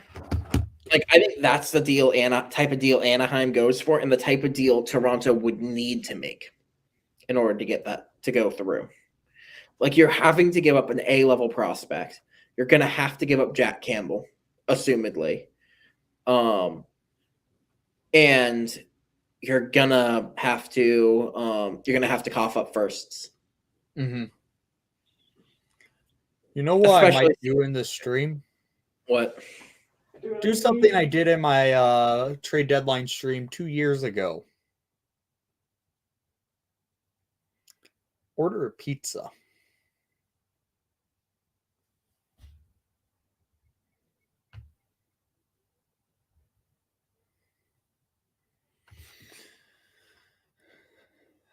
So if you guys are just coming to the stream, Marc-Andre Fleury has officially been traded to Minnesota. 50% retention on the Hawks end. It's a second-round pick that has some compensation where the Hawks can make it into a first-round pick if Fleury wins 4 games and the Wild get to the conference final. All right. And I'm back. Once again, roommate pops his head in. Okay. So the conditional pick for the Fleury trade is in 2022. Okay. Okay, so this year. So it is this year. That fits along the lines of what I was thinking was probably going to happen with the Wild or with the Blackhawks. Is their main focus have shown interest in Tyler Mott, Nick Paul. Instead, Mott could still get moved, but not expected any of the bigger names to go today. I have an interesting thought. What's up? Mott involved in the Garland deal. That could work. Like, I feel like at this point, Mott's not going to be the sole piece of a trade. No, he's not. Like, that's the type of deal that Tampa would make. I think he now is going to get thrown into a trade, and in order to get more assets. Like, I think you're looking at Garland. How has Tyler Mott become the 5th on TSN's top trade list today? I have no clue.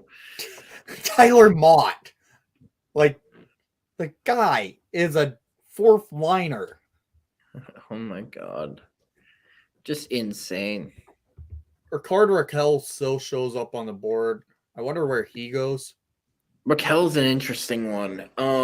They show Vegas might send out Susie. Well, I know Riley Smith is a name that's being tossed around as being dealt. Yeah.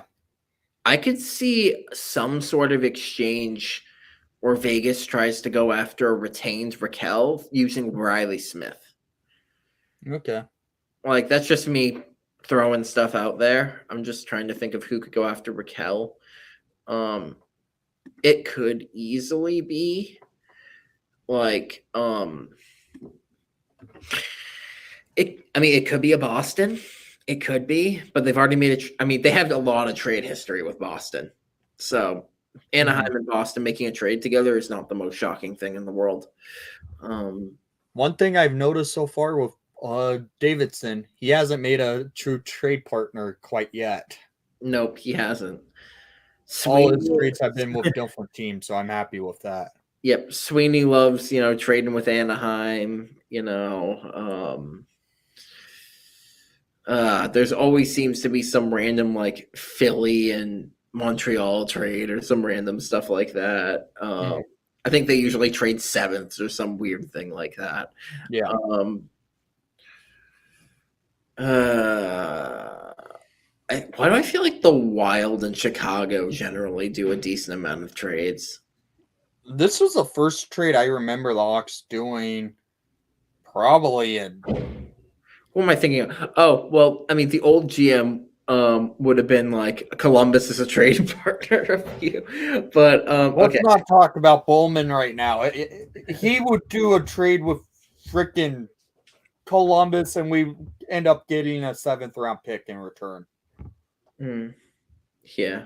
Bowman was terrible at trade partners. He had way too many of them, and it was Columbus, Carolina, Florida, and who else was on that list? And Montreal. Yeah, just a bunch of whack stuff. Bowman was terrible at making trades. I'm glad he's no longer the GM because man, he was bad.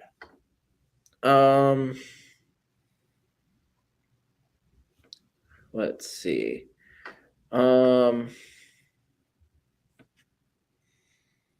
Let's see.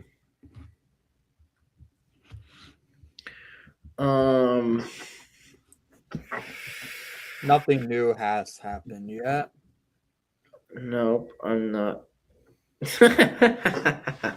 What?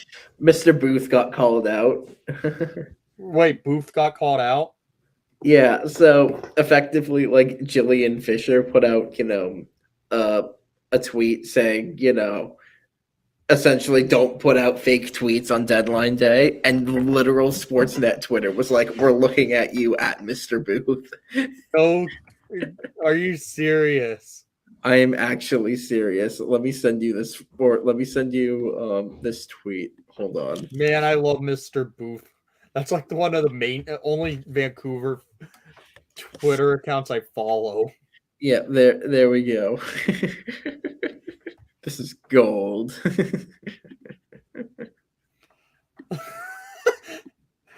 And he replied, "What the hell, man?" Yep. This is great. Just absolute gold. I guess they don't want to be Booth. They don't want to be Booth.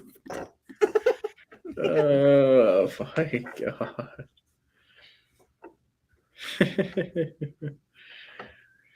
Jesus.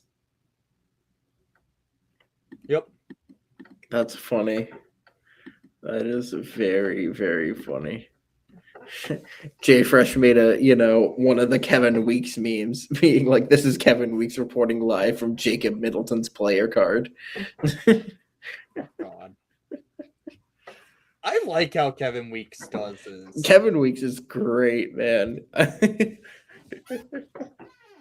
That was just funny, all the stuff that Kevin Weeks has done with this. Like, Kevin Weeks has single-handedly saved his reputation through these videos since the Jack Eichel stuff.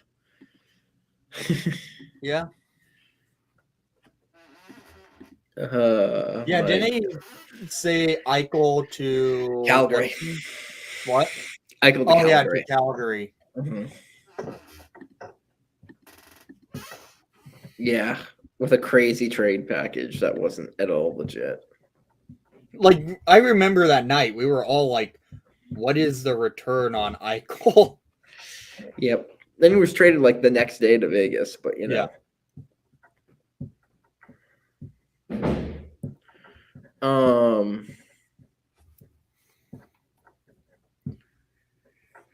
Let's see.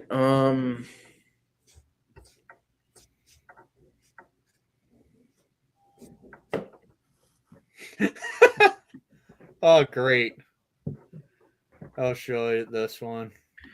Hold on, I'm just gonna. Let me see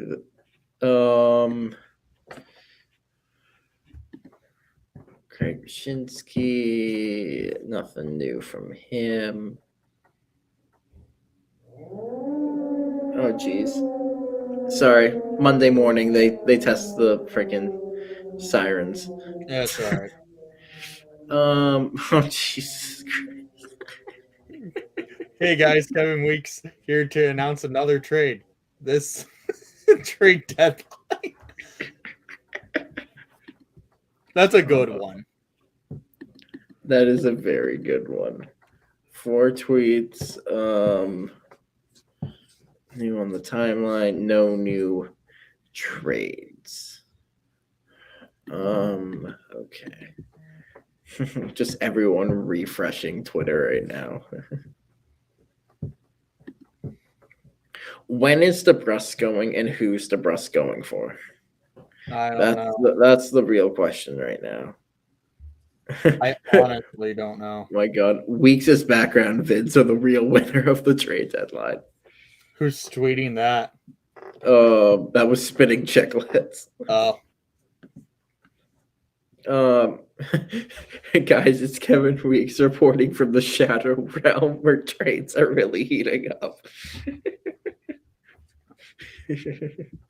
Reporting live from the Shadow Realm.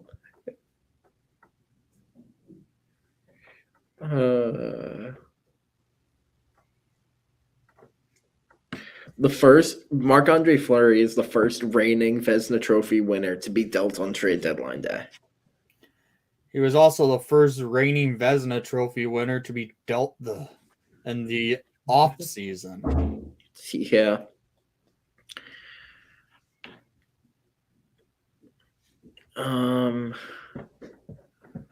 Let's see.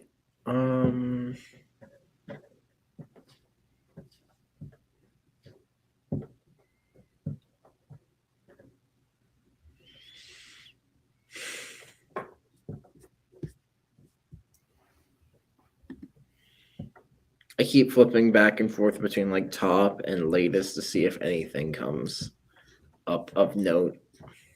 Looking for check marks. You know, Nothing's really happening right now. Mhm. I'm waiting for Davidson to make another deal. I'm I know waiting. he's going to. I'm waiting for DeBrusque stuff to go down. I said it earlier. He's probably going to Vancouver for Garland. No, I do think he is, but I'm like, what's the full package for that looking like? Because I like Garland. I think Garland would be great on Boston. Yeah. And Boston doesn't need much right now. Like, they really don't. The extent of what Boston needs is maybe a second line center and a top line winger. Garland fits the top line winger bill. Yeah. And then it's maybe a second line center. Like, as soon as you go get Garland, in my opinion, the Bruins could be done with the deadline and probably fine. Uh-huh. While Hulla isn't a flashy name, he's been playing well. So, Pagnola. Lots of curious eyes on the Canucks forward situation, and talks around Tyler Mott, Garland, Tanner Pearson are ongoing. On Pearson, the belief is if he is presented a deal to a contender, he will likely waive. Okay. So that's interesting. Tanner Pearson, maybe. But that requires a team wanting Tanner Pearson. Yeah. Andre Kasha is also missing from Leafs practice. That's interesting. It is a little bit interesting. I thought they liked Kasha. I thought they did as well. Weeksy can't do his videos from his phone. He's What? officially on TV. Oh, he's officially on TV. Yes. All right. Man, Garland has 4 years left at a 4.95 mil cap hit. Jesus That's a Christ, good that's good. contract. Yeah, Bruins, go all in on that. Do it.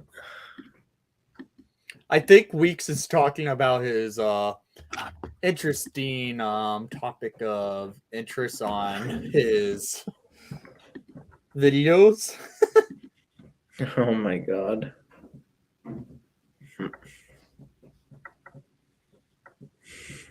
Jesus.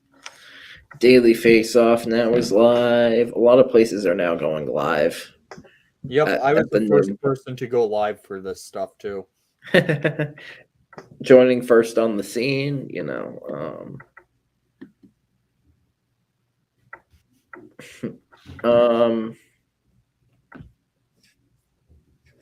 let's see. Coyotes GM on Smith. We are excited to acquire Nate Smith. He's a very skilled two-way center who's relentless and competes hard every night. We are happy to acquire his rights and look forward to him joining the Coyotes organization. Okay. That's interesting. Nothing really new there. Daily Face-Off is doing their recap at the moment. Oh, okay. Nothing. Yeah, right now I think we're going to get at that standpoint where trades are getting made, but they aren't going to get announced until a little bit later.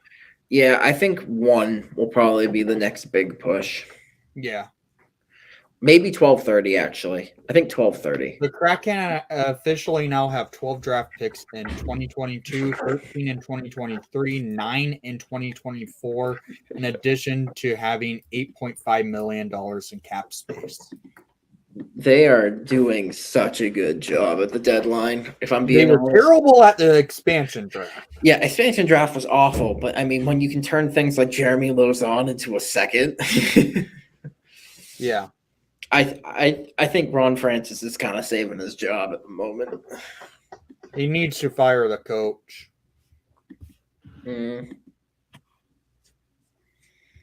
Congratulations, you get the honor of being the first coach fired in Seattle Kraken history.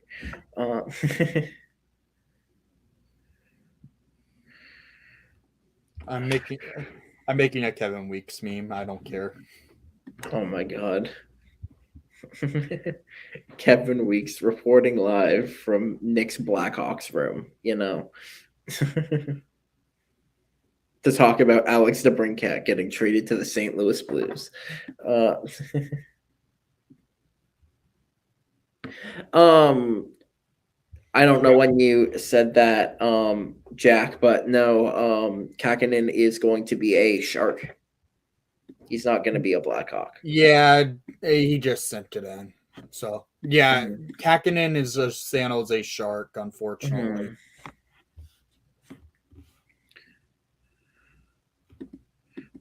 And Pat McAfee is now live, but that's just normal. He's unlikely to talk hockey anyways. If he does, it's going to be him saying Pittsburgh and how great they are. Or just how shitty Detroit is, which, fair. Mm-hmm. One thing you and Pat McAfee can agree on is a hatred for the Detroit Red Wings. Well, Detroit sucks. Well, exactly.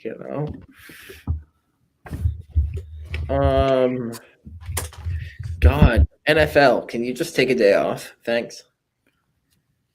Why did this turn off the captions? There, they're back on.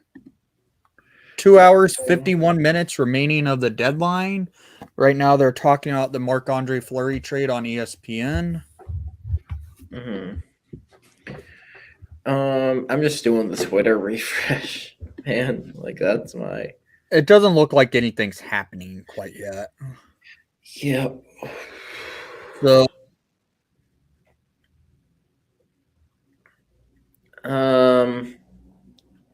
some people are talking about Chikrin. I think the only team he potentially goes to is LA, if anything. hey, did my audio stop for a second? I'm not sure. Okay. That I noticed too much. I bumped my mic and by tapping the mute for a second. Here, let me see. Oh yeah, I can't hear you. No. Okay, so I bumped the mic. All right. All right, and let's see.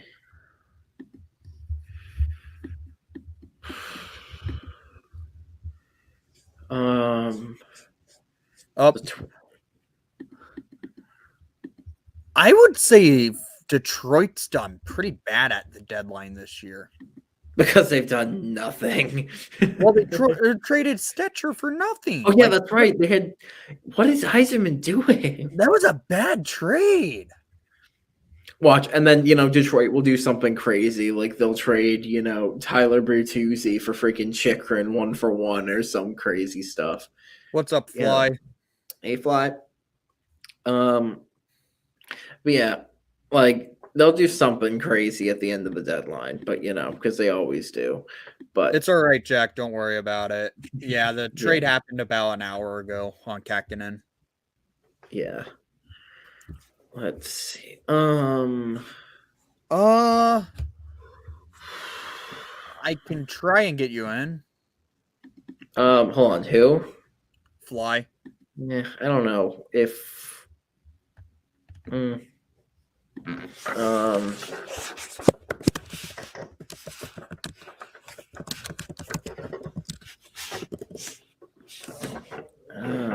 Let's see. Yeah. Not letting me make another invite link. Okay. Yeah. Yeah, Fly. Unfortunately, right now I can't make another invite link right now. Maybe later, if that's all right with you, bud. Yeah. Okay. Let's see. Yeah, I'm not used to this at all, but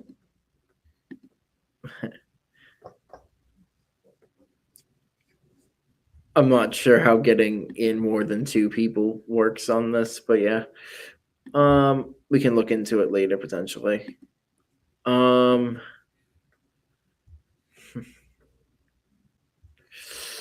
Hey, can Kyle Davidson's trade Gustafson for a first, please?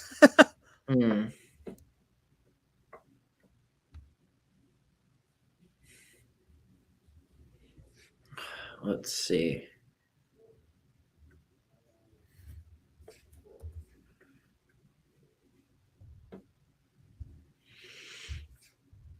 Let's see. There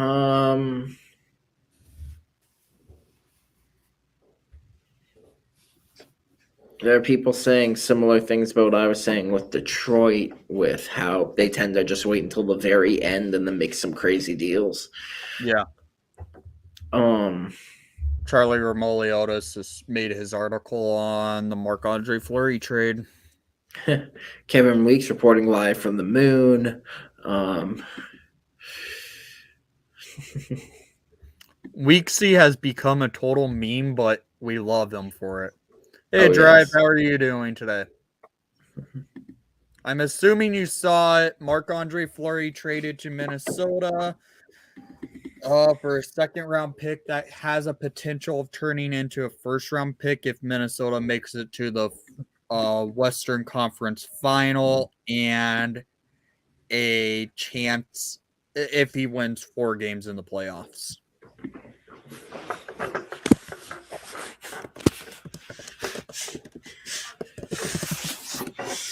Saw something that said Stamheim or interesting. I didn't see any of that on there, Fly.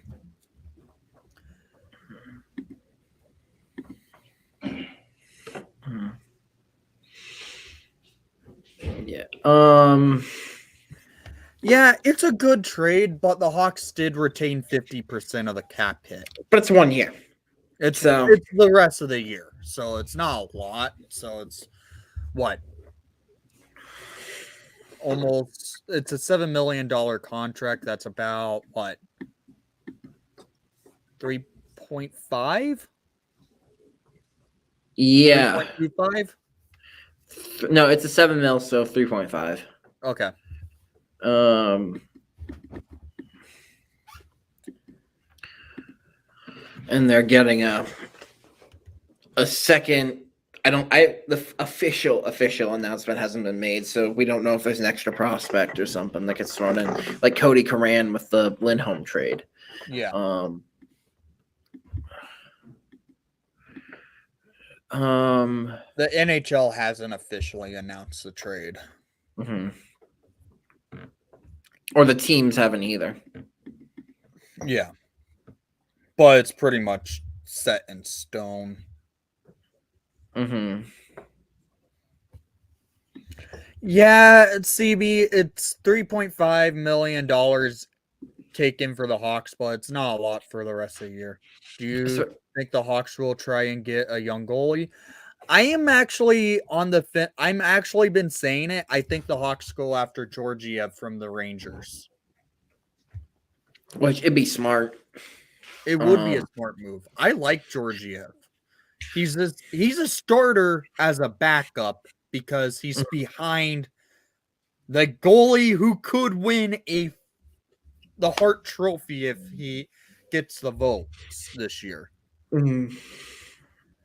Yeah. Shesterkin's been ridiculously good this year. Mm-hmm. He definitely has been. He's probably winning the Vezina for sure. Oh, he's got to. Has he dropped off a little bit lately? I think maybe slightly, but nothing like actually of any note. There are only 4 games today. Boston, Montreal. There's going to be more trades by the Hawks. I'm willing to bet. Boston, Montreal, Minnesota, and Vegas, Edmonton, and Colorado. ESPN's interviewing Cassidy right now.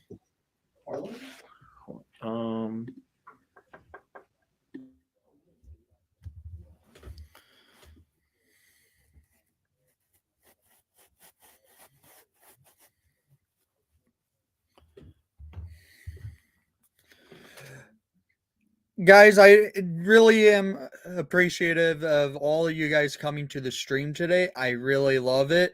If you want, please make sure to share the stream on Twitter, Instagram, Discord, with anyone you know to come by the Windy City Hockey live for trade deadline day.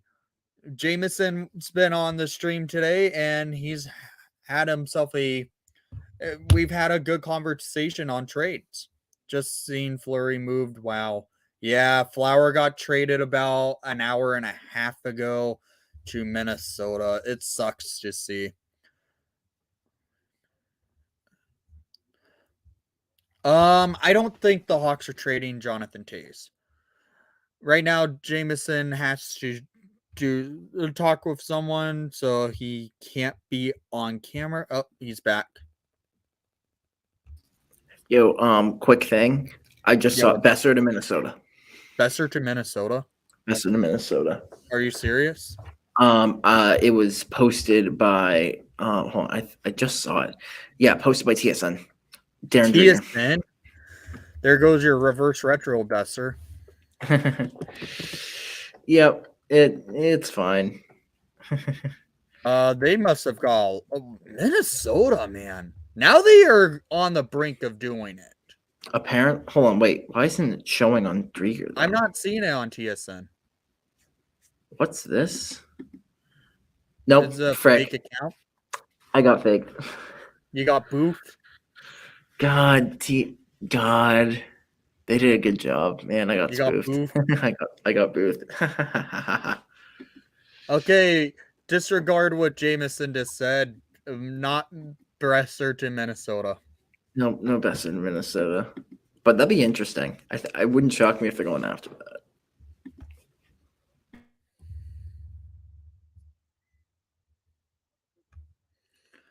It wasn't even Booth. I know. I was just saying. When it's something like that, it's usually a Mr. Booth thing. Kane Toews wouldn't move today. Maybe summertime. I honestly don't think the Hawks are going to move them. I think Toews and Kane remain a Hawk.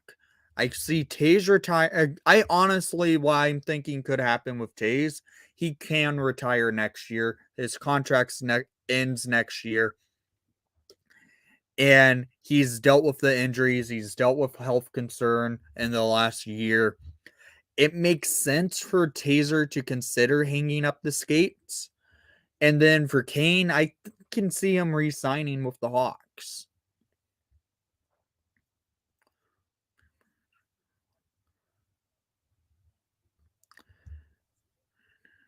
Oh, we all love Flower. He was the MVP for the team this year.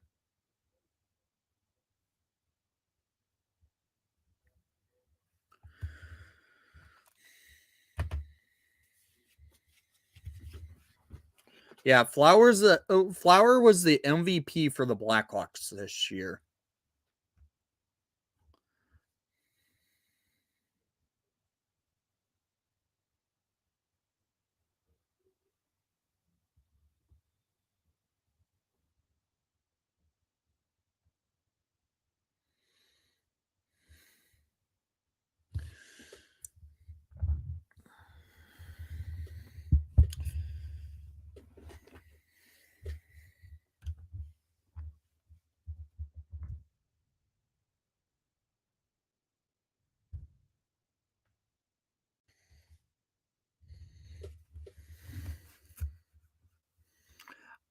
I don't think they're trading to Brinkett. I think the Hawks are setting up to build around Cat.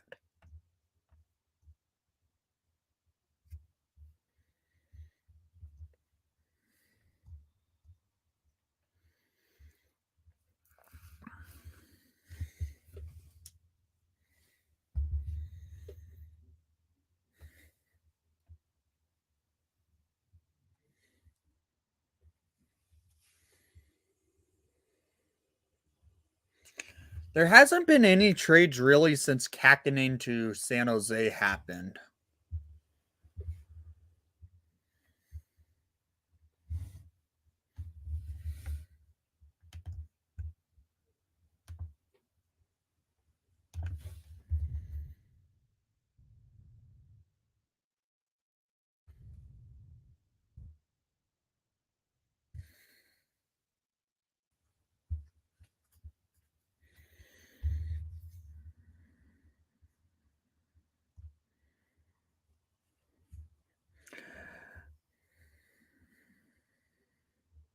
You think the Domi move happens next? I could see that happening potentially, Fly.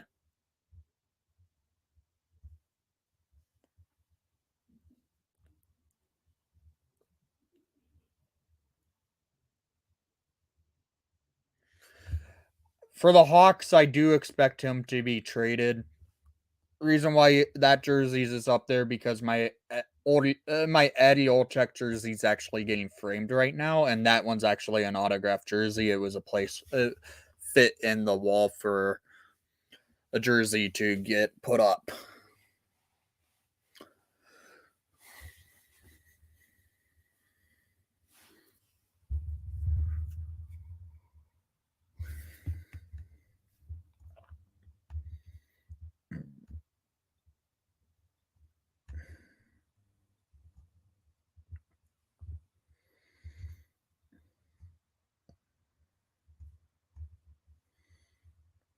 Here's something interesting to see.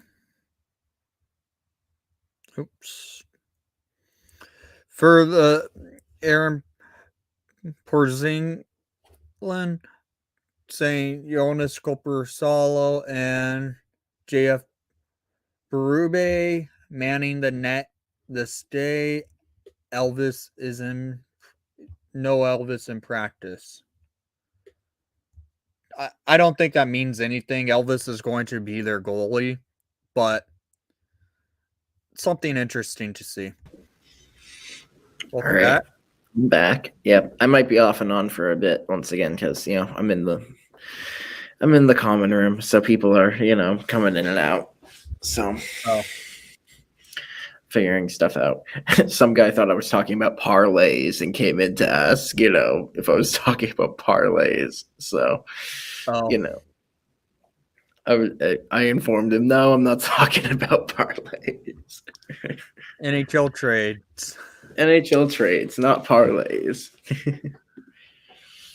Nothing's happened since you left, so.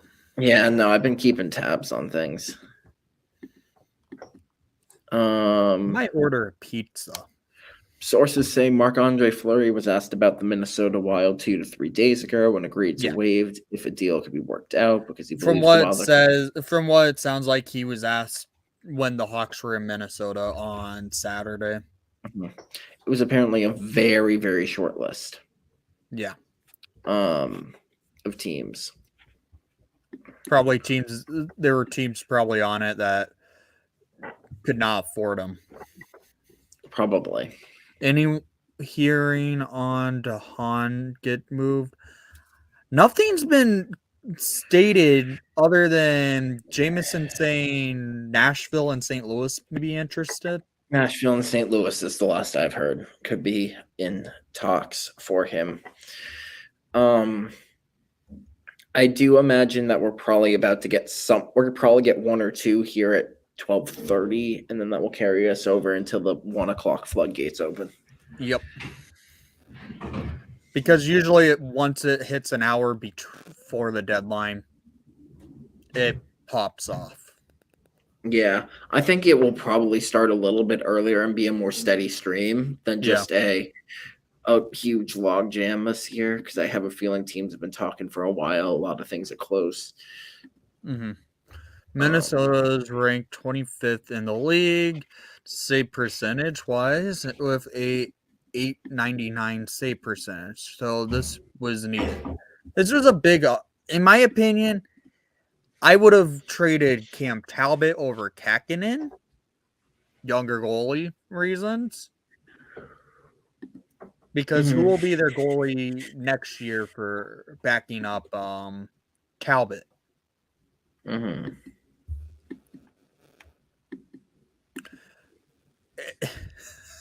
This is not happening, Tyler. You know how cursed this would be, seeing him in a Hawks uniform? Is that cursed as Brandon Saad in a St. Louis uniform? Nah, you're just going to go trade for Brandon Saad back. It's fine. Dahan for Saad. Wouldn't that be his fourth run with the Blackhawks? Third. Yep. Might order a pizza.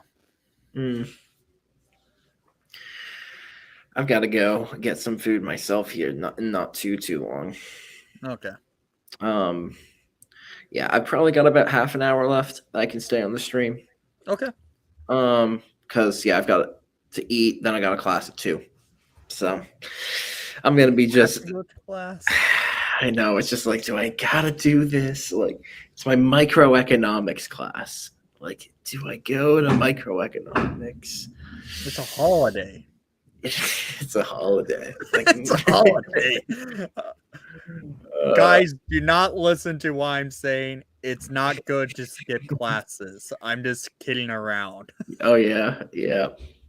But no, it's going to be like, I'm going to go sit in the back of the class, keep refreshing Twitter, and like, I'm going to have some fun. Trade deadline is one of my favorite days of the NHL season. Yep. That's for sure. That is a factual right there. Nick, we should do this more often, like the co-streams. Like this is fun as shit. Yeah, it is. It's nice being able to bounce back and forth. Yep. And I'm sure you appreciate it too. It made the stream a lot better. Yeah. Besides from me getting, effectively boofed. Yep. That was fun. Right. I was like, it was weird, and I was like, I should say something. Okay. DeBrusk is practicing. I did see that. Still running Studnicka top line for the Bruins at the moment. I doubt Studnicka goes. We're trying out McLaughlin. Okay. And Yeah. No one notable is not practicing today for Boston. Okay. Lindholm has not arrived yet, it appears. Because they've got Riley playing with McAvoy at the moment and Forbert with Clifton, and then Akan is the extra guy. Oh. That's what they got at the moment. Oh, we got something.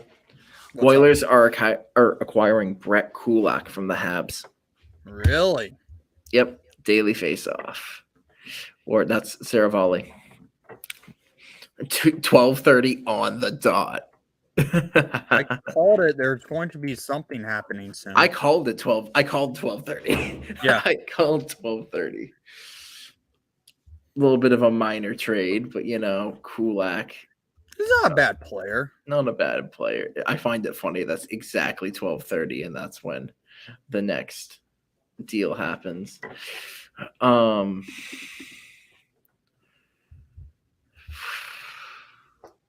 Edmonton is ED. EDM. Yeah. EDM. Yep. Otherwise known as the dead music genre. Anyways, but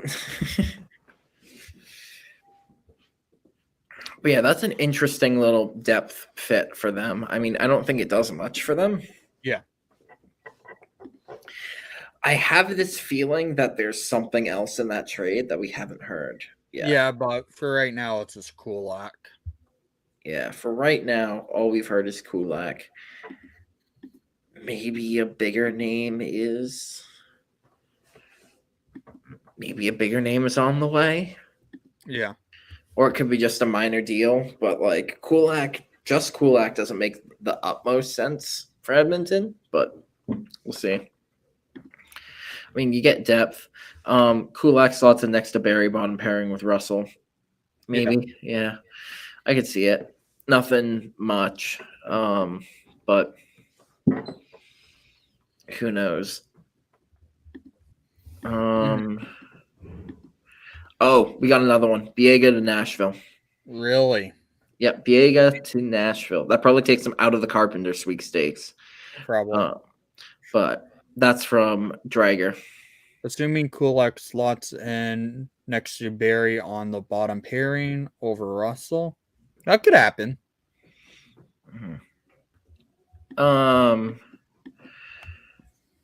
All right, so we got a couple trades heating up now. I'm not seeing the Biega trade.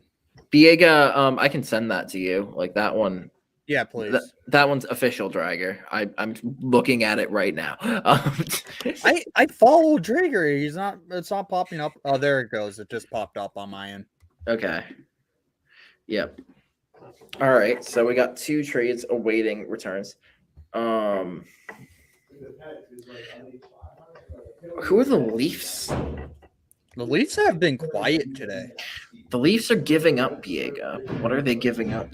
Like, what else is involved with that? This is a cap dump, right? You'd think, but what else is involved in a Biega trade? That's weird.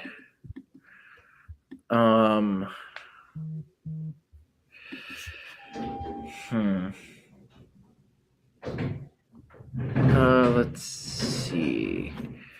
Nothing more yet on both those fronts, but we'll see. Mm-hmm.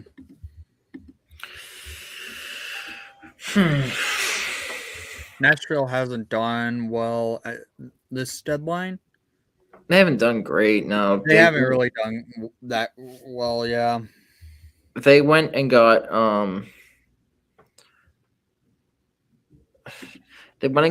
Lozon for the second, and that's I think been essentially it. Now they're getting Biega, but you have to imagine that Toronto's paying, or this is a bigger trade. yeah. Like either we have not heard the actual, like we haven't heard the actual big piece of this deal, or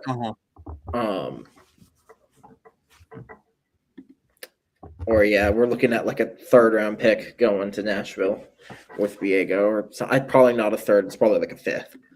And my pizza has been ordered. Nice.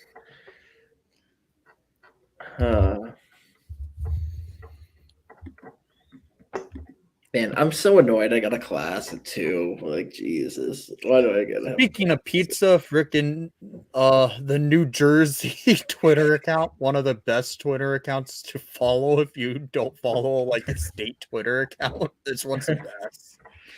My God. Jeez. Oh,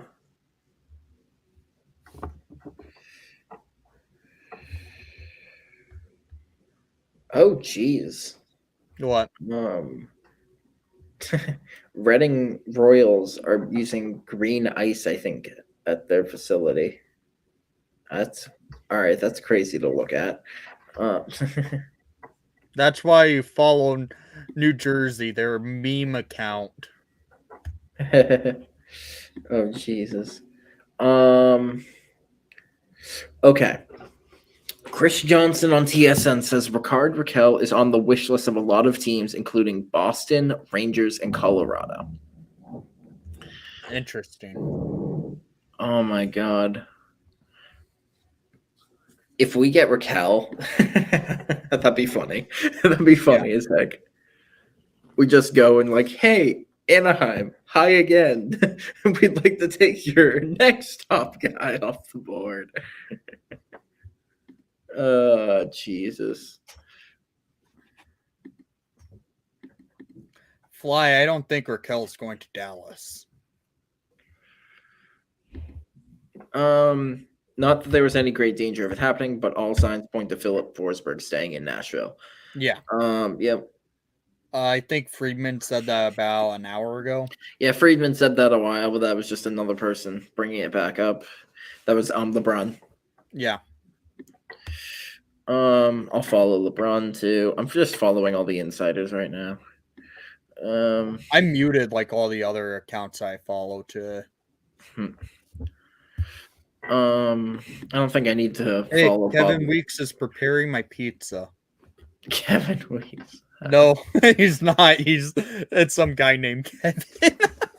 Oh my God.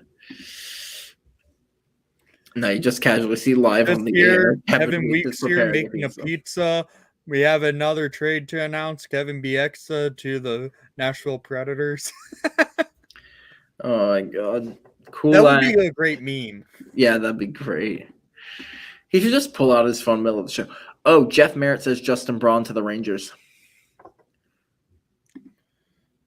Justin Braun to the Rangers? Justin Braun to the Rangers. That's... Does that mean Georgiev off the books? Georgiev for Braun doesn't seem like it's quite right. Maybe there's more to that, but Justin Braun I know was being scattered by a lot of teams, so depth pickup for the Rangers. Who's Braun on right now again?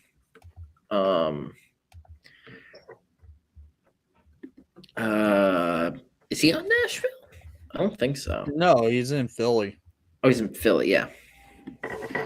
But he's going to the Rangers. That's a minor thing. Hart has not been good. Nope. Kuliakov is wearing or is changing his number for Fleury. Understandable. Yep. Kuliakov will wear 7 tonight, apparently, instead of 29.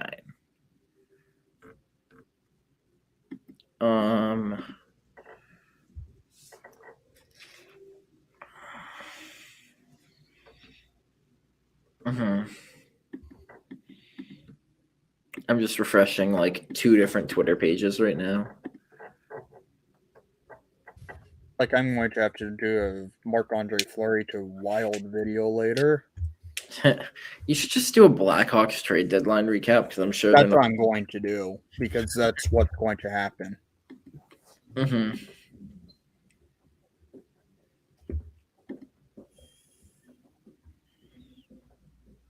Um,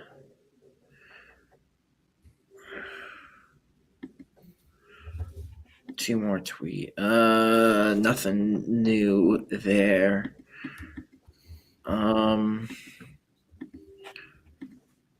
I've got like 5 different tabs I'm going between.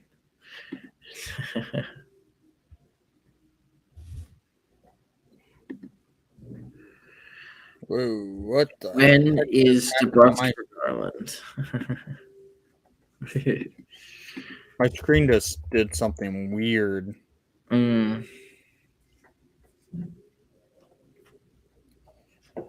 Everything looks fine on my end. No, it's on my end. On Twitter. I'm on Twitter and like this it got dark on Twitter.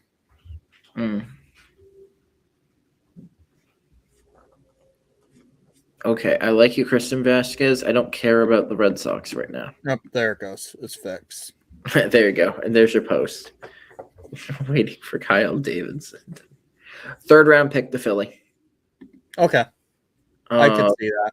Yep, that's a pretty cut and dry trade. Yep, just a 3rd round pick for Justin Braun is pretty good.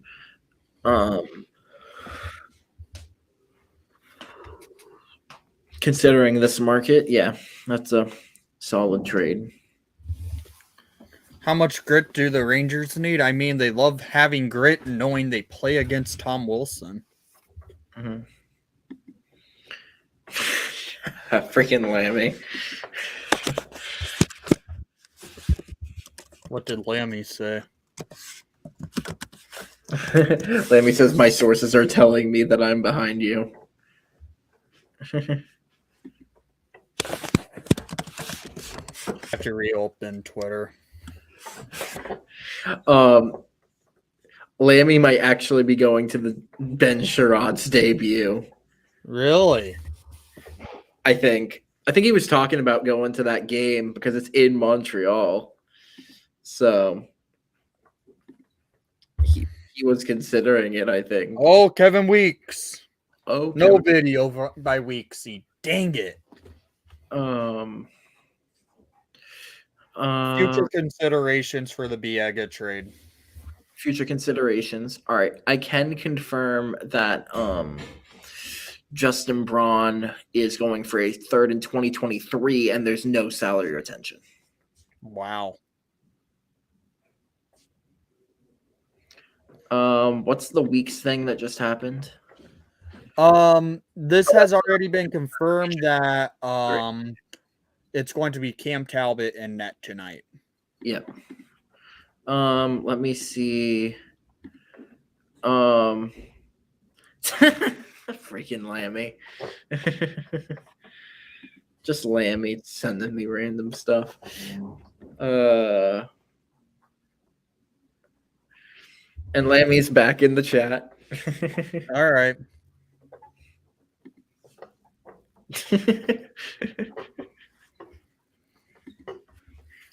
Welcome back, San Jose Shark Insider, Lammy. San Jose Shark Insider. That's great. I still can't believe he got on that video. That's just phenomenal.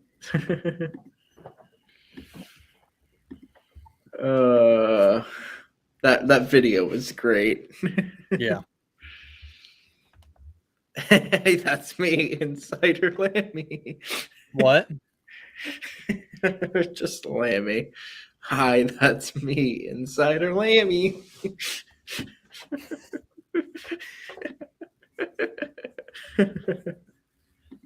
Oh, Jesus. So, guys, how Lammy, we really didn't hear from you on the Kakinen trade. Let us know. Yeah, I mean, Because you're the insider here. You have to know more on the trade. Jesus. That's another trade that just kind of stalled from the moment. It feels like, I mean, it feels like it's close, but it also feels like, you're probably just waiting on something with it. Yeah.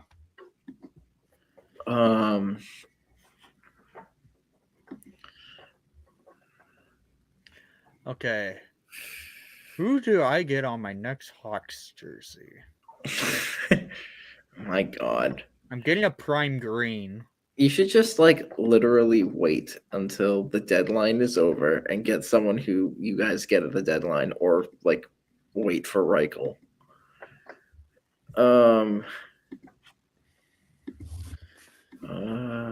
I mean, if Carpenter gets traded, that means it's another open spot for Reichel.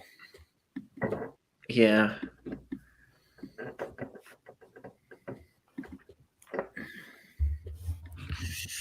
Wonder how many views this stream has gotten up to today. Quite a bit, I would It's assume. got 11 likes right now. Make that 12 likes at this moment.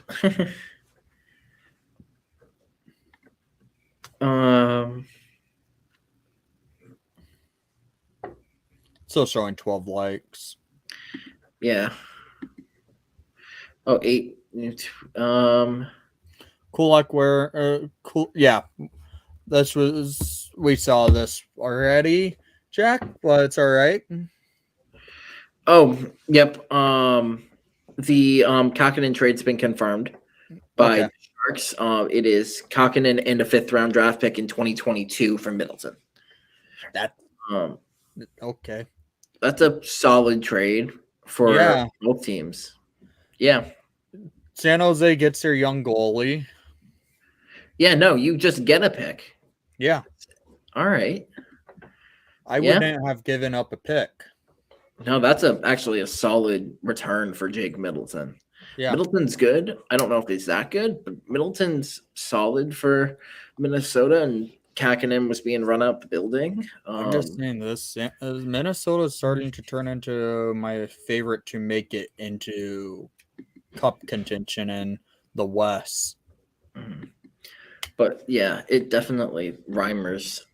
I think almost definitely Reimer's gone. Oh yeah.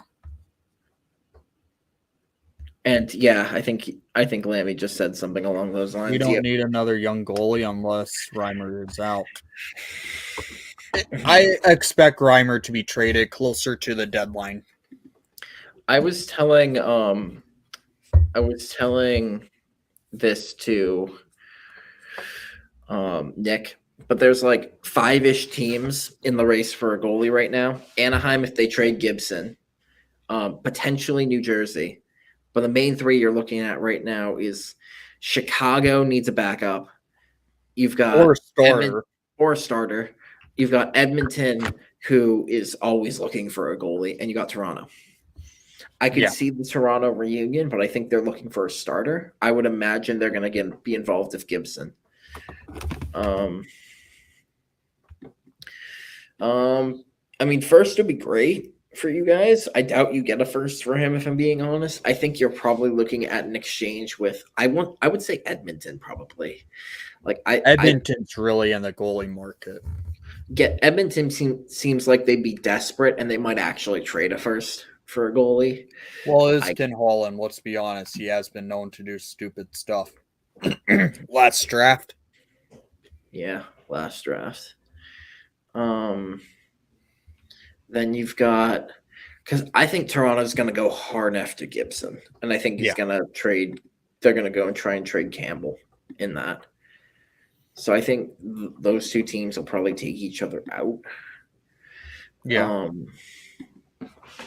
In fact, I feel it's probably pretty likely, if they're thinking about Gibson, that it's the Leafs who they're likely talking most to.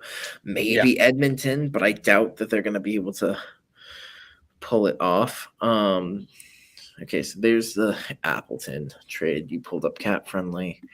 I can probably as of right now, there's 2 hours and 11 minutes remaining in the deadline. Mm-hmm.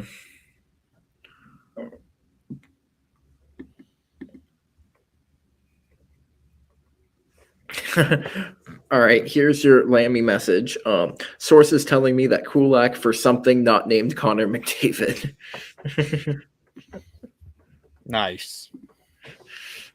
Insider Lammy. I mean, he's no Brandon Hegel, and basically calling what he was getting traded for 2 weeks in advance. People.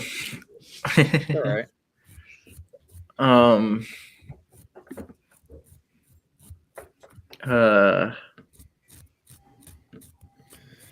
I'm hoping the Hawks are smart and go after Georgiev. Oh, trade. Kings Another? acquire defenseman Frederick Allard from the Predators for forward Brandon Burke.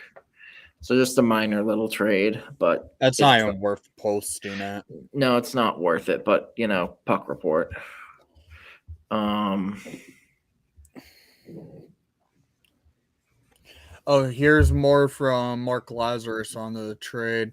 Eventually, it was Minnesota or bust between the chance to win, the ability to stay close to his family, who stays in Chicago through the school year, and the Pittsburgh contention has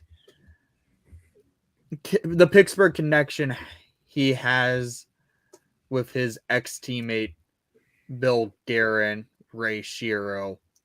The Minnesota Wild were the only one that fit. Yeah, that makes sense. Mm-hmm. Yeah.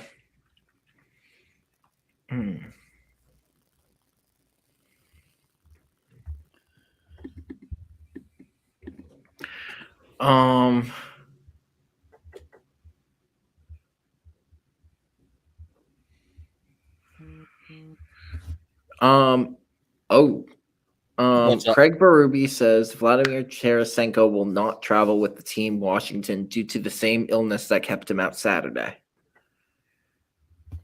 The trade bug? Is Tarasenko gonna get traded? The trade bug? The trade bug. Oh my god. I mean, he did request to be traded last off season. And that from what it sounds like, it still stands. Yeah. Imagine Tarasenko for DeBrusque.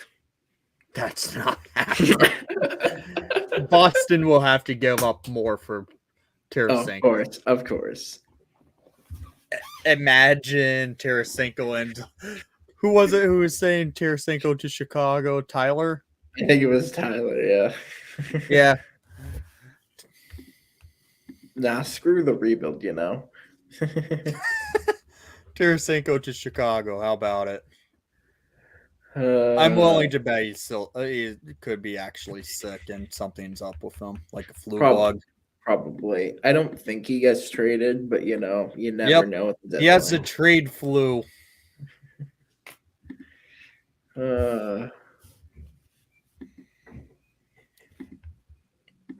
How do you like the stream service I'm using? How do I like it? Yeah. Pretty good, all things considered. It's pretty clean. Able to, do a lot with it. It's pretty easy to bring people in like this. It's, I have the scroll going. Yeah.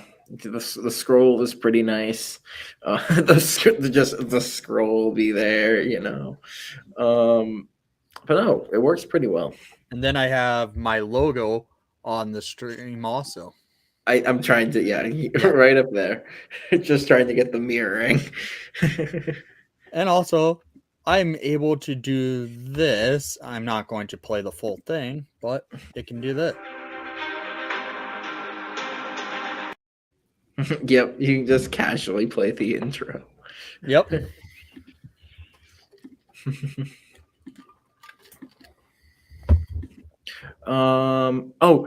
Weeks did a video. He did? He's on TV. Oh my god. That's great. And now live from the depths. In the background. No, play it on stream, man. It's great. I don't really. Can I get copyrighted for this because it's also coming from the ESPN stage? Oh, that's true. I'm not going to risk that one. The one where he was just in the freaking basement of somewhere. I thought, okay. Not That's wor- funny. I'm not risking a copyright for something like that. Oh my god. Oh, I will be right back. My pizza's here. All right. Giordano was wearing 55 with the Leafs. So just me for the moment. Hello everyone once again. All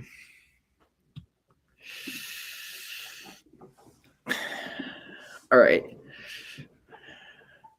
So this is now Bruins hockey talk. Feature. No, I'm kidding. No one wants to hear that. No one wants to hear just. Oh, you got your pizza? Oh, Yep. Nice. I couldn't get into Bruins hockey talk, man. What's up? I couldn't get into my, just my Bruins hockey talk channel. Why don't you make your own? I could. I don't have the time though. I got a small pizza, but that works out for just me. Yeah. And we're about to hit the 1 o'clock mark, so we're totally about to see a few. Oh yeah, for sure. Ducks continue to work phones on Rickard Rakell, with Rangers among the teams believed to still be interested. Okay. What's up? Rangers still interested in Rakell. Ducks continue to look to move him. What if they also throw in Georgiev in that type of trade? Because that can make sense. That would make sense. Give him some flexibility for moving Gibson. Yeah. I could see it. I could also see Rakell to Boston. That's always a possibility with how. Hasn't he been linked to Boston for a couple of years now, though? I think he has been linked to Boston for a couple of years, but it looks like this is the year they're actually getting traded. And then Look at that. But I'd say that just with how they've made multiple trades together at a single deadline before. Uh-huh. So I think there's a shot that it could happen again. Yeah. And I wouldn't hate Rakell at second line center. 2 hours remain on the deadline. Yeah. All things considered, this deadline season's been pretty good.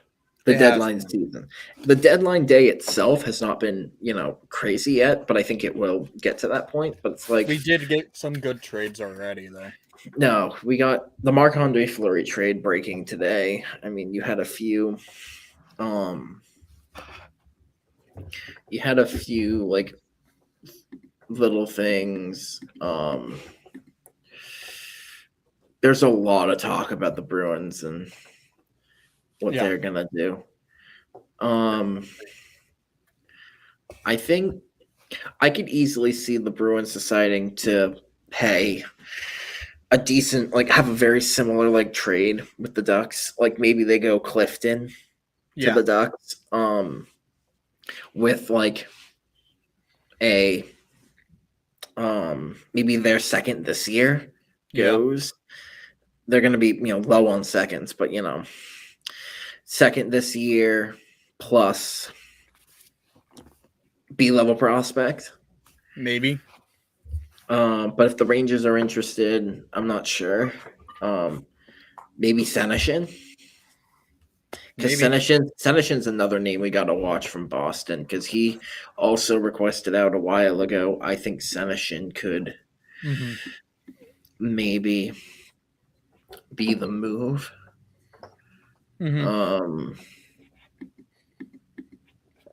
But it still sounds like all signs leans towards DeBrusk to the Canucks versus Garland. I'm seeing that too.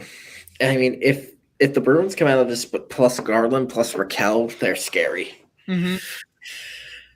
Plus, I mean, they already got Lindholm, and that was a good deal. But the Bruins could easily be scary.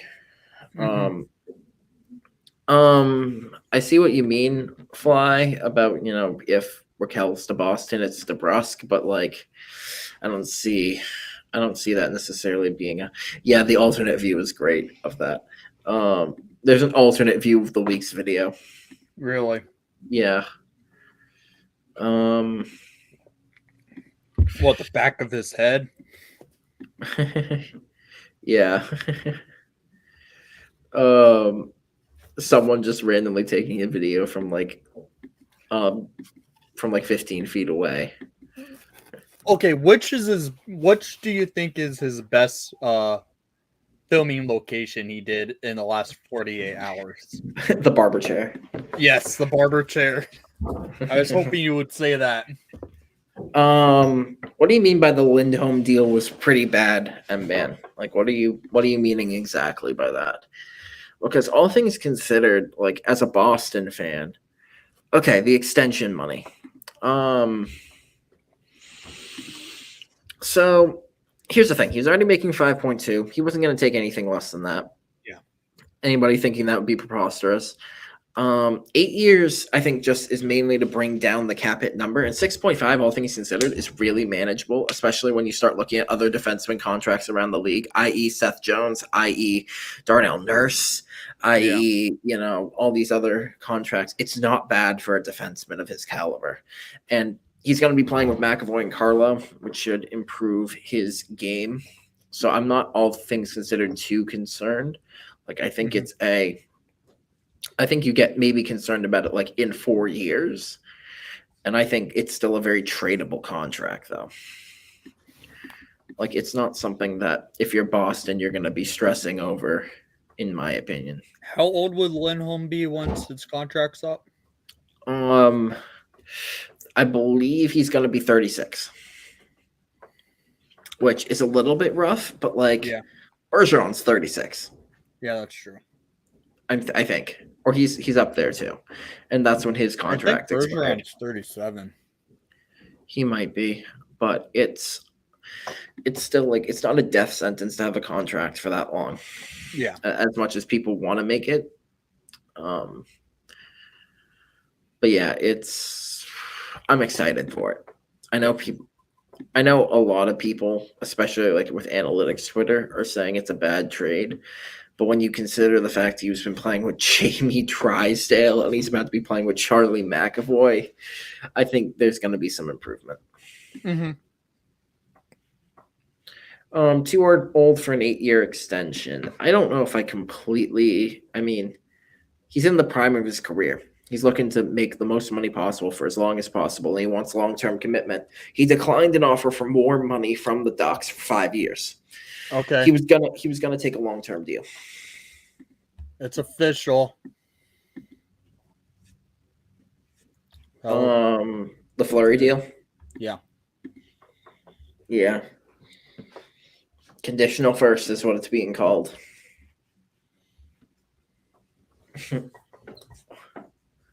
But yeah.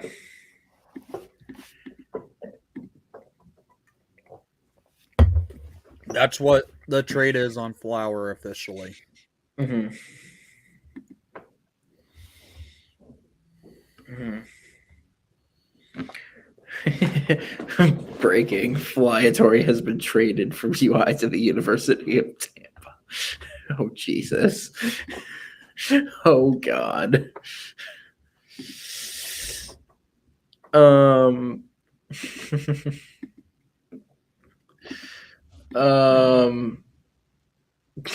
Good trade. Why sad? I'm surprised Davidson hasn't made another deal yet. Mm-hmm. I'm a little bit surprised too, but I'm assuming something's bound to happen here in the next few minutes. We've hit the 1 o'clock hour, so yeah. I think we're about to get into the next swing of things. Oh yeah. There's 2 hours left on the deadline? Yep. It's 12 o'clock, so yeah, we have 2 hours remaining, so I expect trades to start dropping again. Mm-hmm. I think I got 10 minutes. Okay. Just so you know.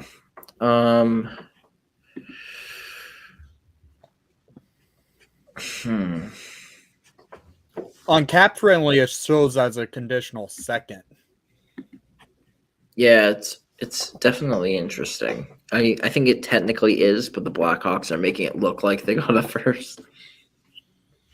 I wonder what the Wild call it. I'm waiting for that. They're gonna call it a conditional second, I think. It's gonna be funny seeing the little bit of pettiness The between. difference. Yeah, like, oh yeah, it's a conditional second. Oh, whoop, it's a conditional first. The condition is exactly the same, but they're calling it something slightly different. They're just flipped in different ways. Mhm. Hawks are trying to make it look better. Wild probably make it look worse. Mhm. Even though it's the same freaking trade either way. Yep. Chicago's like, look, we're getting a first. Minnesota's like, look, we're giving up a second. A lot of people are liking my tweets I make about waiting on Davidson. Yeah. But no, there's not much at this exact moment. 1 second.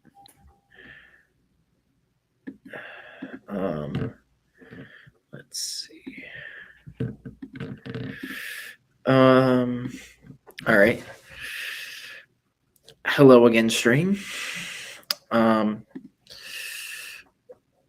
Sharks are dangling Naito and Matt Nieto and Nick Bonino both under contract for next year. I think both could easily be added in a trade and make something pretty interesting. Wouldn't shock me if one of them were a sweetener. Maybe they're a sweetener in a Reimer deal to try and get a first. Like, I could see that. Of course, they're nothing insane, but Sorry about that. Yep, all good. I just got sent something from Lammy saying that Nick Bonito and Matt Nieto are being dangled by the Sharks for people. So Interesting. both are under contract next season. So could be interesting. Here's Yeah. what Kyle Davidson stated on Marc-Andre Fleury. I'm pulling this up.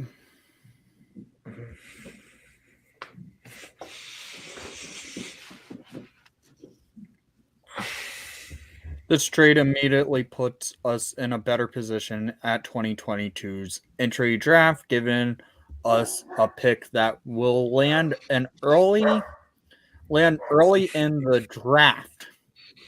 We are in better position today at the upcoming draft than we were yesterday. In a short time with the Blackhawks, Marc-Andre made a quite an impressive impression on the fan base and our locker room. We appreciate his willingness to work with us on finding a deal that works for everyone. The Blackhawks wish him the best in his family. Interesting.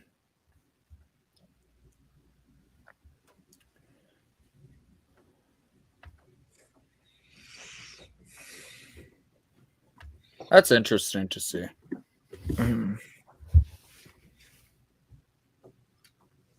I'm not seeing anything crazy at this moment. Yeah, I'm not seeing any trades either.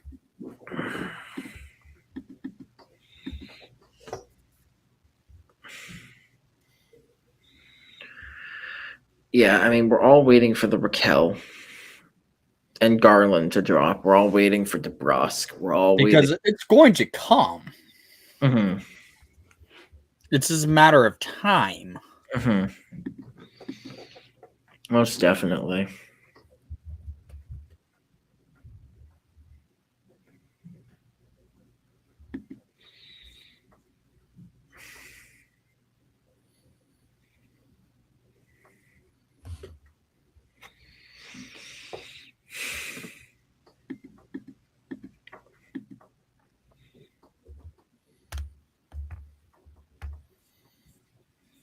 God.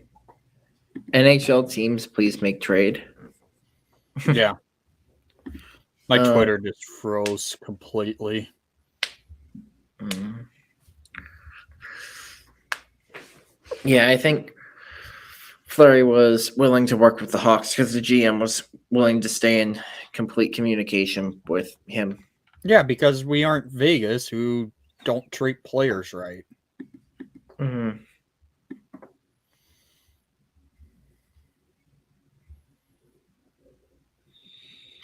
All I get to say, Flower got his 500th win as a Hawk, so Mhm. can't take that away from him. To reiterate, the Flyers are definitely not moving Provo over Sanheim today, per a source. There's been interest and things can change down the line, but nothing is happening today.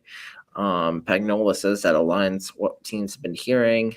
Don't expect the Flyers to move Provorov or Sanheim in the next 2 hours. Interesting. It is interesting. Yeah. I was expecting after that Ristolainen deal that Sanheim was gone. I'm shocked there hasn't been a trade drop because it's 12 o'clock. Yeah, I'm a little bit surprised too that there hasn't been a trade drop.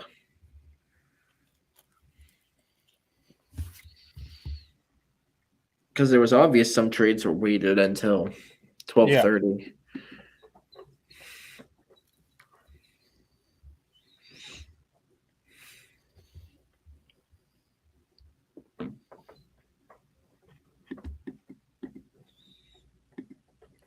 Let's see.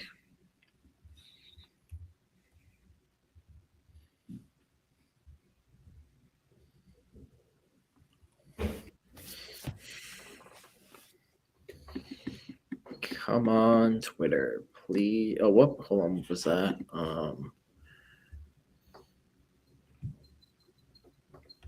Nothing. Yeah, no, nothing really. Just someone reacting to a various message. Yeah.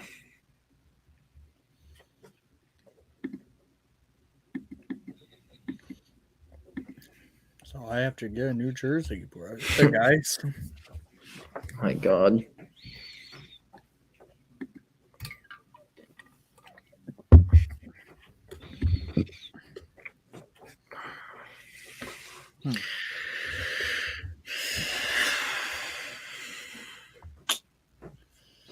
Yeah, safe to say I'm gonna keep an eye on the stream while I'm at, my freaking class. Yeah. Oh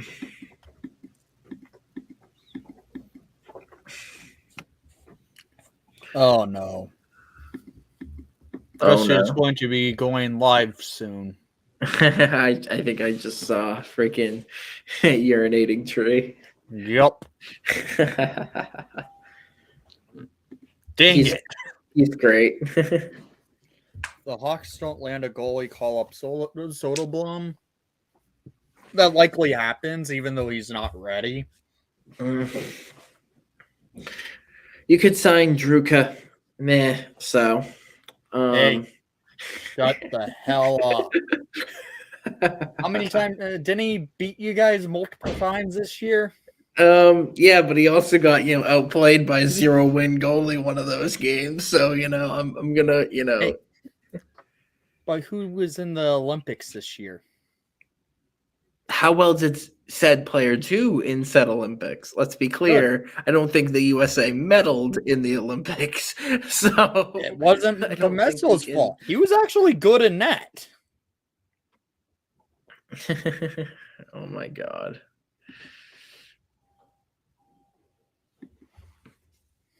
I just still find it so funny, that game. I saw that game live. I was just like, I was loving it. I was like, I'm going to give Wally so much shit about this. You guys still lost. No, we won that game. Wait, you won? Yeah, no. That game we won 8-1. Oh. Camesso got pulled in the first. He knew he was Olympian. He didn't have to worry about it. Yes, you go allow 4 goals in the first period, you're all good, I mean, it's not as bad as what Colin Delia did this year. Fair. Delia played 1 period and allowed, I believe it was 6 goals. Oh my god. The Tampa Bay Lightning's Twitter decided to be so lazy. Apparently they just threw Nick Paul's face on like Blake Coleman's body. Oh god. Hold on, let me send you this tweet. Because it was seen by freaking Blake Coleman. It was seen by Coleman.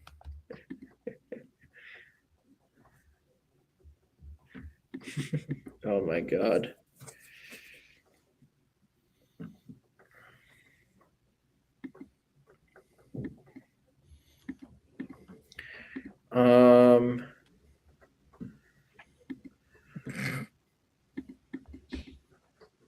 Jesus Christ. My god.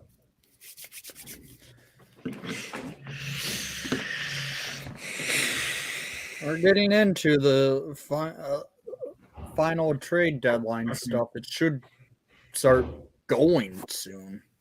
In theory, Usually yeah. by now we start hearing more trades. Yeah, usually by now we would. But I do have to head off. All right. It's been good talking with you, and Yep. hope the rest of the stream goes well. Of Thanks for coming. course, we should do it again soon. Well, that was Jameson.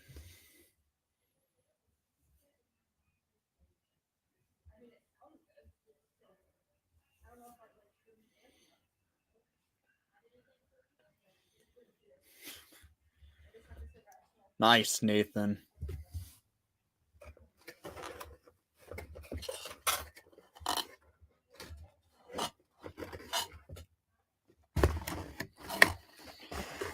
Well, guys, I am going to put this downstairs real quick. I will be right back. And hopefully no trade happens when I leave for a second. It will be 1 second, guys. Don't worry. I will be right back.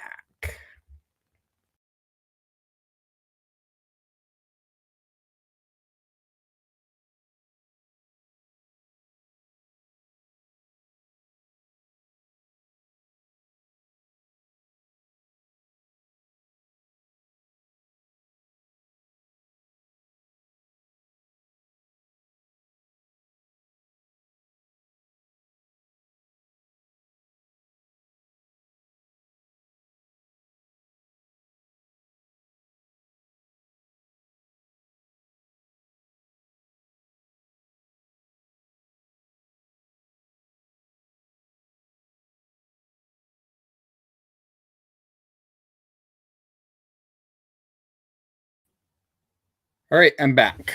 Sorry about that. It was just the fact I needed to go get some. I just put my food downstairs.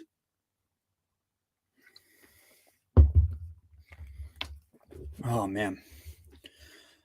I'm honestly surprised how quiet the trade deadline's gotten since the Marc-Andre Fleury trade.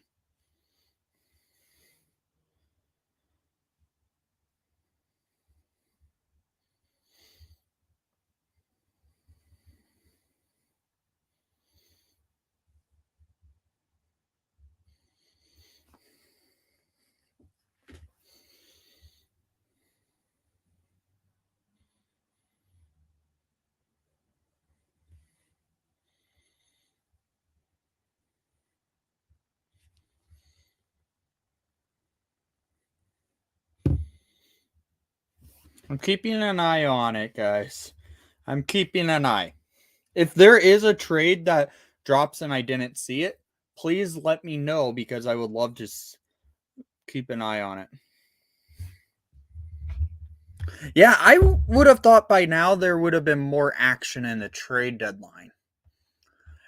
Guys, I will also give you the memo that when we get to the end of the trade deadline, I will keep it going a little bit after it. and then I will do a Hawks recap on trade deadline day.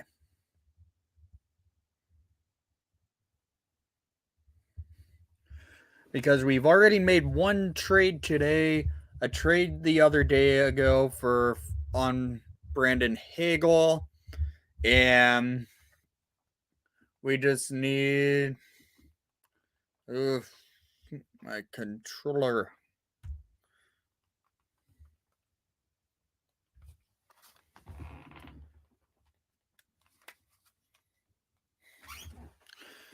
And we just need a little bit more memo on what's to come.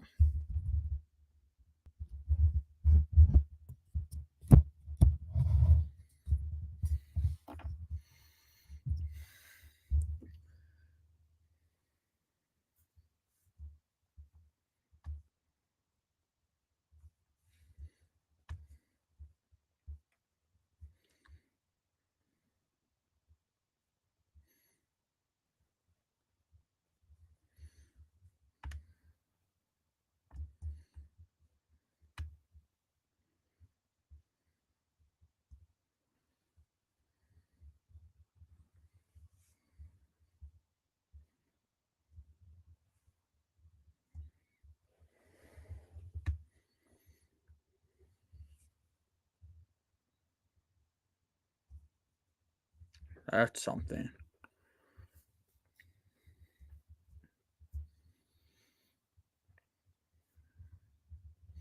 Yeah, I still think Dahan's getting traded. It doesn't make sense to keep him around. He's a free agent at the end of the year.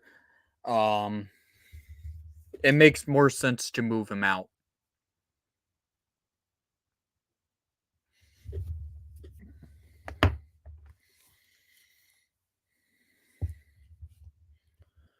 I like Dahan, but it's worth getting something for him rather than letting him walk free agency.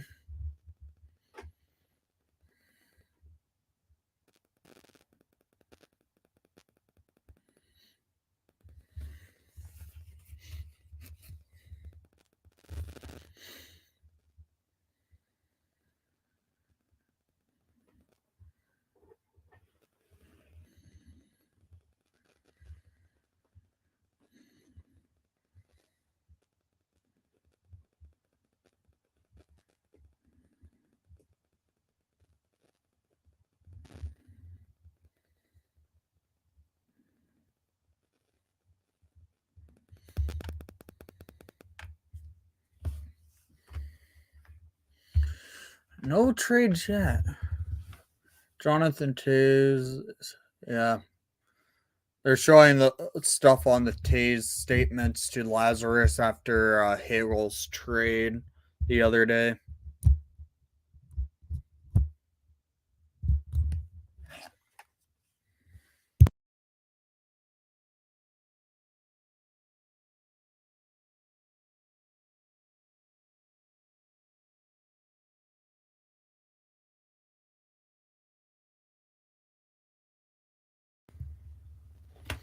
Sorry about that.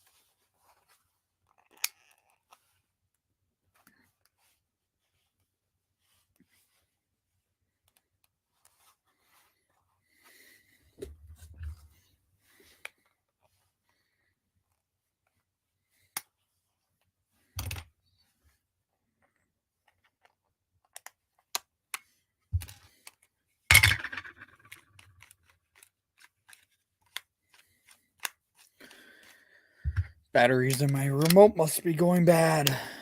Let's see.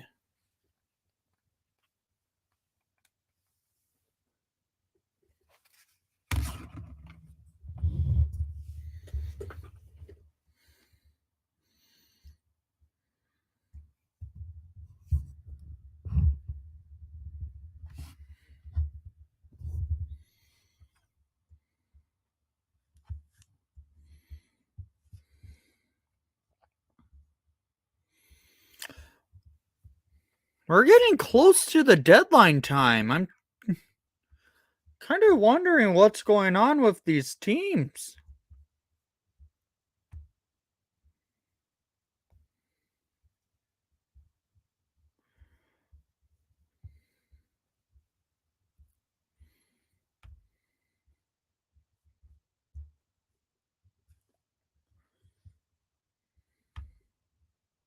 Yeah.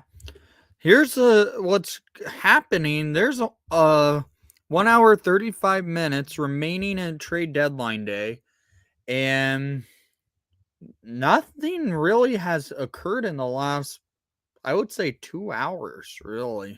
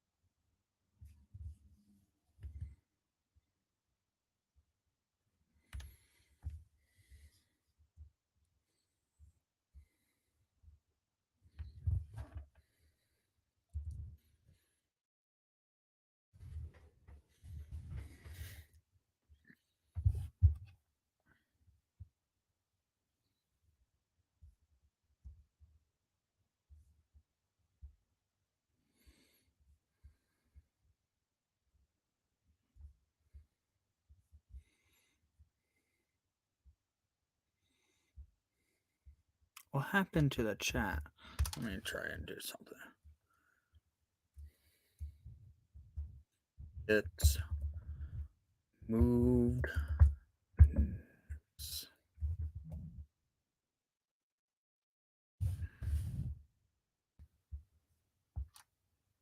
That doesn't move.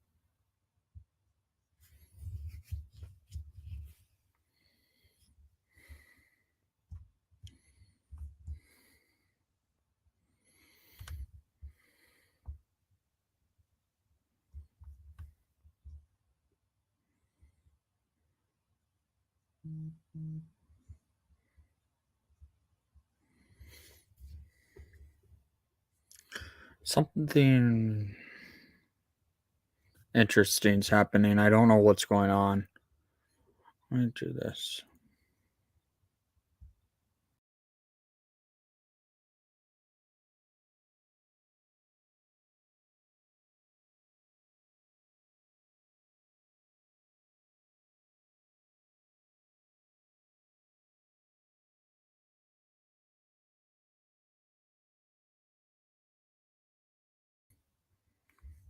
Sorry about that. That was a glitch in the stream service. There, I had to refresh the service. Going to the game on April 12th against the Kings. Should be a fun game. I believe the Kings are wearing those ugly chrome domes. Wait, isn't that the...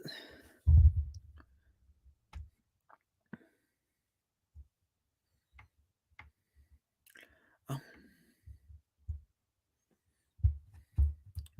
I forgot that Kings and Hawks play each other pretty quick. 2 games in a row. Or 2 games. I forgot that they play that like that. Because they play the Kings again this week.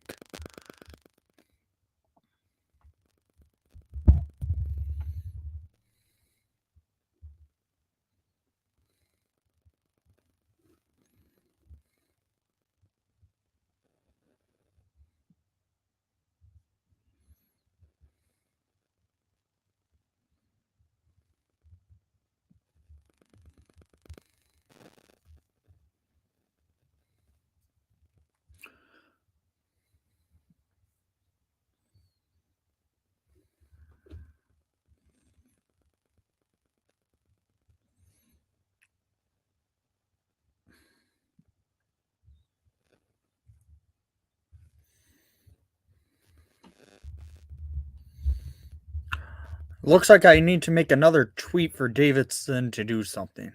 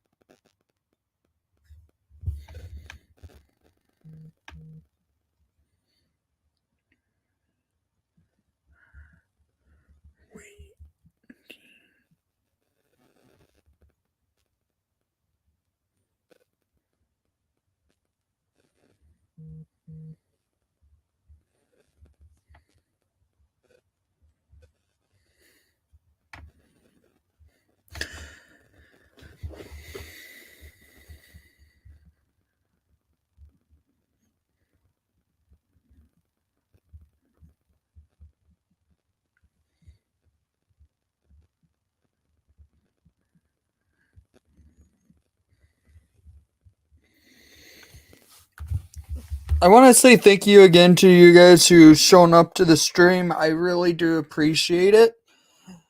It's been a long day. We're still going. What do I think about the Giroux trade? It's a lot to give up for an older player, especially a rental who I honestly think goes back to the Flyers. It's interesting to see what happens with Giroux. I like Giroux in Florida. It's a good move for the Panthers to acquire him. But it's a lot to look into.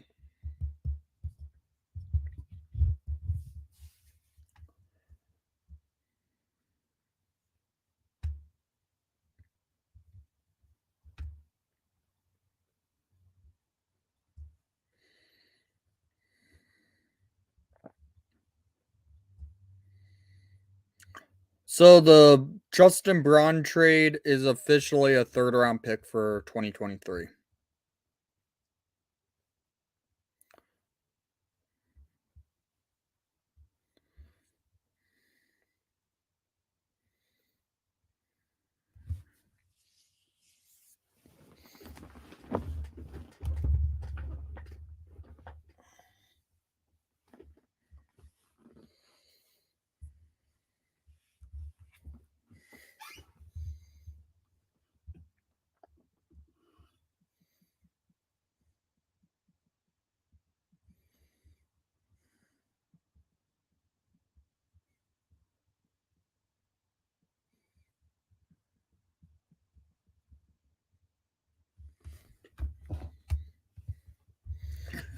But right now, it's been pretty slow. A lot of the bigger names came off the books about 3 or so days ago. So it's interesting to see what's happening.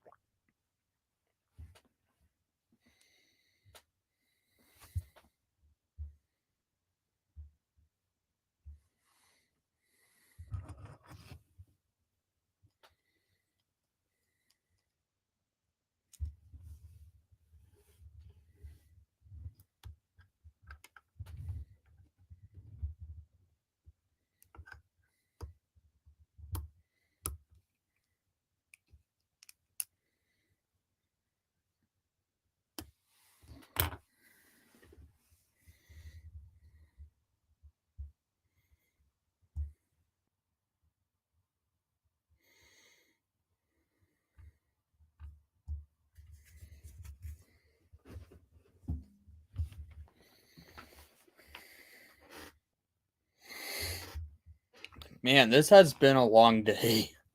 I've been streaming for 5 hours, 35 minutes. We're still waiting on it getting closer to the deadline. Maybe when it hits the hour remaining mark, we see more trades to come.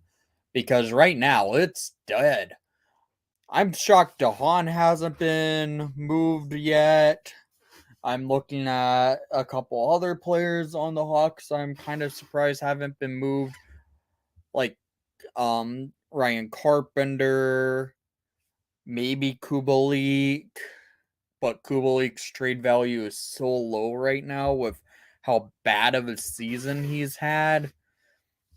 It's almost worth keeping Kubi instead of trading him.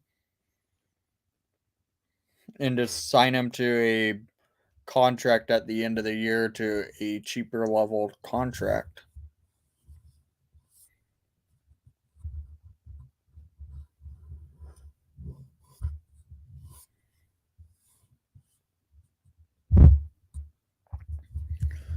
Because right now, I want to see if the Hawks do what I've said earlier when we traded Fleury. Try and acquire goaltender Alex Georgiev. It makes a lot of sense for this team who now needs a goalie because, frankly, Soderblom is not ready. Laakkonen has not been a starter-worthy goalie this year. Maybe against the Wild this year, yeah, he's played well. But other than that, Laakkonen really has not been good. So, the Hawks need to find their next goalie and find it quick.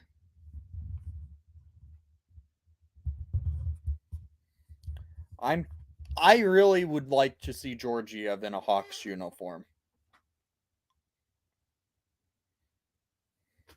It makes a lot of sense. Young goalie, has starter capability. It makes a good amount of sense to bring in Georgiev.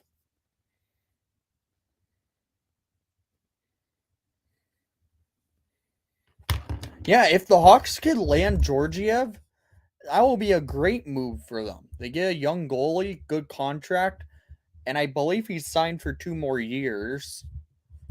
And he's starter ready. He's just sitting behind a goalie who has a chance, who's probably going to win the Vezina this year and likely to be in the conversation for Hart Trophy this year.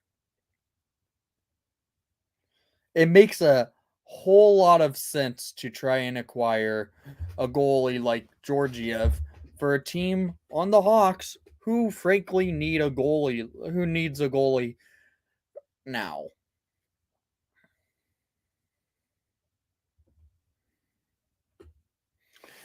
I think he's 24. Let me take a look, but I thought he was 24.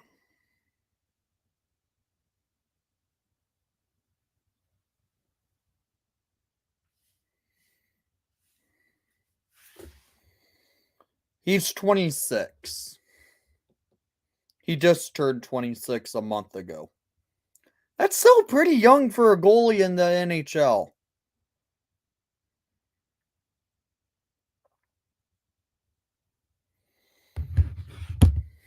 It makes sense for the Hawks to try and acquire a goalie like Georgiev.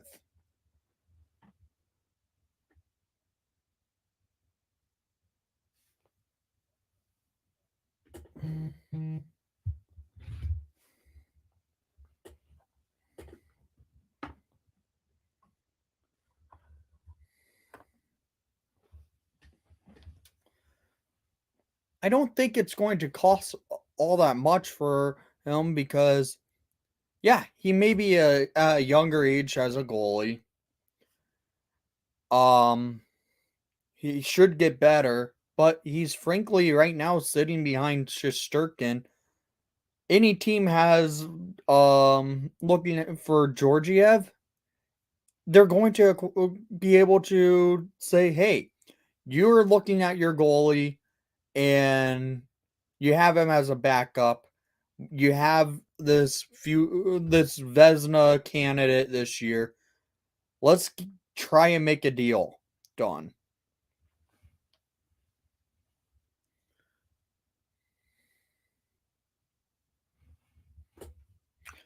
And frankly, Davidson has not been afraid to make a trade.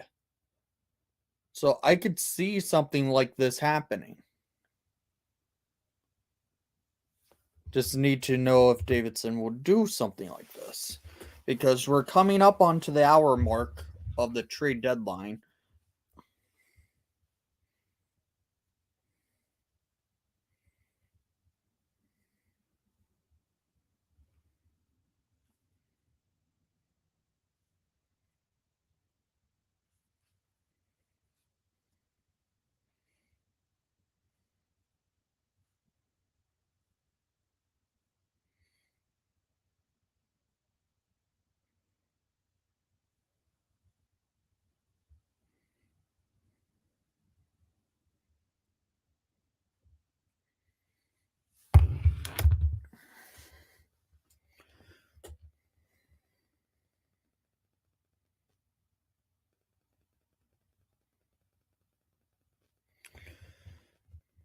Hour and 18 minutes remaining on the deadline. So hopefully the Hawks have something in place because it's coming up to the deadline and there's going to be trades, yes, that are announced after the deadline due to the fact that's how trades happen. They come in the last minute, then they are waiting to make their phone call to the league, say, hey, this actually worked, and it came in before 3 o'clock Eastern.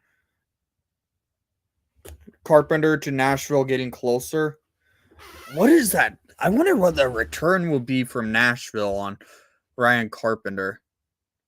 I'm not seeing Ben Pope's on that.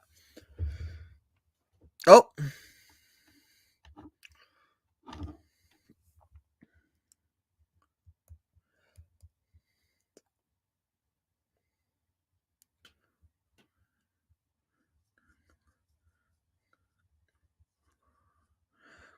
Andrew Cogliano could go to Colorado or the Rangers per Bob McKenzie. And the Brett Kulak trades finalized appears William Langston to Montreal.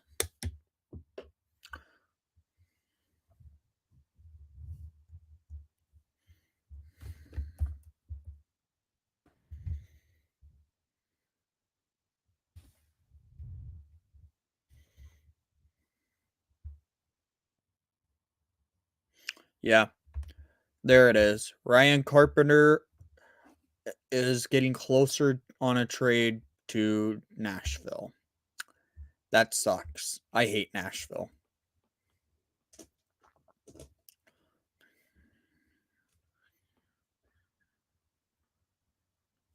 I don't even think a third round pick for Kubalik will work this year.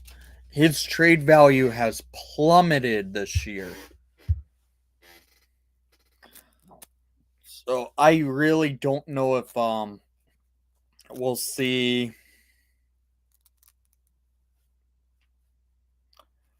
Zach, I don't think a Ryan Hartman. Wait, you're saying a Ryan Hartman return? That what we got for Ryan Hartman to Nashville a few years ago? I would take it. Because at that time, Hartman was a fourth line player and not a goal scorer. First round pick, maybe? I'm saying at least a second for Dahan. Maybe a high third. But it's interesting on Dahan's side. He's likely to be traded.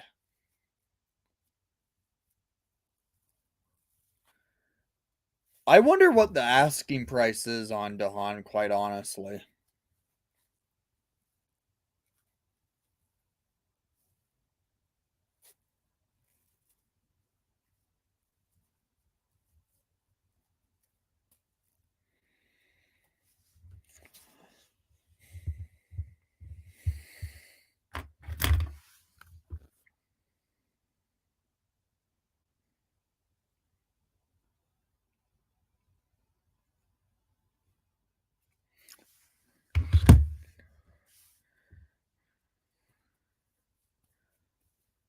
From the earlier, there was reports that Dahan could be going to St. Louis or Nashville.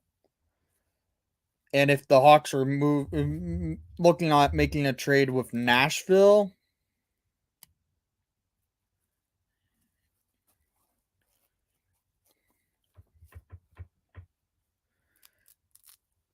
and Nashville was interested in Dahan about 2 hours ago, maybe a Carpenter and Dahan package gets made and sent them both that way.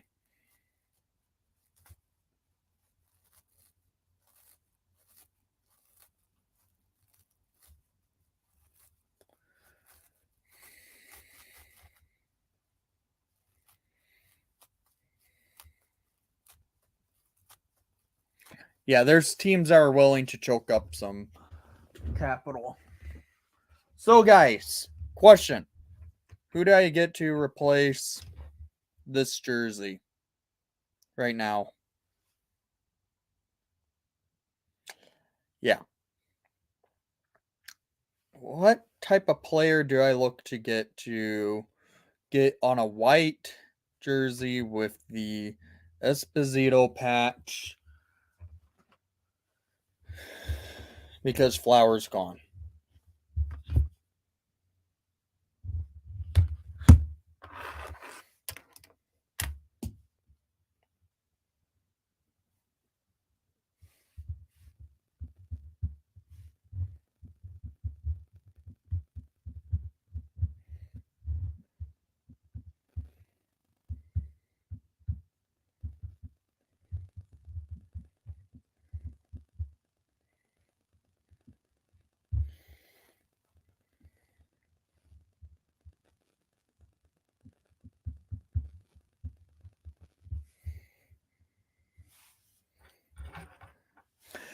I could see Mrazek getting claimed off the waivers. Something like that doesn't surprise me all that much. I said that earlier, actually.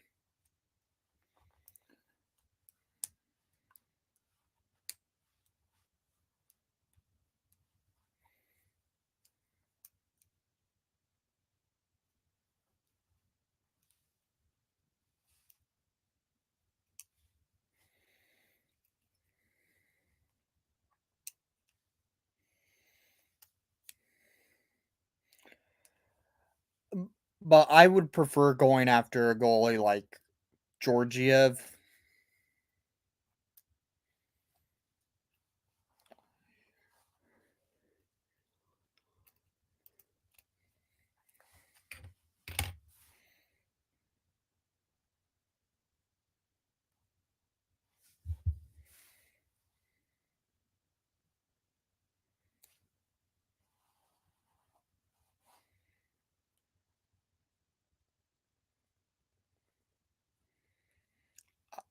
I don't think the Hawks will be willing to give up picks.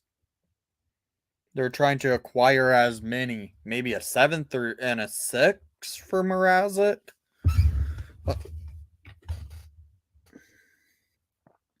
We're officially at the 1 hour, 10-minute mark on the deadline.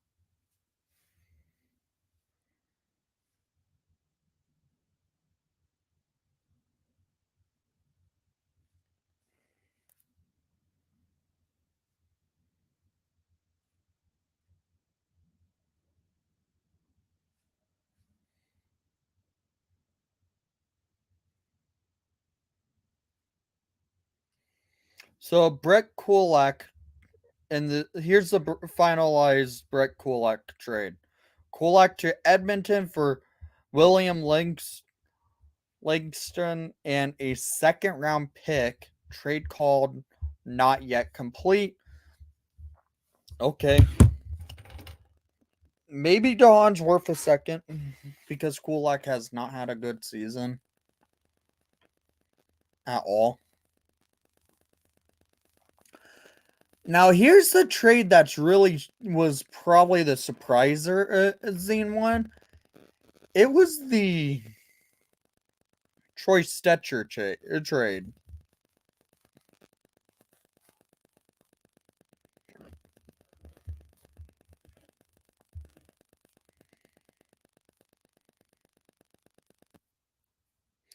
Oh, okay.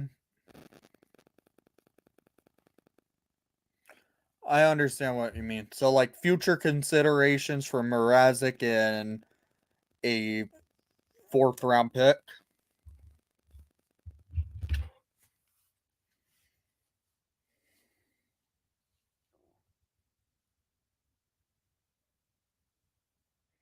Oh.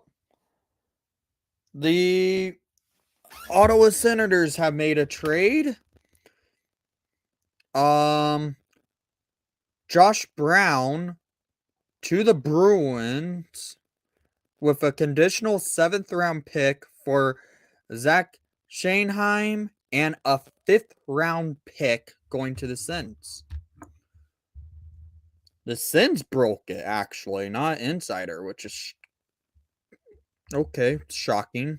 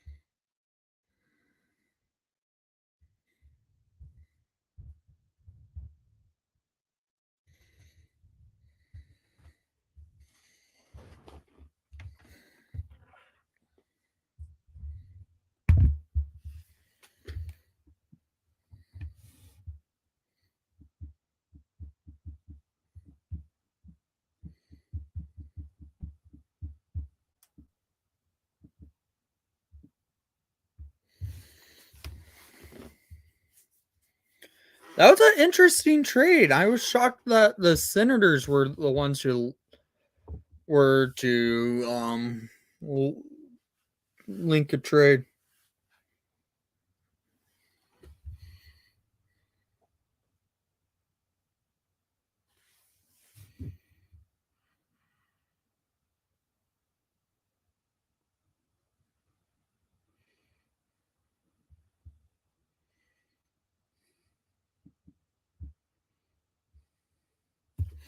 It took a second for Toronto to move Richie to. It's going to cost them a second, probably a B prospect. Okay, let's see what you. I see what you mean, but it's also going to cost some money to. It's going to see what Mrazek's going to fetch. The Hawks could have got him for free yesterday, so. Personally, I would still go after Georgiev.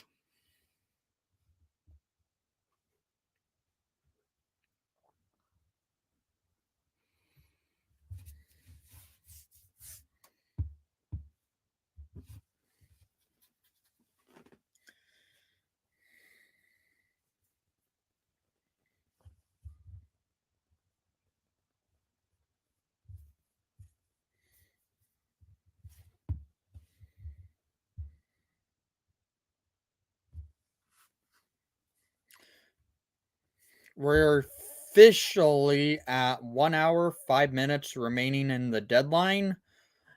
It's going to start popping off, I think. Again, guys, make sure to share the stream to people you know that are looking for trade deadline talk. And if you and let them know about the channel. This is a Hawks channel, but I am covering the NHL trade deadline every year, and it's something fun to do. And I'm usually the first one on YouTube doing these live streams for trade deadline day. I go on pretty much the time deadline starts. So we're getting close to the trade deadline. It's getting there. Hour 4 minutes, and we should be at the deadline. I'm waiting for Davidson to make another trade, though.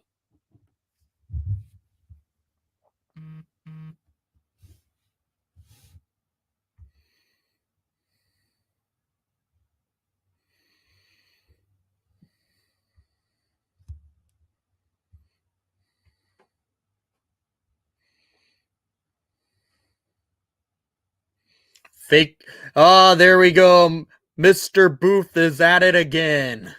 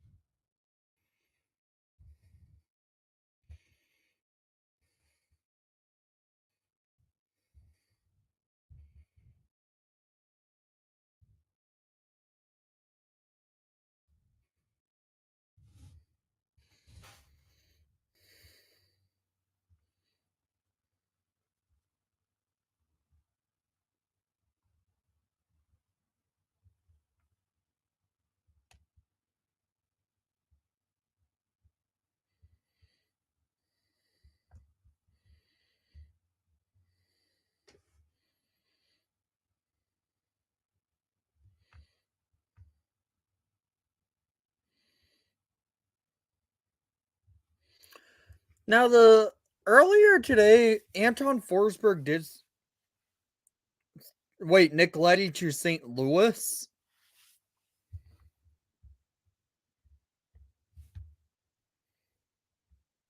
Nick Leddy is a St. Louis Blue. Oh, another former Hawk in the enemy colors.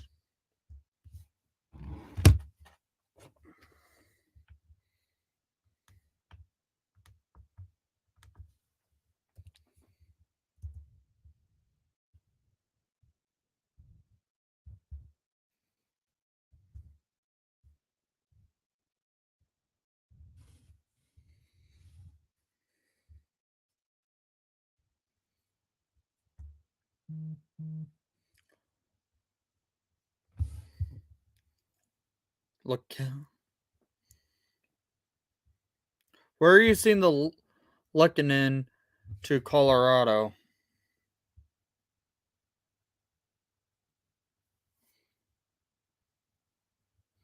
Yeah, I know. Letty wants a new deal too, so something to watch out for.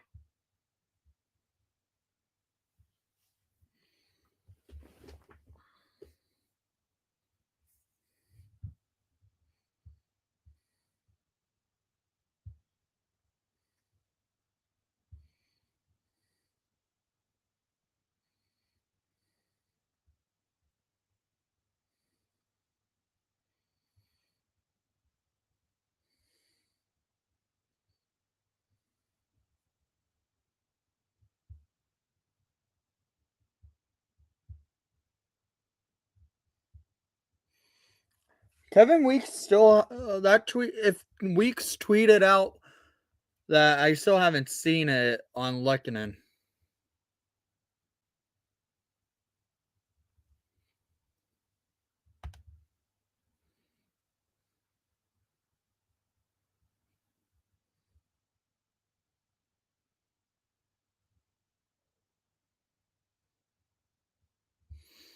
Yeah, I'm still not seeing Lekanen as a trade.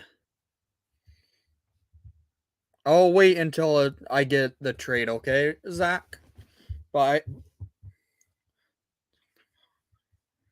yeah, I still think the Hawks will make moves. It's getting close to the deadline. There's going to be trades that are happening. It sounds like Ryan Carpenter's going to be a Nashville Predator, though. There it is, Lehkonen to Montreal, from Montreal to Colorado, per LeBron.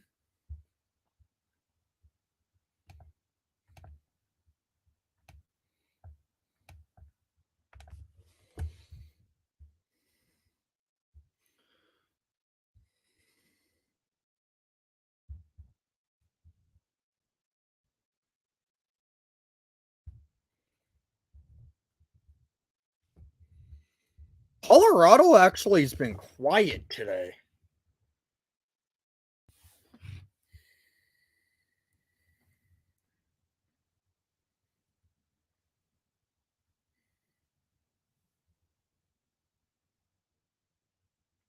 Oscar Sundqvist and Woolman are parts of the deal going back to Detroit.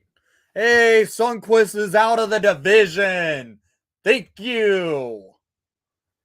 I do not like Sundqvist, guys.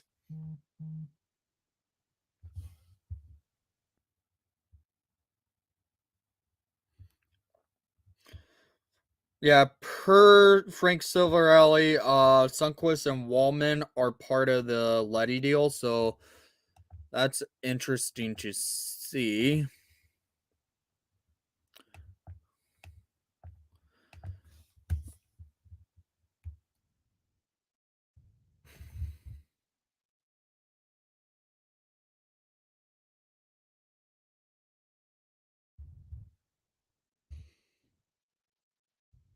That's some good return for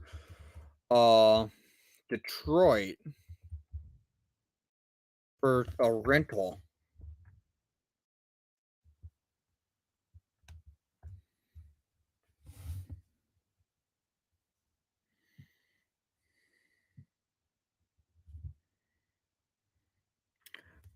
Peter Mrazek has officially cleared waivers. Justin Braun for a second. And okay. That makes sense.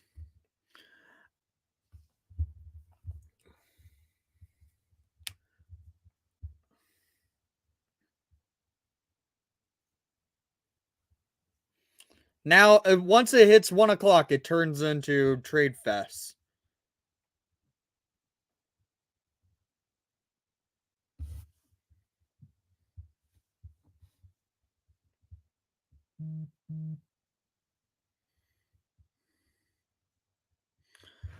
Emily Kaplan, the Ducks are shopping Ricard Raquel right now.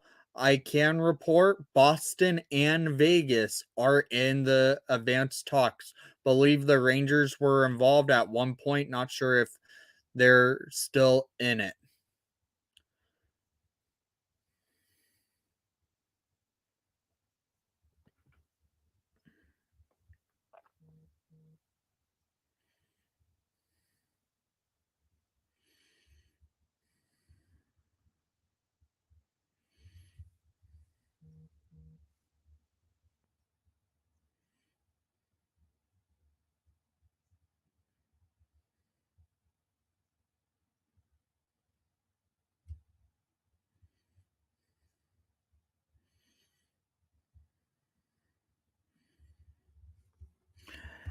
Yeah, I've been seeing stuff happening around the trade deadline where people have been reporting, like players like John Gibson getting dealt, but it's interesting to see.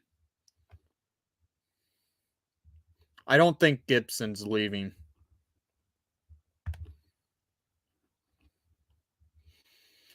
It does appear Sundqvist and has been dealt.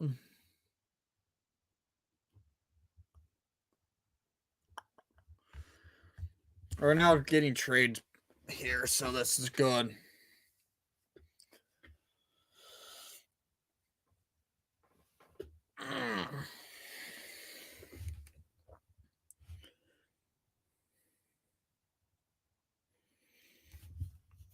I'm shocked the Hawks aren't as busy as I would have thought they would have been.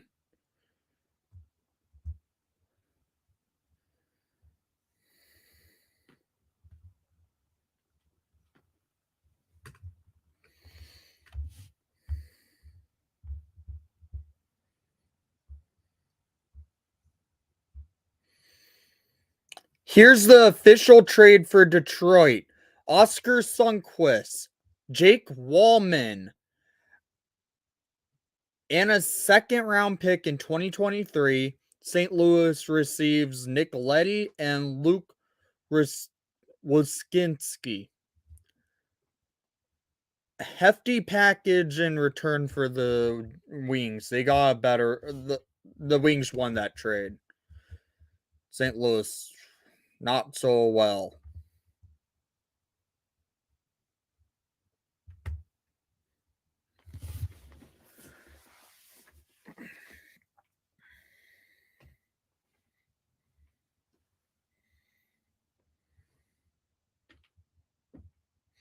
I thought St. Louis liked Sundqvist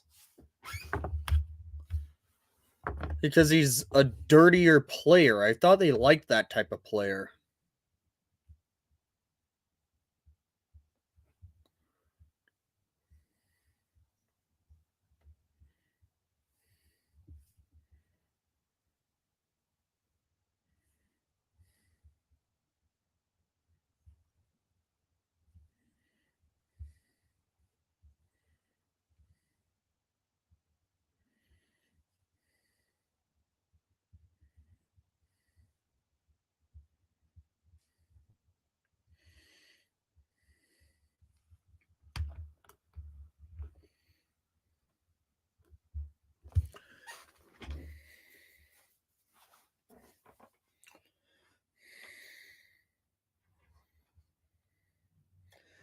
I don't think St. Louis can resign Leddy because I don't think they have the money to do so.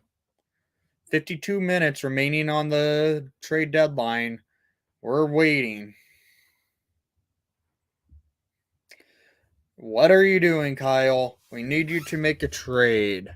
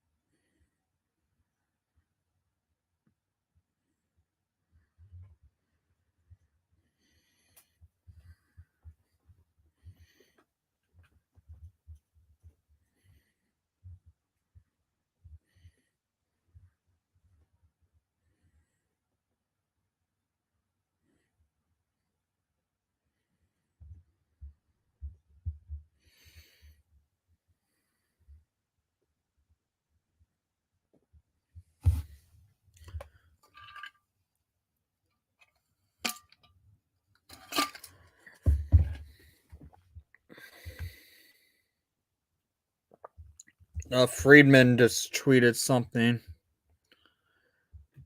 Johan Larson to Washington.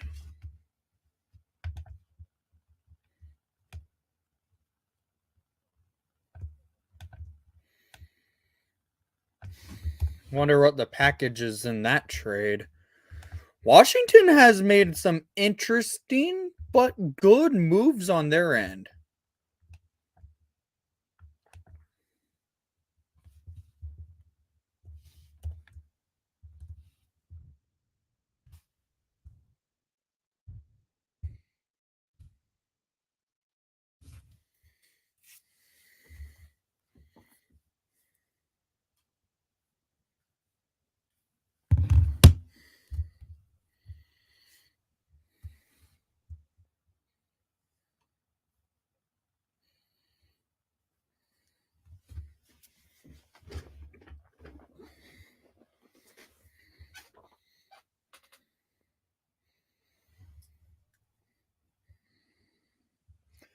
We've been seeing some interesting trades now starting to drop. I called it was going to start dropping around 1 o'clock Central Time, and we're getting it. With the 1 hour remaining mark on the trade deadline, we're getting trades.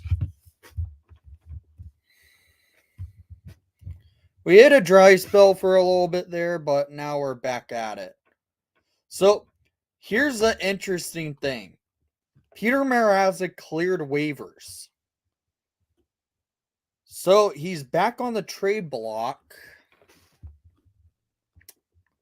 He could be traded by gaining assets in return. Do you think Dahan will be moved? I still think Dahan's getting traded. I do. I like Dahan, don't get me wrong, but I do think Dahan gets traded. I think it makes the most sense to move him out.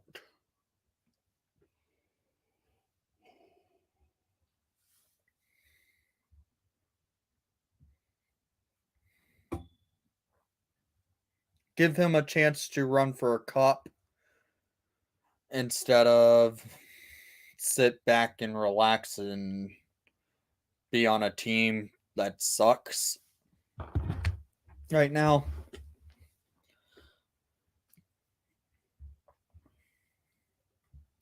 Montreal retained 50% on Lehkonen.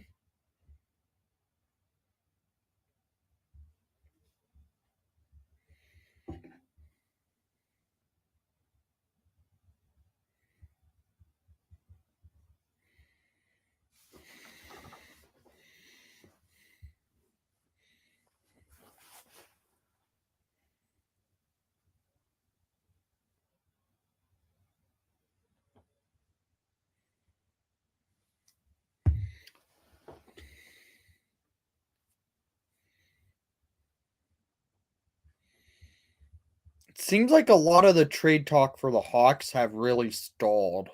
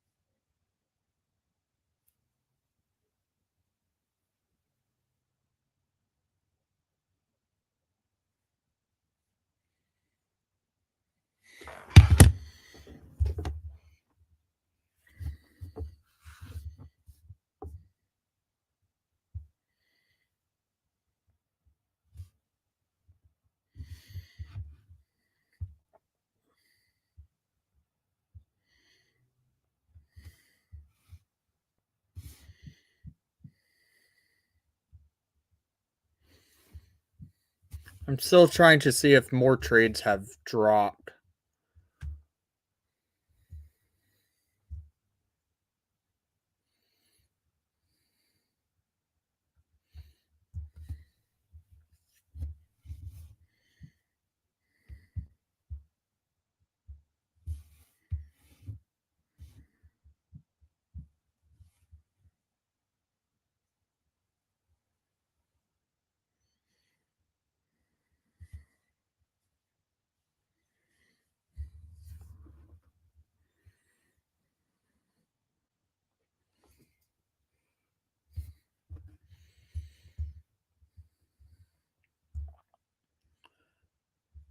Oh, Bob McKenzie with a tweet. Andrew Cogolano to Colorado. Yep.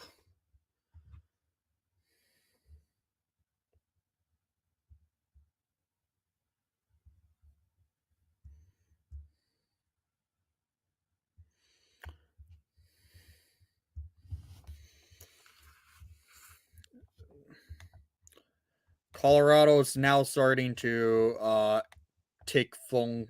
Sounds like Colorado's now saying, okay, we are running out of time. Let's make some deals and see what happens. A team who I'm interested to see if they're still going to do it is go in and make another trade is the Panthers. They have the cap space. They could use another defenseman. Maybe Calvin Dahan to the Panthers?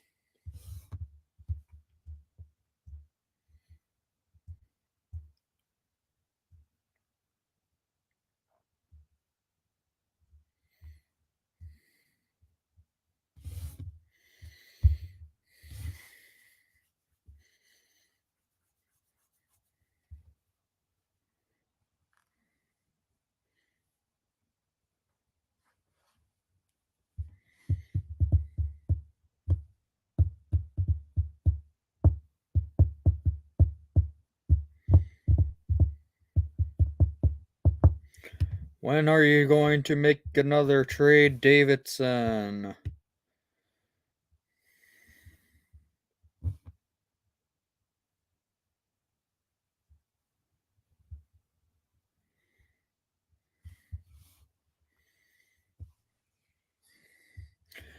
Cap friendly and the floodgates have opened. 45 minutes remaining in the trade deadline.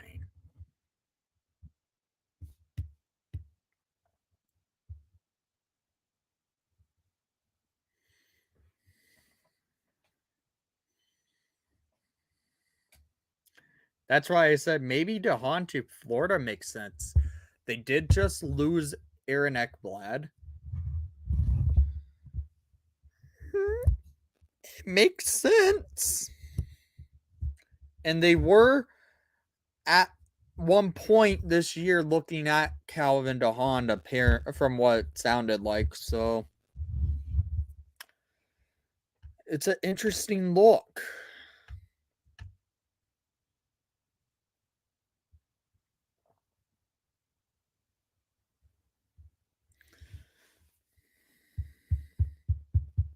So Cogliano to Colorado in exchange for a 5th-round pick in 2024 per Pierre LeBron.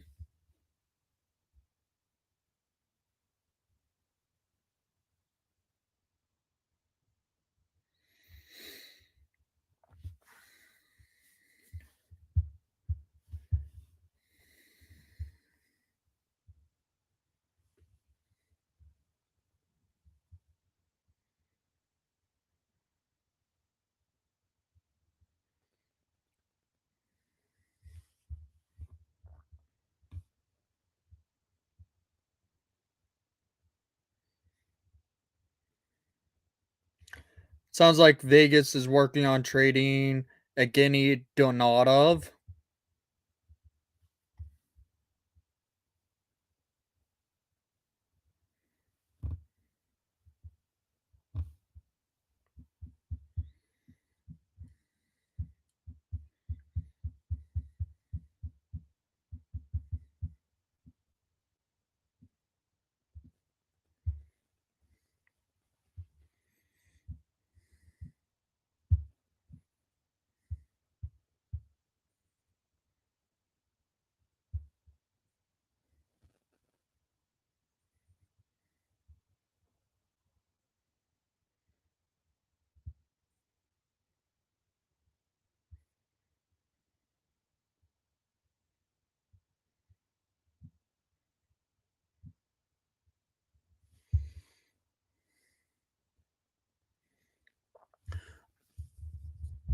I'm just waiting to see when the Hawks are going to make their next move.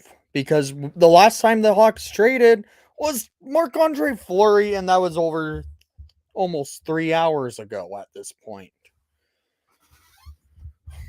This is the time for the Hawks to make a move. We are working on a rebuild, yes. It's time to do something, Davidson. Speed up the rebuild right now and start making some deals.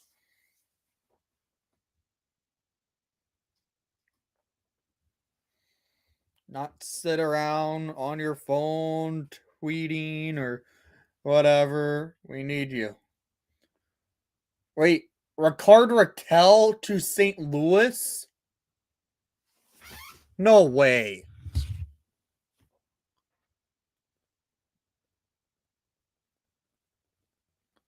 ESPN showed a Raquel to St. Louis.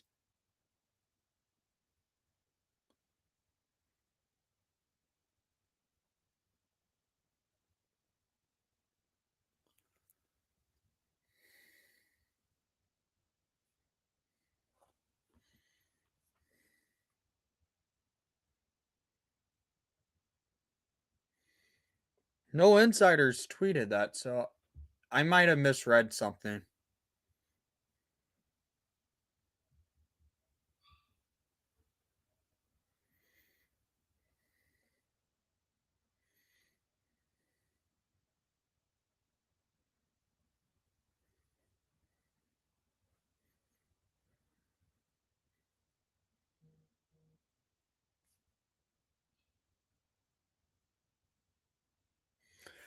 Okay, Mark Lazarus tweeting out, sources say, not expect to trade Dylan Strome today. Stromer is staying in Chicago.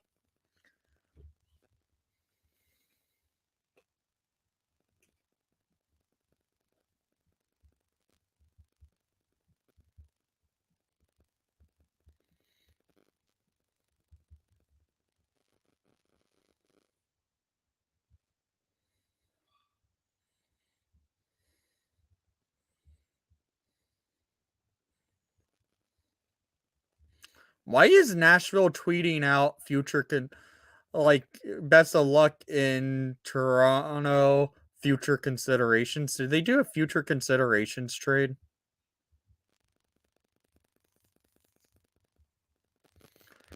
I swear someone did a future. I think Nashville just did a future considerations trade.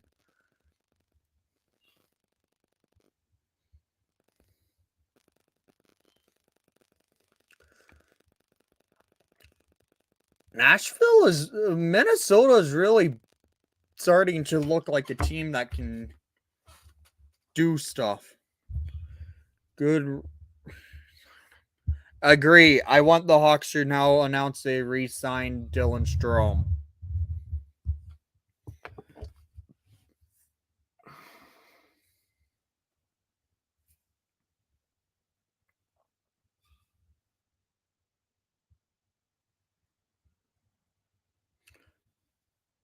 Kevin Weeks is getting a text message.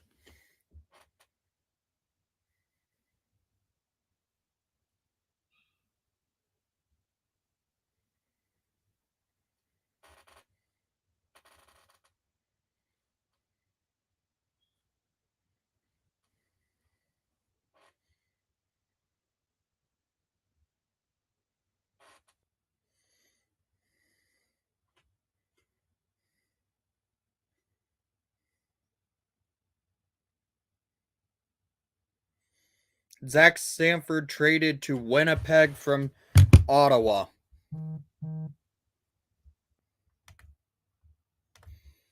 Winnipeg is actually going to start buying.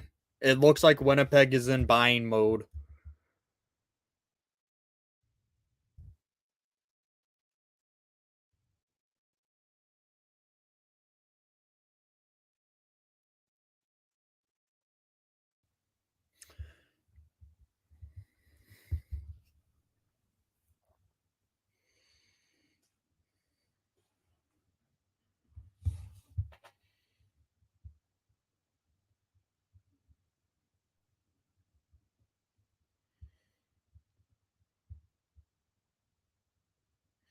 It was a 5th round pick for Zach Sanford. Andrew Kopp's still out there, and I said it. I basically predicted that Winnipeg is going to be one of those sneaky teams to watch out for as a buyer because they're so close to a playoff position. It makes sense for them. But we have to see what they do to make their team better. Zach Sanford is not a major piece, but he's a good depth role player, bottom two line in the bottom two lines, bottom six player. So that's a okay pickup for Winnipeg.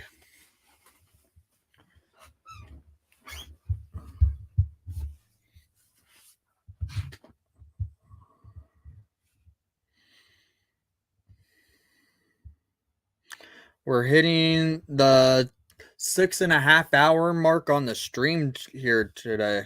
I've been up for a while, guys.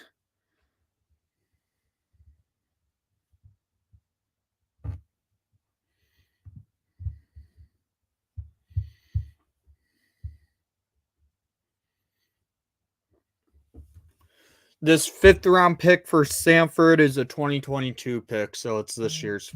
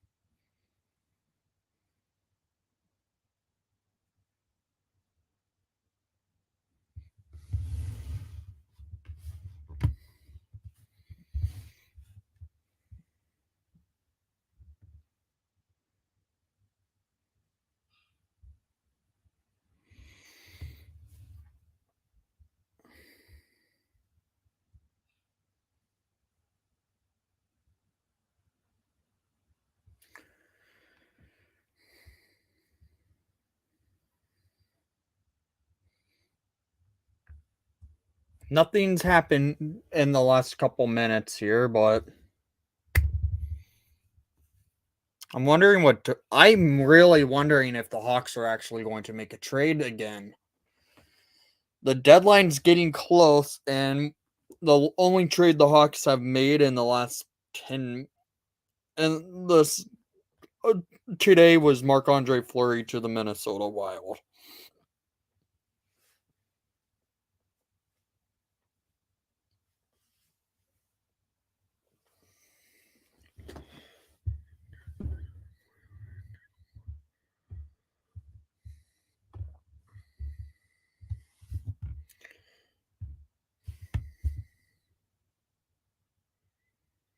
Okay, Ben Pope. I'm going to retract my earlier tweet about the Blackhawks and Predators nearing a Ryan Carpenter trade. It's not impossible, but it sounds like I jumped the gun. Put me on Eklund tier of legitimacy and until further notice. Oh my god. Kevin Weeks with another meme of a tweet. I have to show this one. What is this? He put a trash can on his head. He legit put a trash can on his head.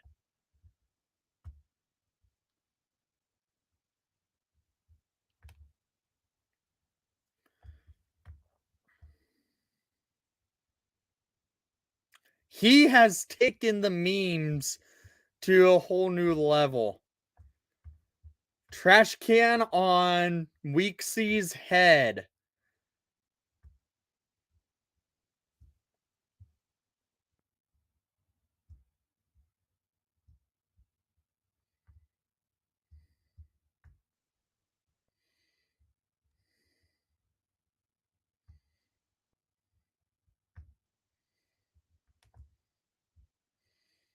Yep. That's Kevin Weeks' trade report. Larson from Arizona to Washington for a 3rd round pick in 2023. Oh my god. He legit put a trash can on his head.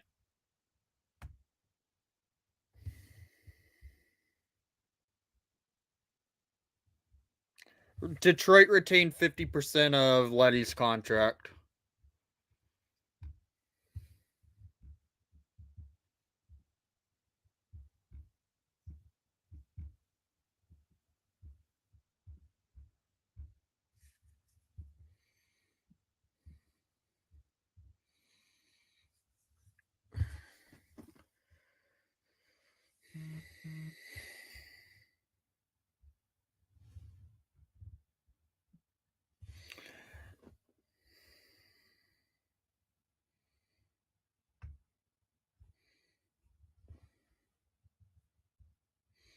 Guys, I will be right back.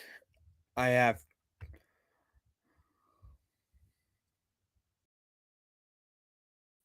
Yeah, I will be right back. 1 minute, guys.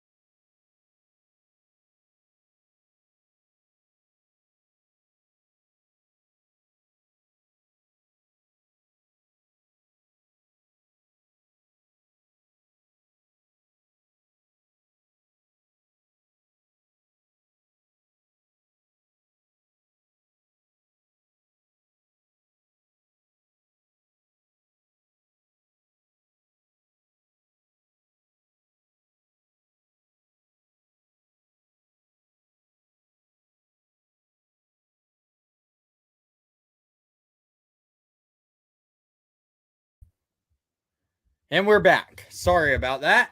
I had to do something real quick. So, nothing happened in the last minute of me being gone. At least I don't think anything has happened.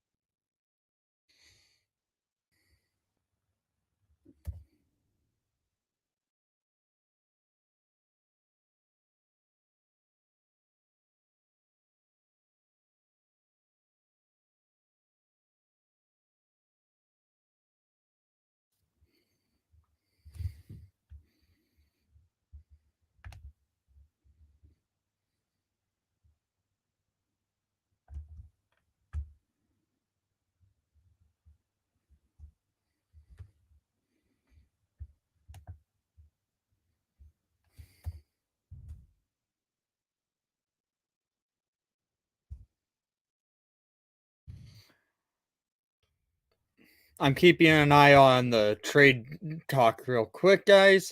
Sorry about that. I made another tweet.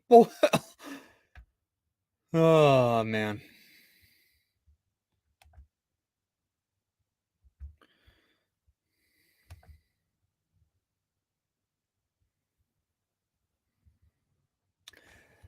Shanahan will join the AHL affiliate in Belleville. Okay, so Ottawa has sent down the player they acquired.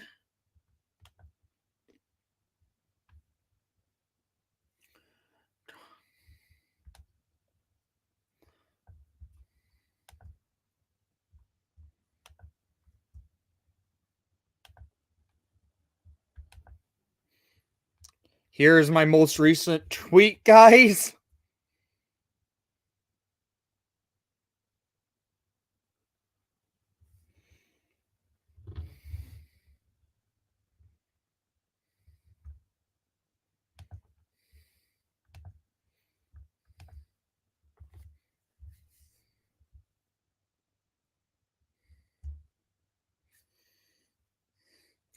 We're getting close to the deadline, guys. Real close. 20 minutes remaining till trade deadline. Don't forget that doesn't mean the deadline is over, because GMs will be making phone calls to the NHL saying they have made this trade. They're just waiting for an answer from the league officials. Say, hey, this trade was made at this time. We need you to clear it and get us to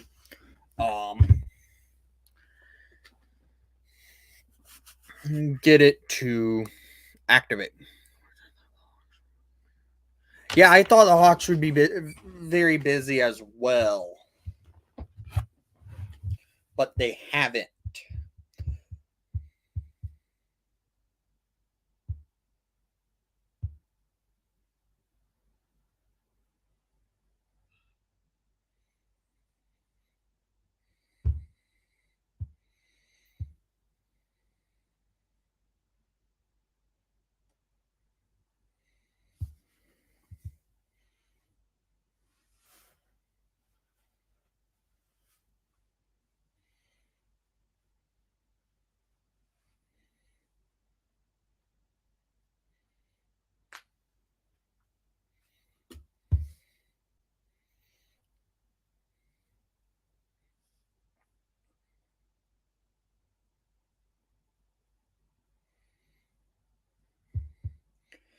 Who is going to be the next to be moved in the NHL trade deadline?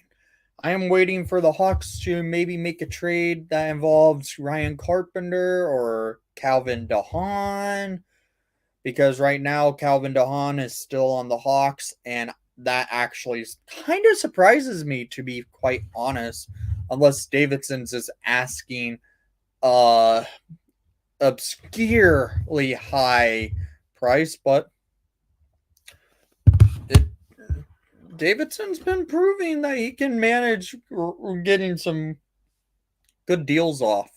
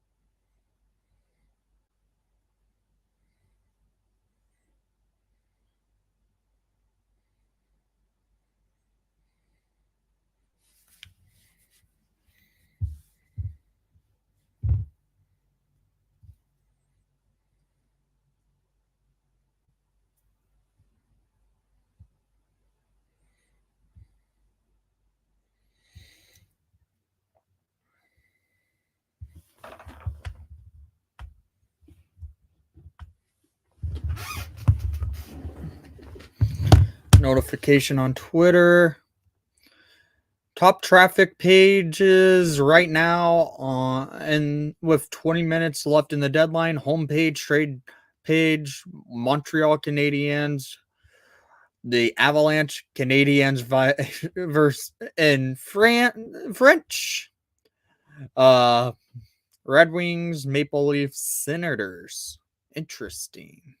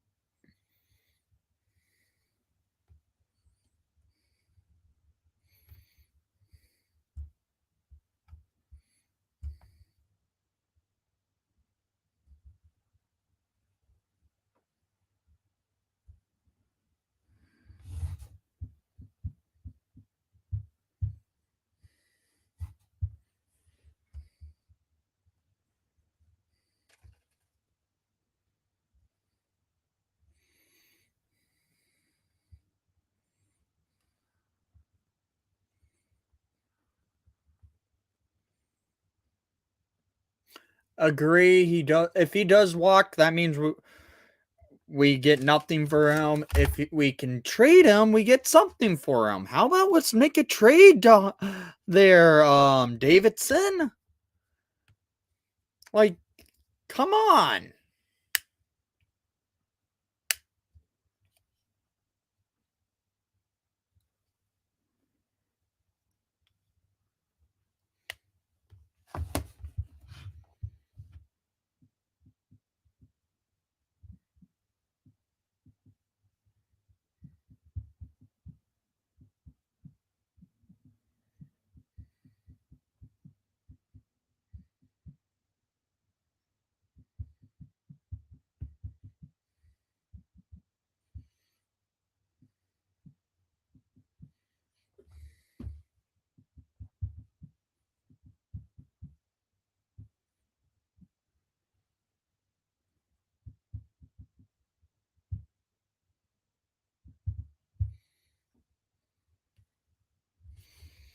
All right, come on. We're getting close to the deadline. We know. Can we see what happens?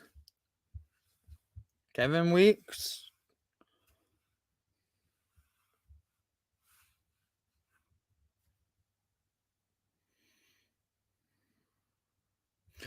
Kevin Weeks with another tweet. It's Anthony Beato to the Rangers from the San Jose Sharks.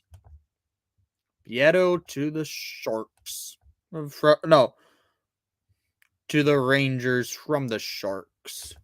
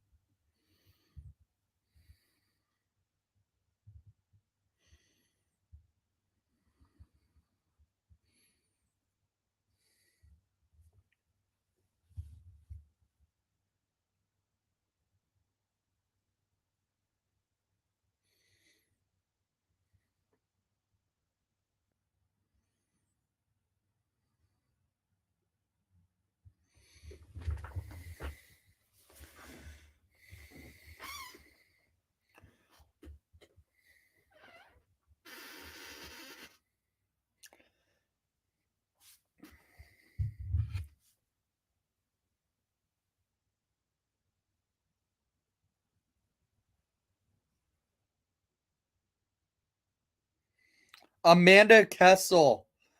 Phil Kessel's sister just said, doesn't look like 81's being moved with this emoji. Could that mean he might be?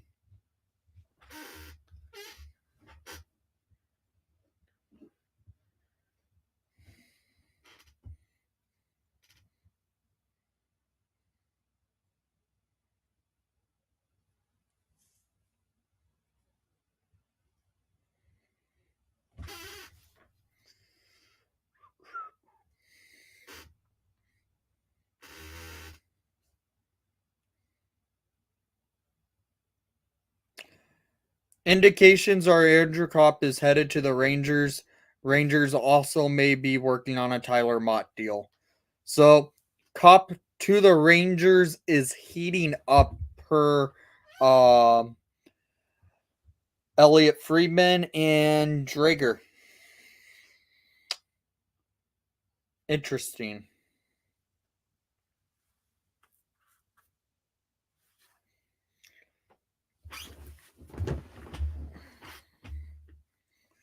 We're starting to see something happen.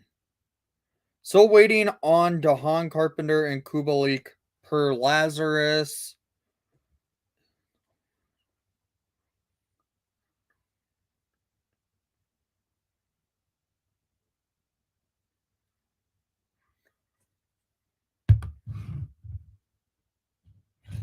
So there's 11 minutes. Trades still can happen and they can be announced after the deadline. I expect the Hawks not to be done. I'm hoping that's the case because letting players walk at free agency when you're a rebuilder is never the answer.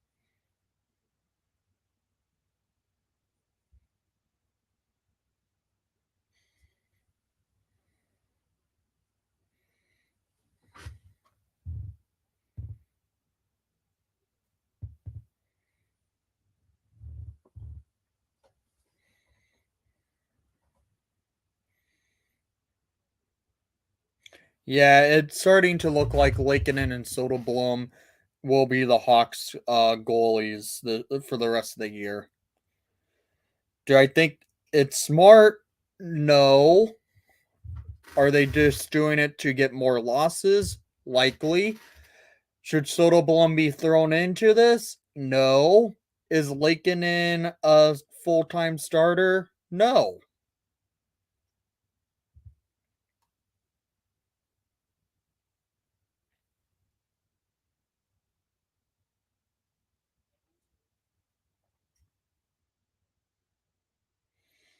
Up.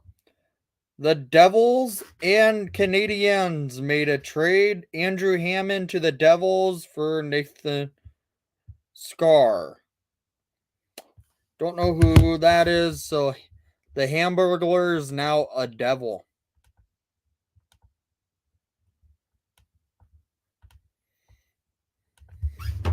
Minor trade, really, but whatever.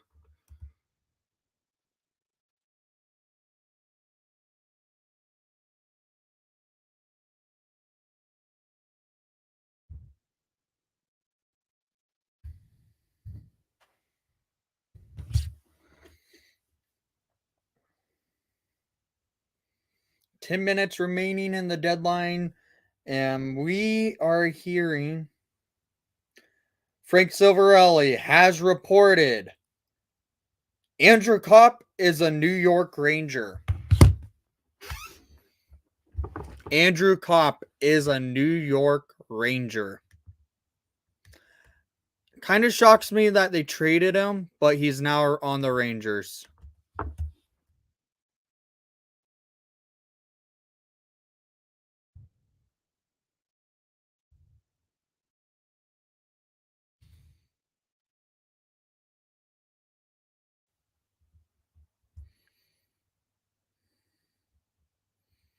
Hey, Jacob.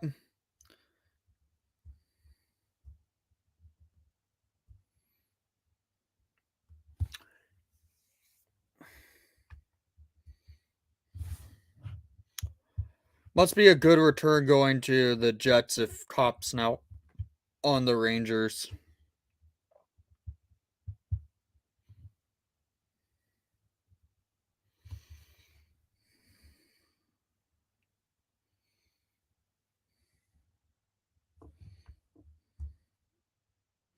Six minutes and 50 seconds remaining for the trade deadline.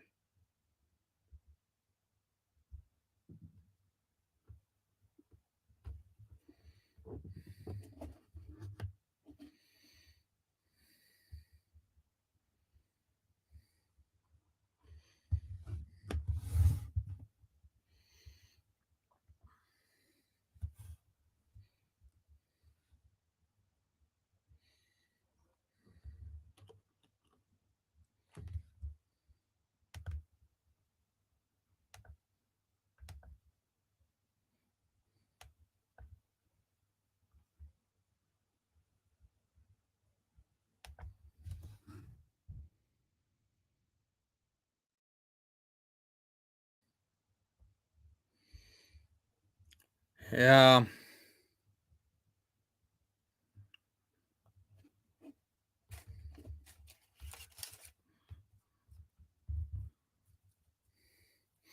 We need them to make it to the conference final.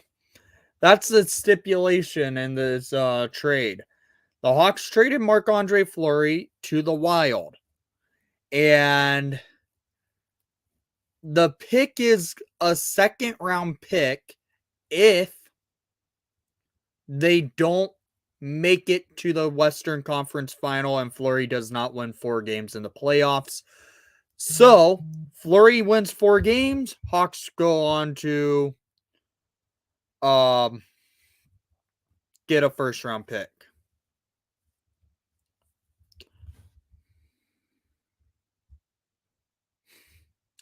That's a Stanley Cup champion there, Mitchell.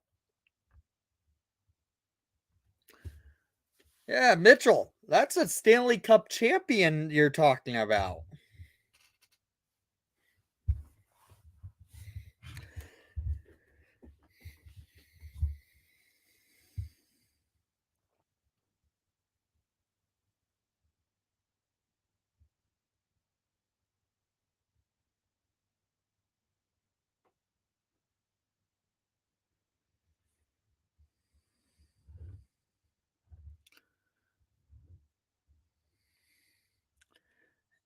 Not an important Stanley Cup champion.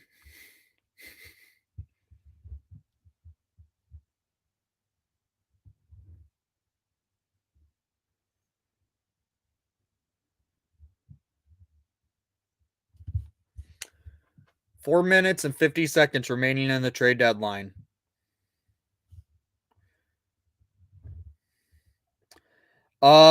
Tyler Mott to the Rangers for a 4th round pick. The Rangers have picked up the foam. Man.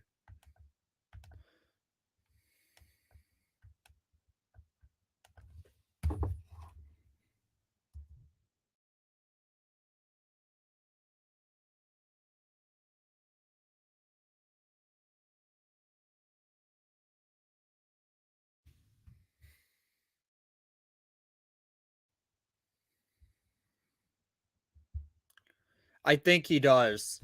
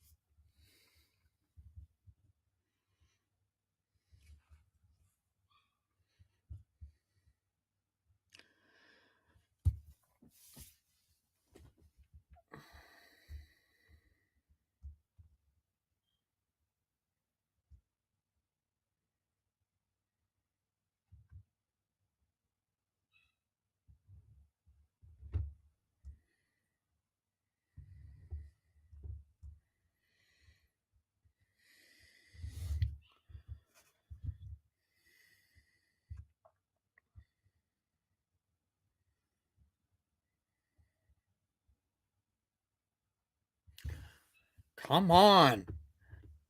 Kyle Davidson, this would be a failure on yourself if you don't make any more trades.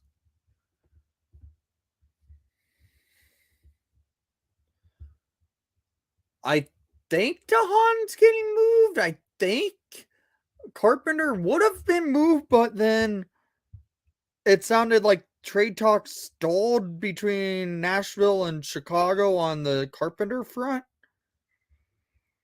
But then again, there are going to be trades that are announced after the deadline's passed, which is in 2 minutes.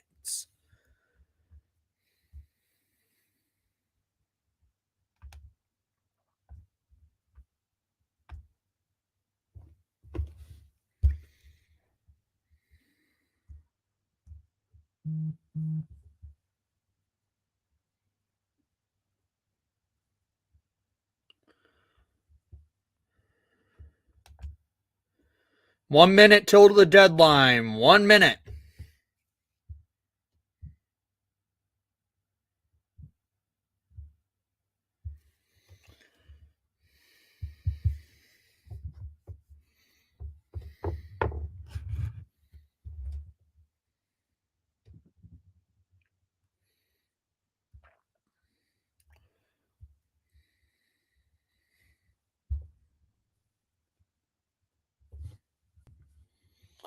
We're at the 30-second mark.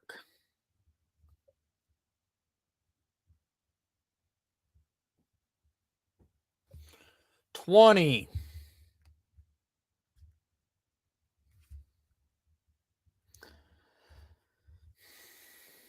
10, 9, 8, 7, 6, 5, 4, 3, 2, 1. And the deadline has happened. It's officially 2 o'clock. Trades can still happen. So we'll stay live a little bit longer. But as of right now, Davidson only made 1 trade today. But Andrew Kopp did end up getting moved. Vancouver did not make any other acquisitions after the 2 p.m. deadline waiver wire claim on Brad Richardson. Pencil down the deadline has passed. All deals must have been submitted to the Central Registry, and the timestamp at a 2:59.9. Okay, well, stick around.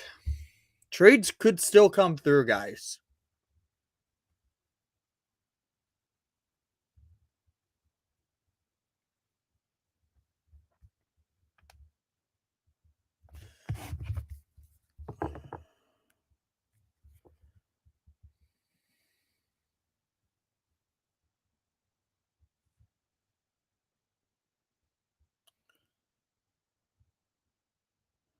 Okay, per Ben Pope, it's 2 p.m. NHL deadline has passed. There will be more trades announced in 30 to 60 minutes. So wondering if the Blackhawks are involved in any of them. I expect more of them. It's odd.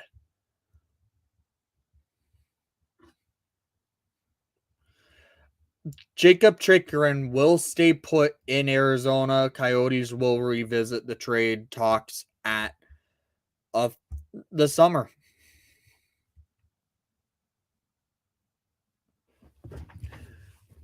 Yeah, the Hawks definitely have to address the goalies in the summer.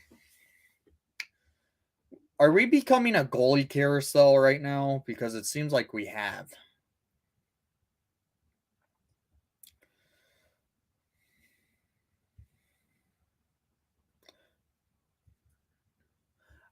Yeah, I hope the Hawks made a couple of deals.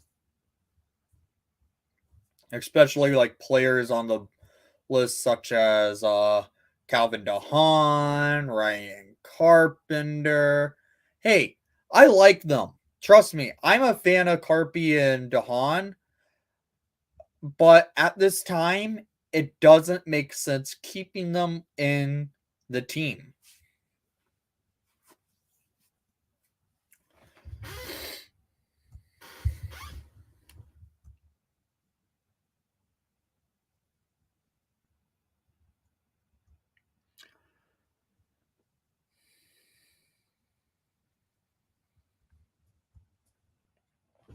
So we'll stay live for the next.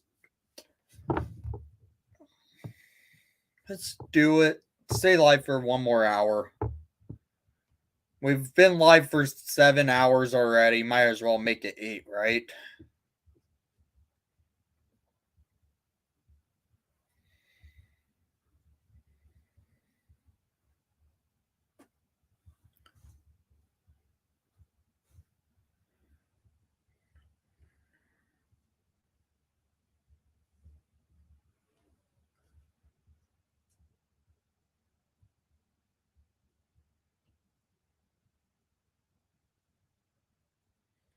And they're bringing out the chicken parm for the ESPN people.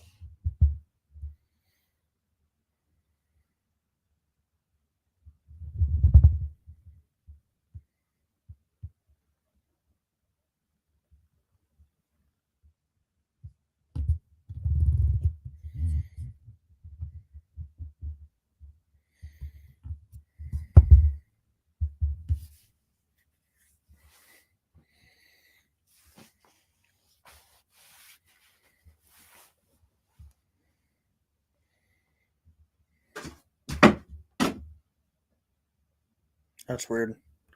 Something just fell.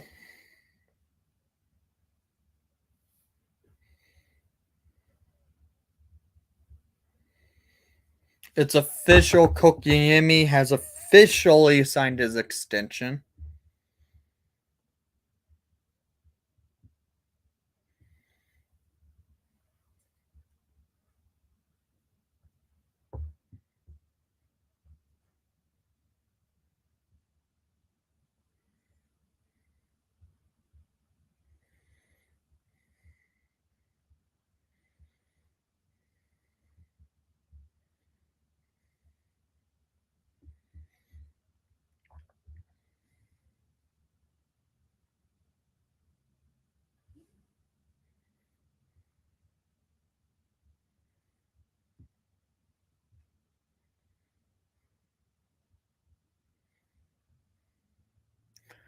I believe this will be the first time Phil Kessel becomes a free agent.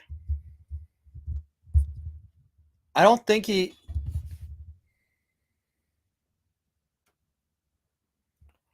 Ricard Raquel to the Pittsburgh Penguins. Wow. That is a team that came out of nowhere on a trade. Raquel to the Penguins.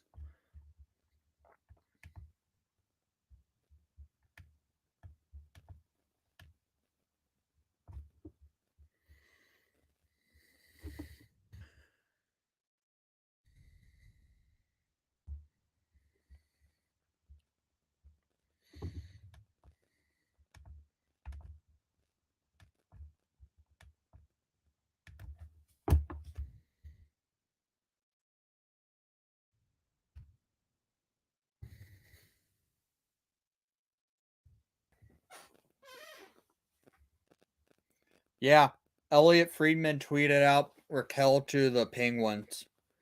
And it appears Derek Bouchard to the Edmonton Oilers by Dave Panyoga.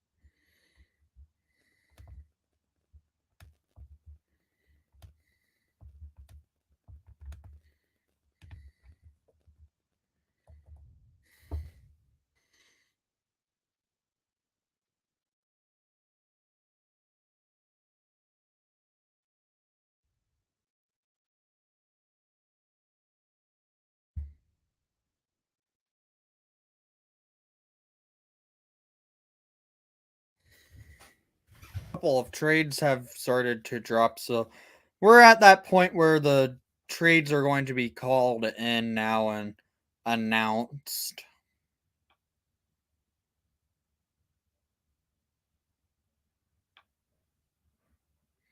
Ricard Raquel to Pittsburgh for prospects and picks.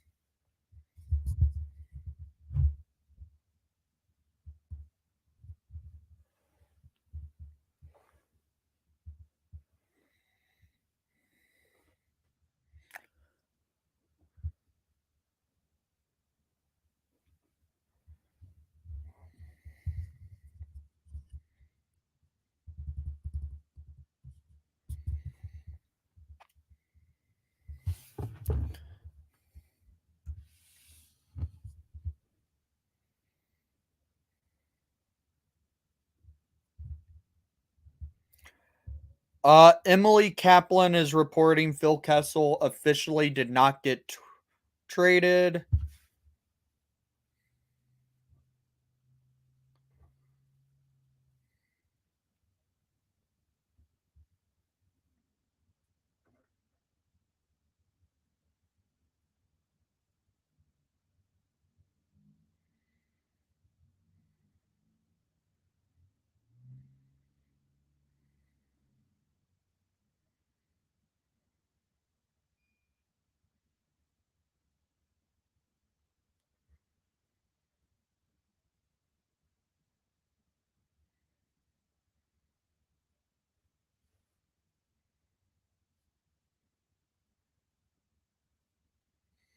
Ryan Carpenter to the to the Calgary Flames. It appears Carpy did get dealt, and it's going to be the Calgary Flames.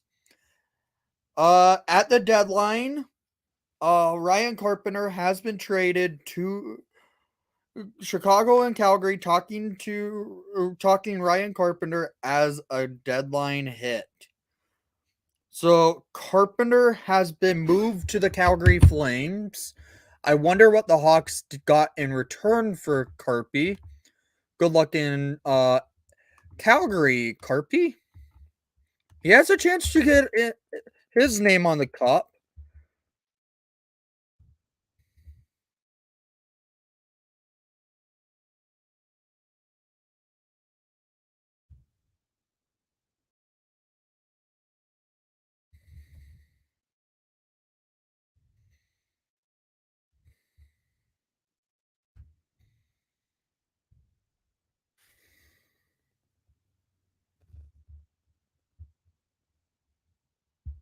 No, it appears Carpenter has been dealt to the Flames.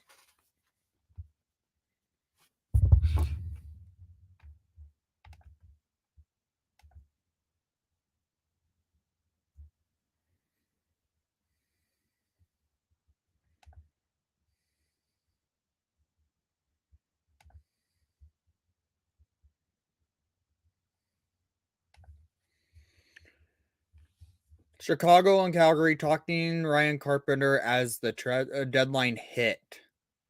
Oh, maybe I misread that. Maybe that means he stays put.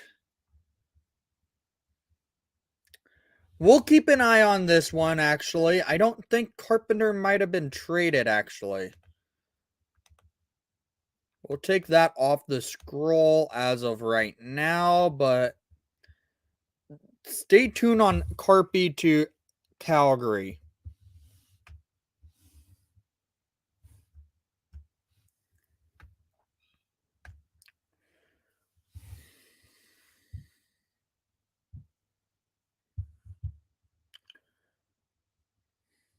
James Reimer stayed put.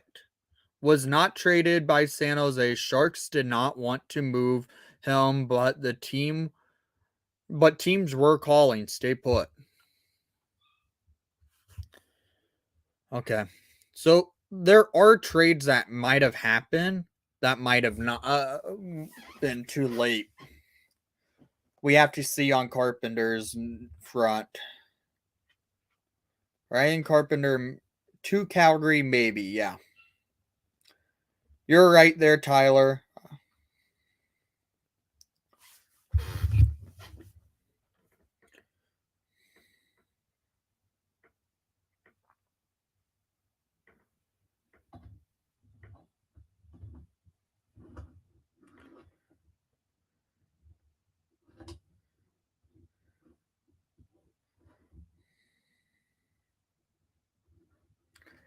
But on NHL news, which tends to get stuff, right? They tend to be a good one to follow because they tend to get like a good track with the on the insider stuff. They reported as to Carpenter is a flame.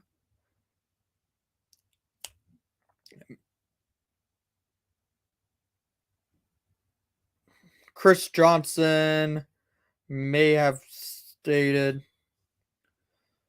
it sounds like they got this under the 3 p.m. wire. Max Domi is headed to Carolina. Max Domi is a hurricane, per Chris Johnson. That's a good pickup for the Hurricanes.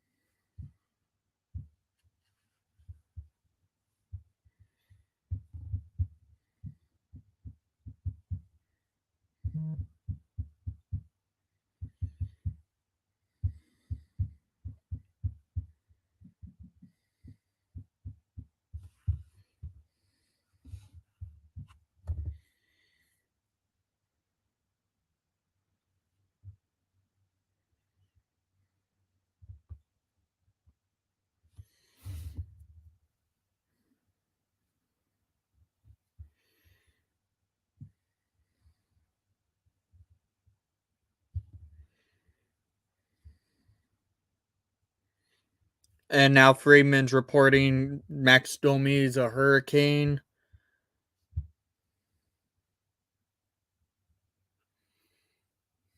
Yep.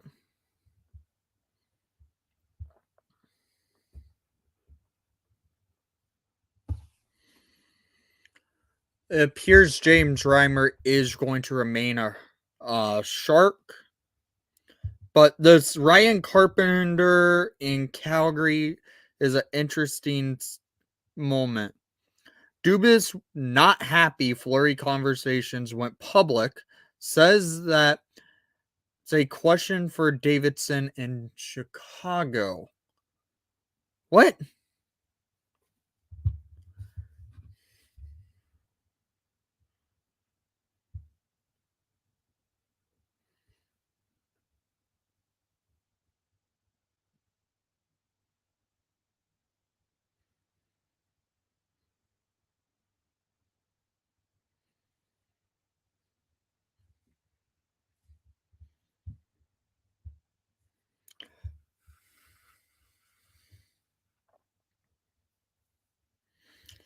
So Bob McKenzie is saying a second round pick plus a prospect and a roster player for Raquel going to Anaheim from Pittsburgh. I don't know why Flower played last night, but for some reason, the Toronto GM is very salty about something. About saying that Dubas not happy Fleury conversations went public. Says that a question for Davidson in Chicago. What is I have to see what the heck this means. I don't recall anything getting public.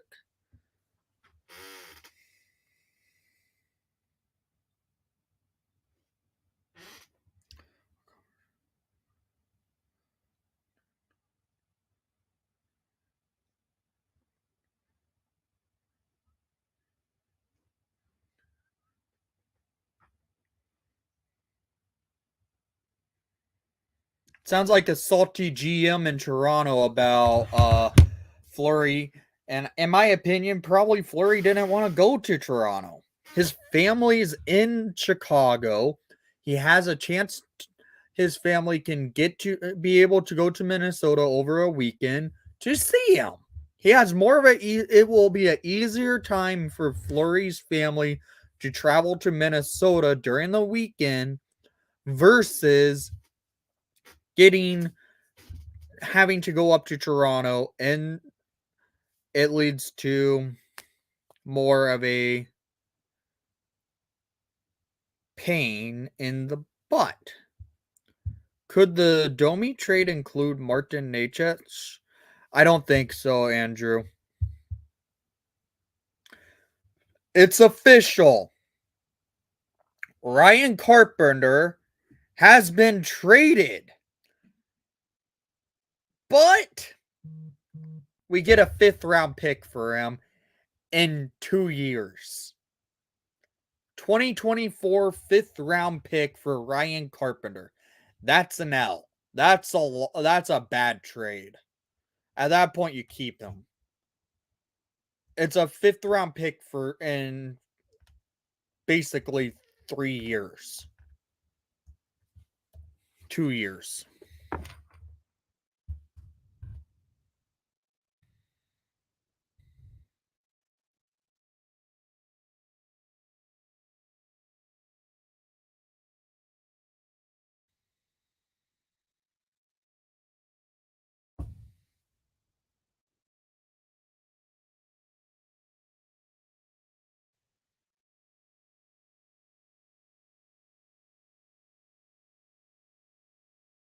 That's a bad trade, Davidson.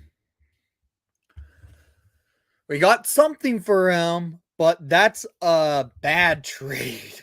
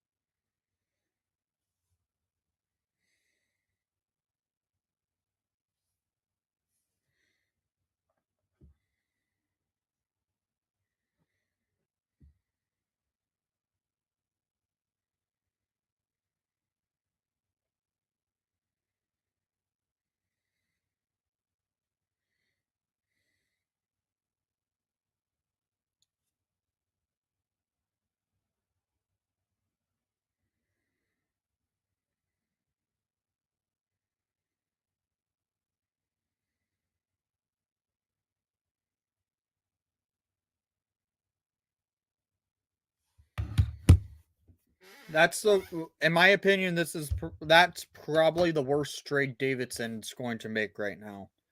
Unless he also had another trade in place for Calvin Dahan and it turns out to be worse.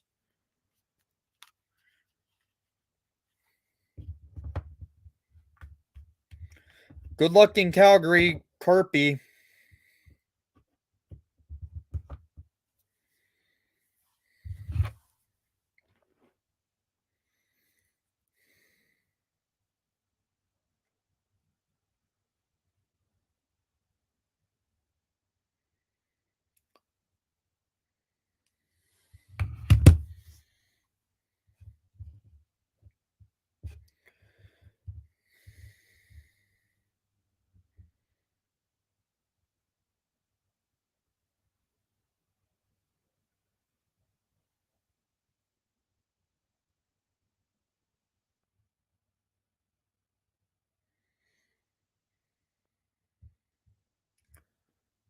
Oh, Neneskov to Dallas. Dallas made a trade.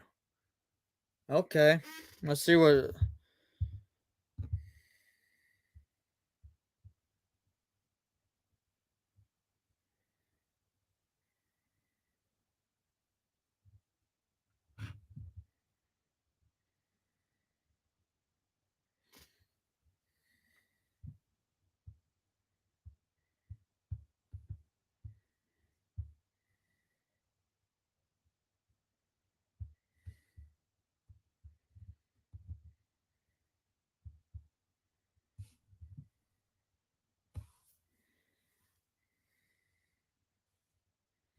That's what likely is a drive, but in my opinion, it's still a weak trade. Should have gone for more in return, like a pick sooner rather than later.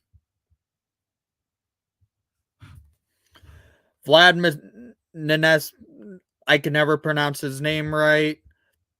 The Kov is in Dallas from Detroit for a 4th round pick.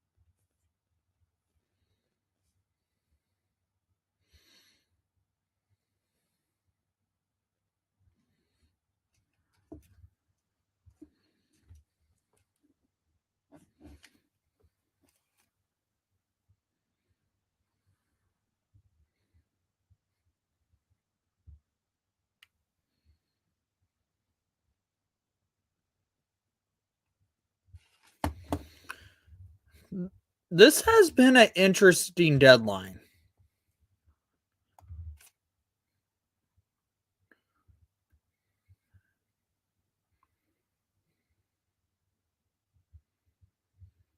Yeah, I'm trying to see if the Hawks have made an extra trade.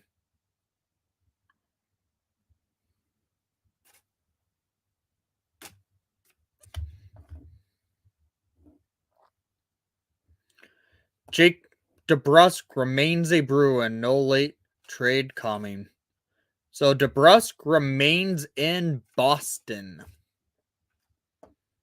That means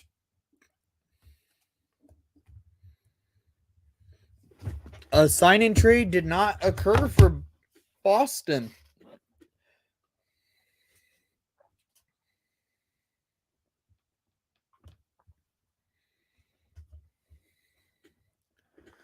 Which makes it even more weird to re-sign him.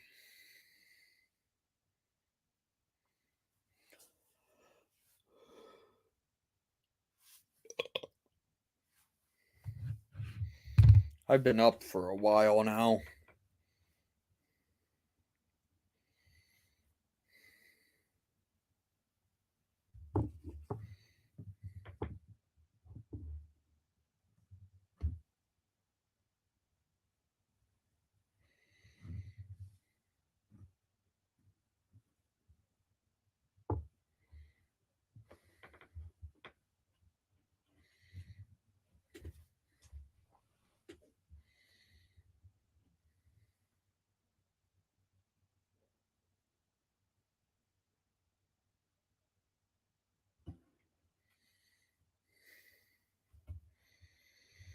I'm still wondering if the Hawks did trade Dahan.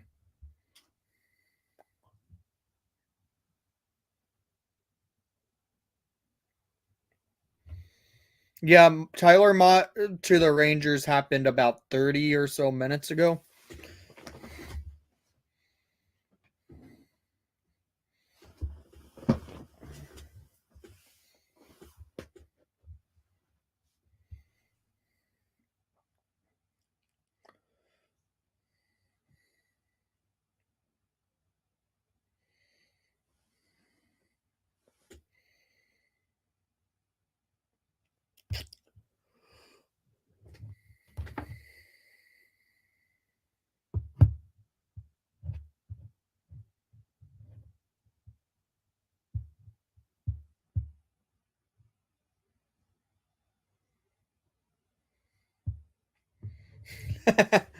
The memes of Kevin Weeks' videos.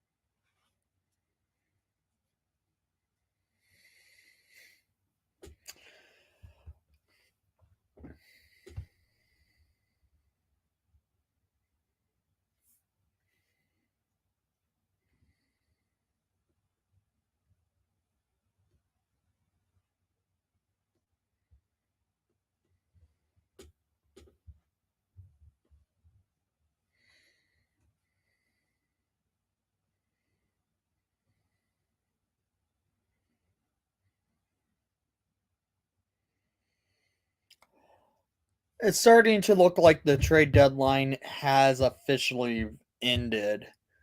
Right now, it looks like no trades were. More trades are coming in, but who knows? A couple could start popping up again. But guys, I will give you the heads up. There will be a Blackhawks trade deadline recap coming to you guys tonight around 7 o'clock Central Time. But that's about it. Not a fan of the Scott Powers of the Athletic didn't trade Dahan or didn't trade Strom or Kubelik. They're not expected to re-sign either. It's exact words. Sense.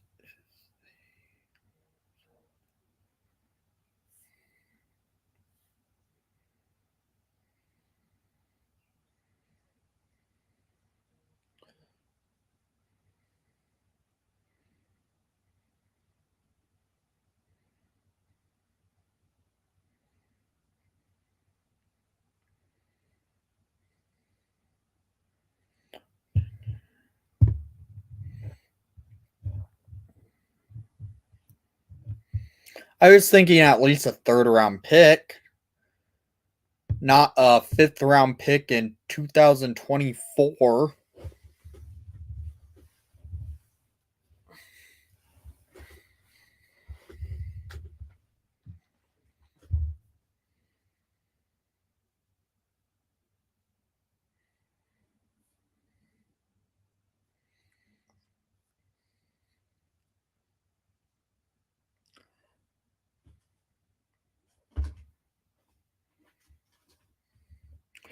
For accounting purposes, the Max Domi deal is three-way between Florida, Carolina, and Columbus. Some salary retention and prospect involved. See how this is shaped out. So the Max Domi trade's a three-way trade with Florida involved with Carolina and Columbus. Why would Florida want to help Carolina out if they're both battling for a Stanley Cup this year? That's a little interesting to say.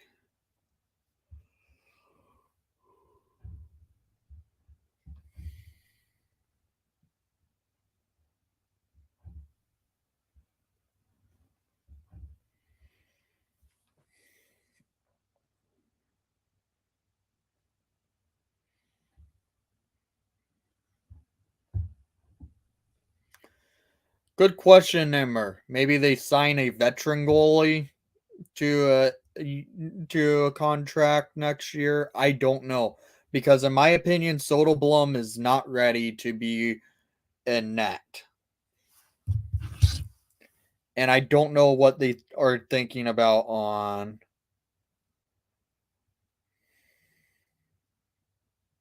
Lakeinen.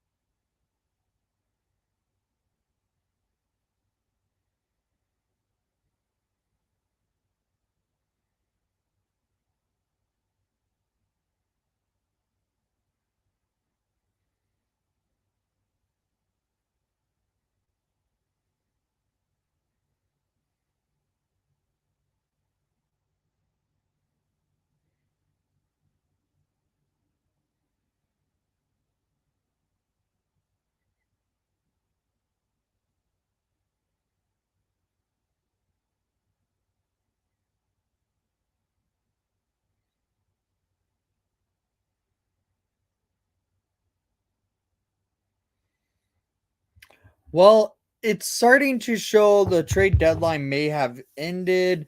So I might have to call it a stream here, guys. Thank you for coming by. And I really enjoyed doing this live stream. I will have the trade deadline recap coming to you guys around 7 o'clock Central Time tonight. Thank you again, and thank you for watching the broadcast. Please leave a like and subscribe if you haven't done so already.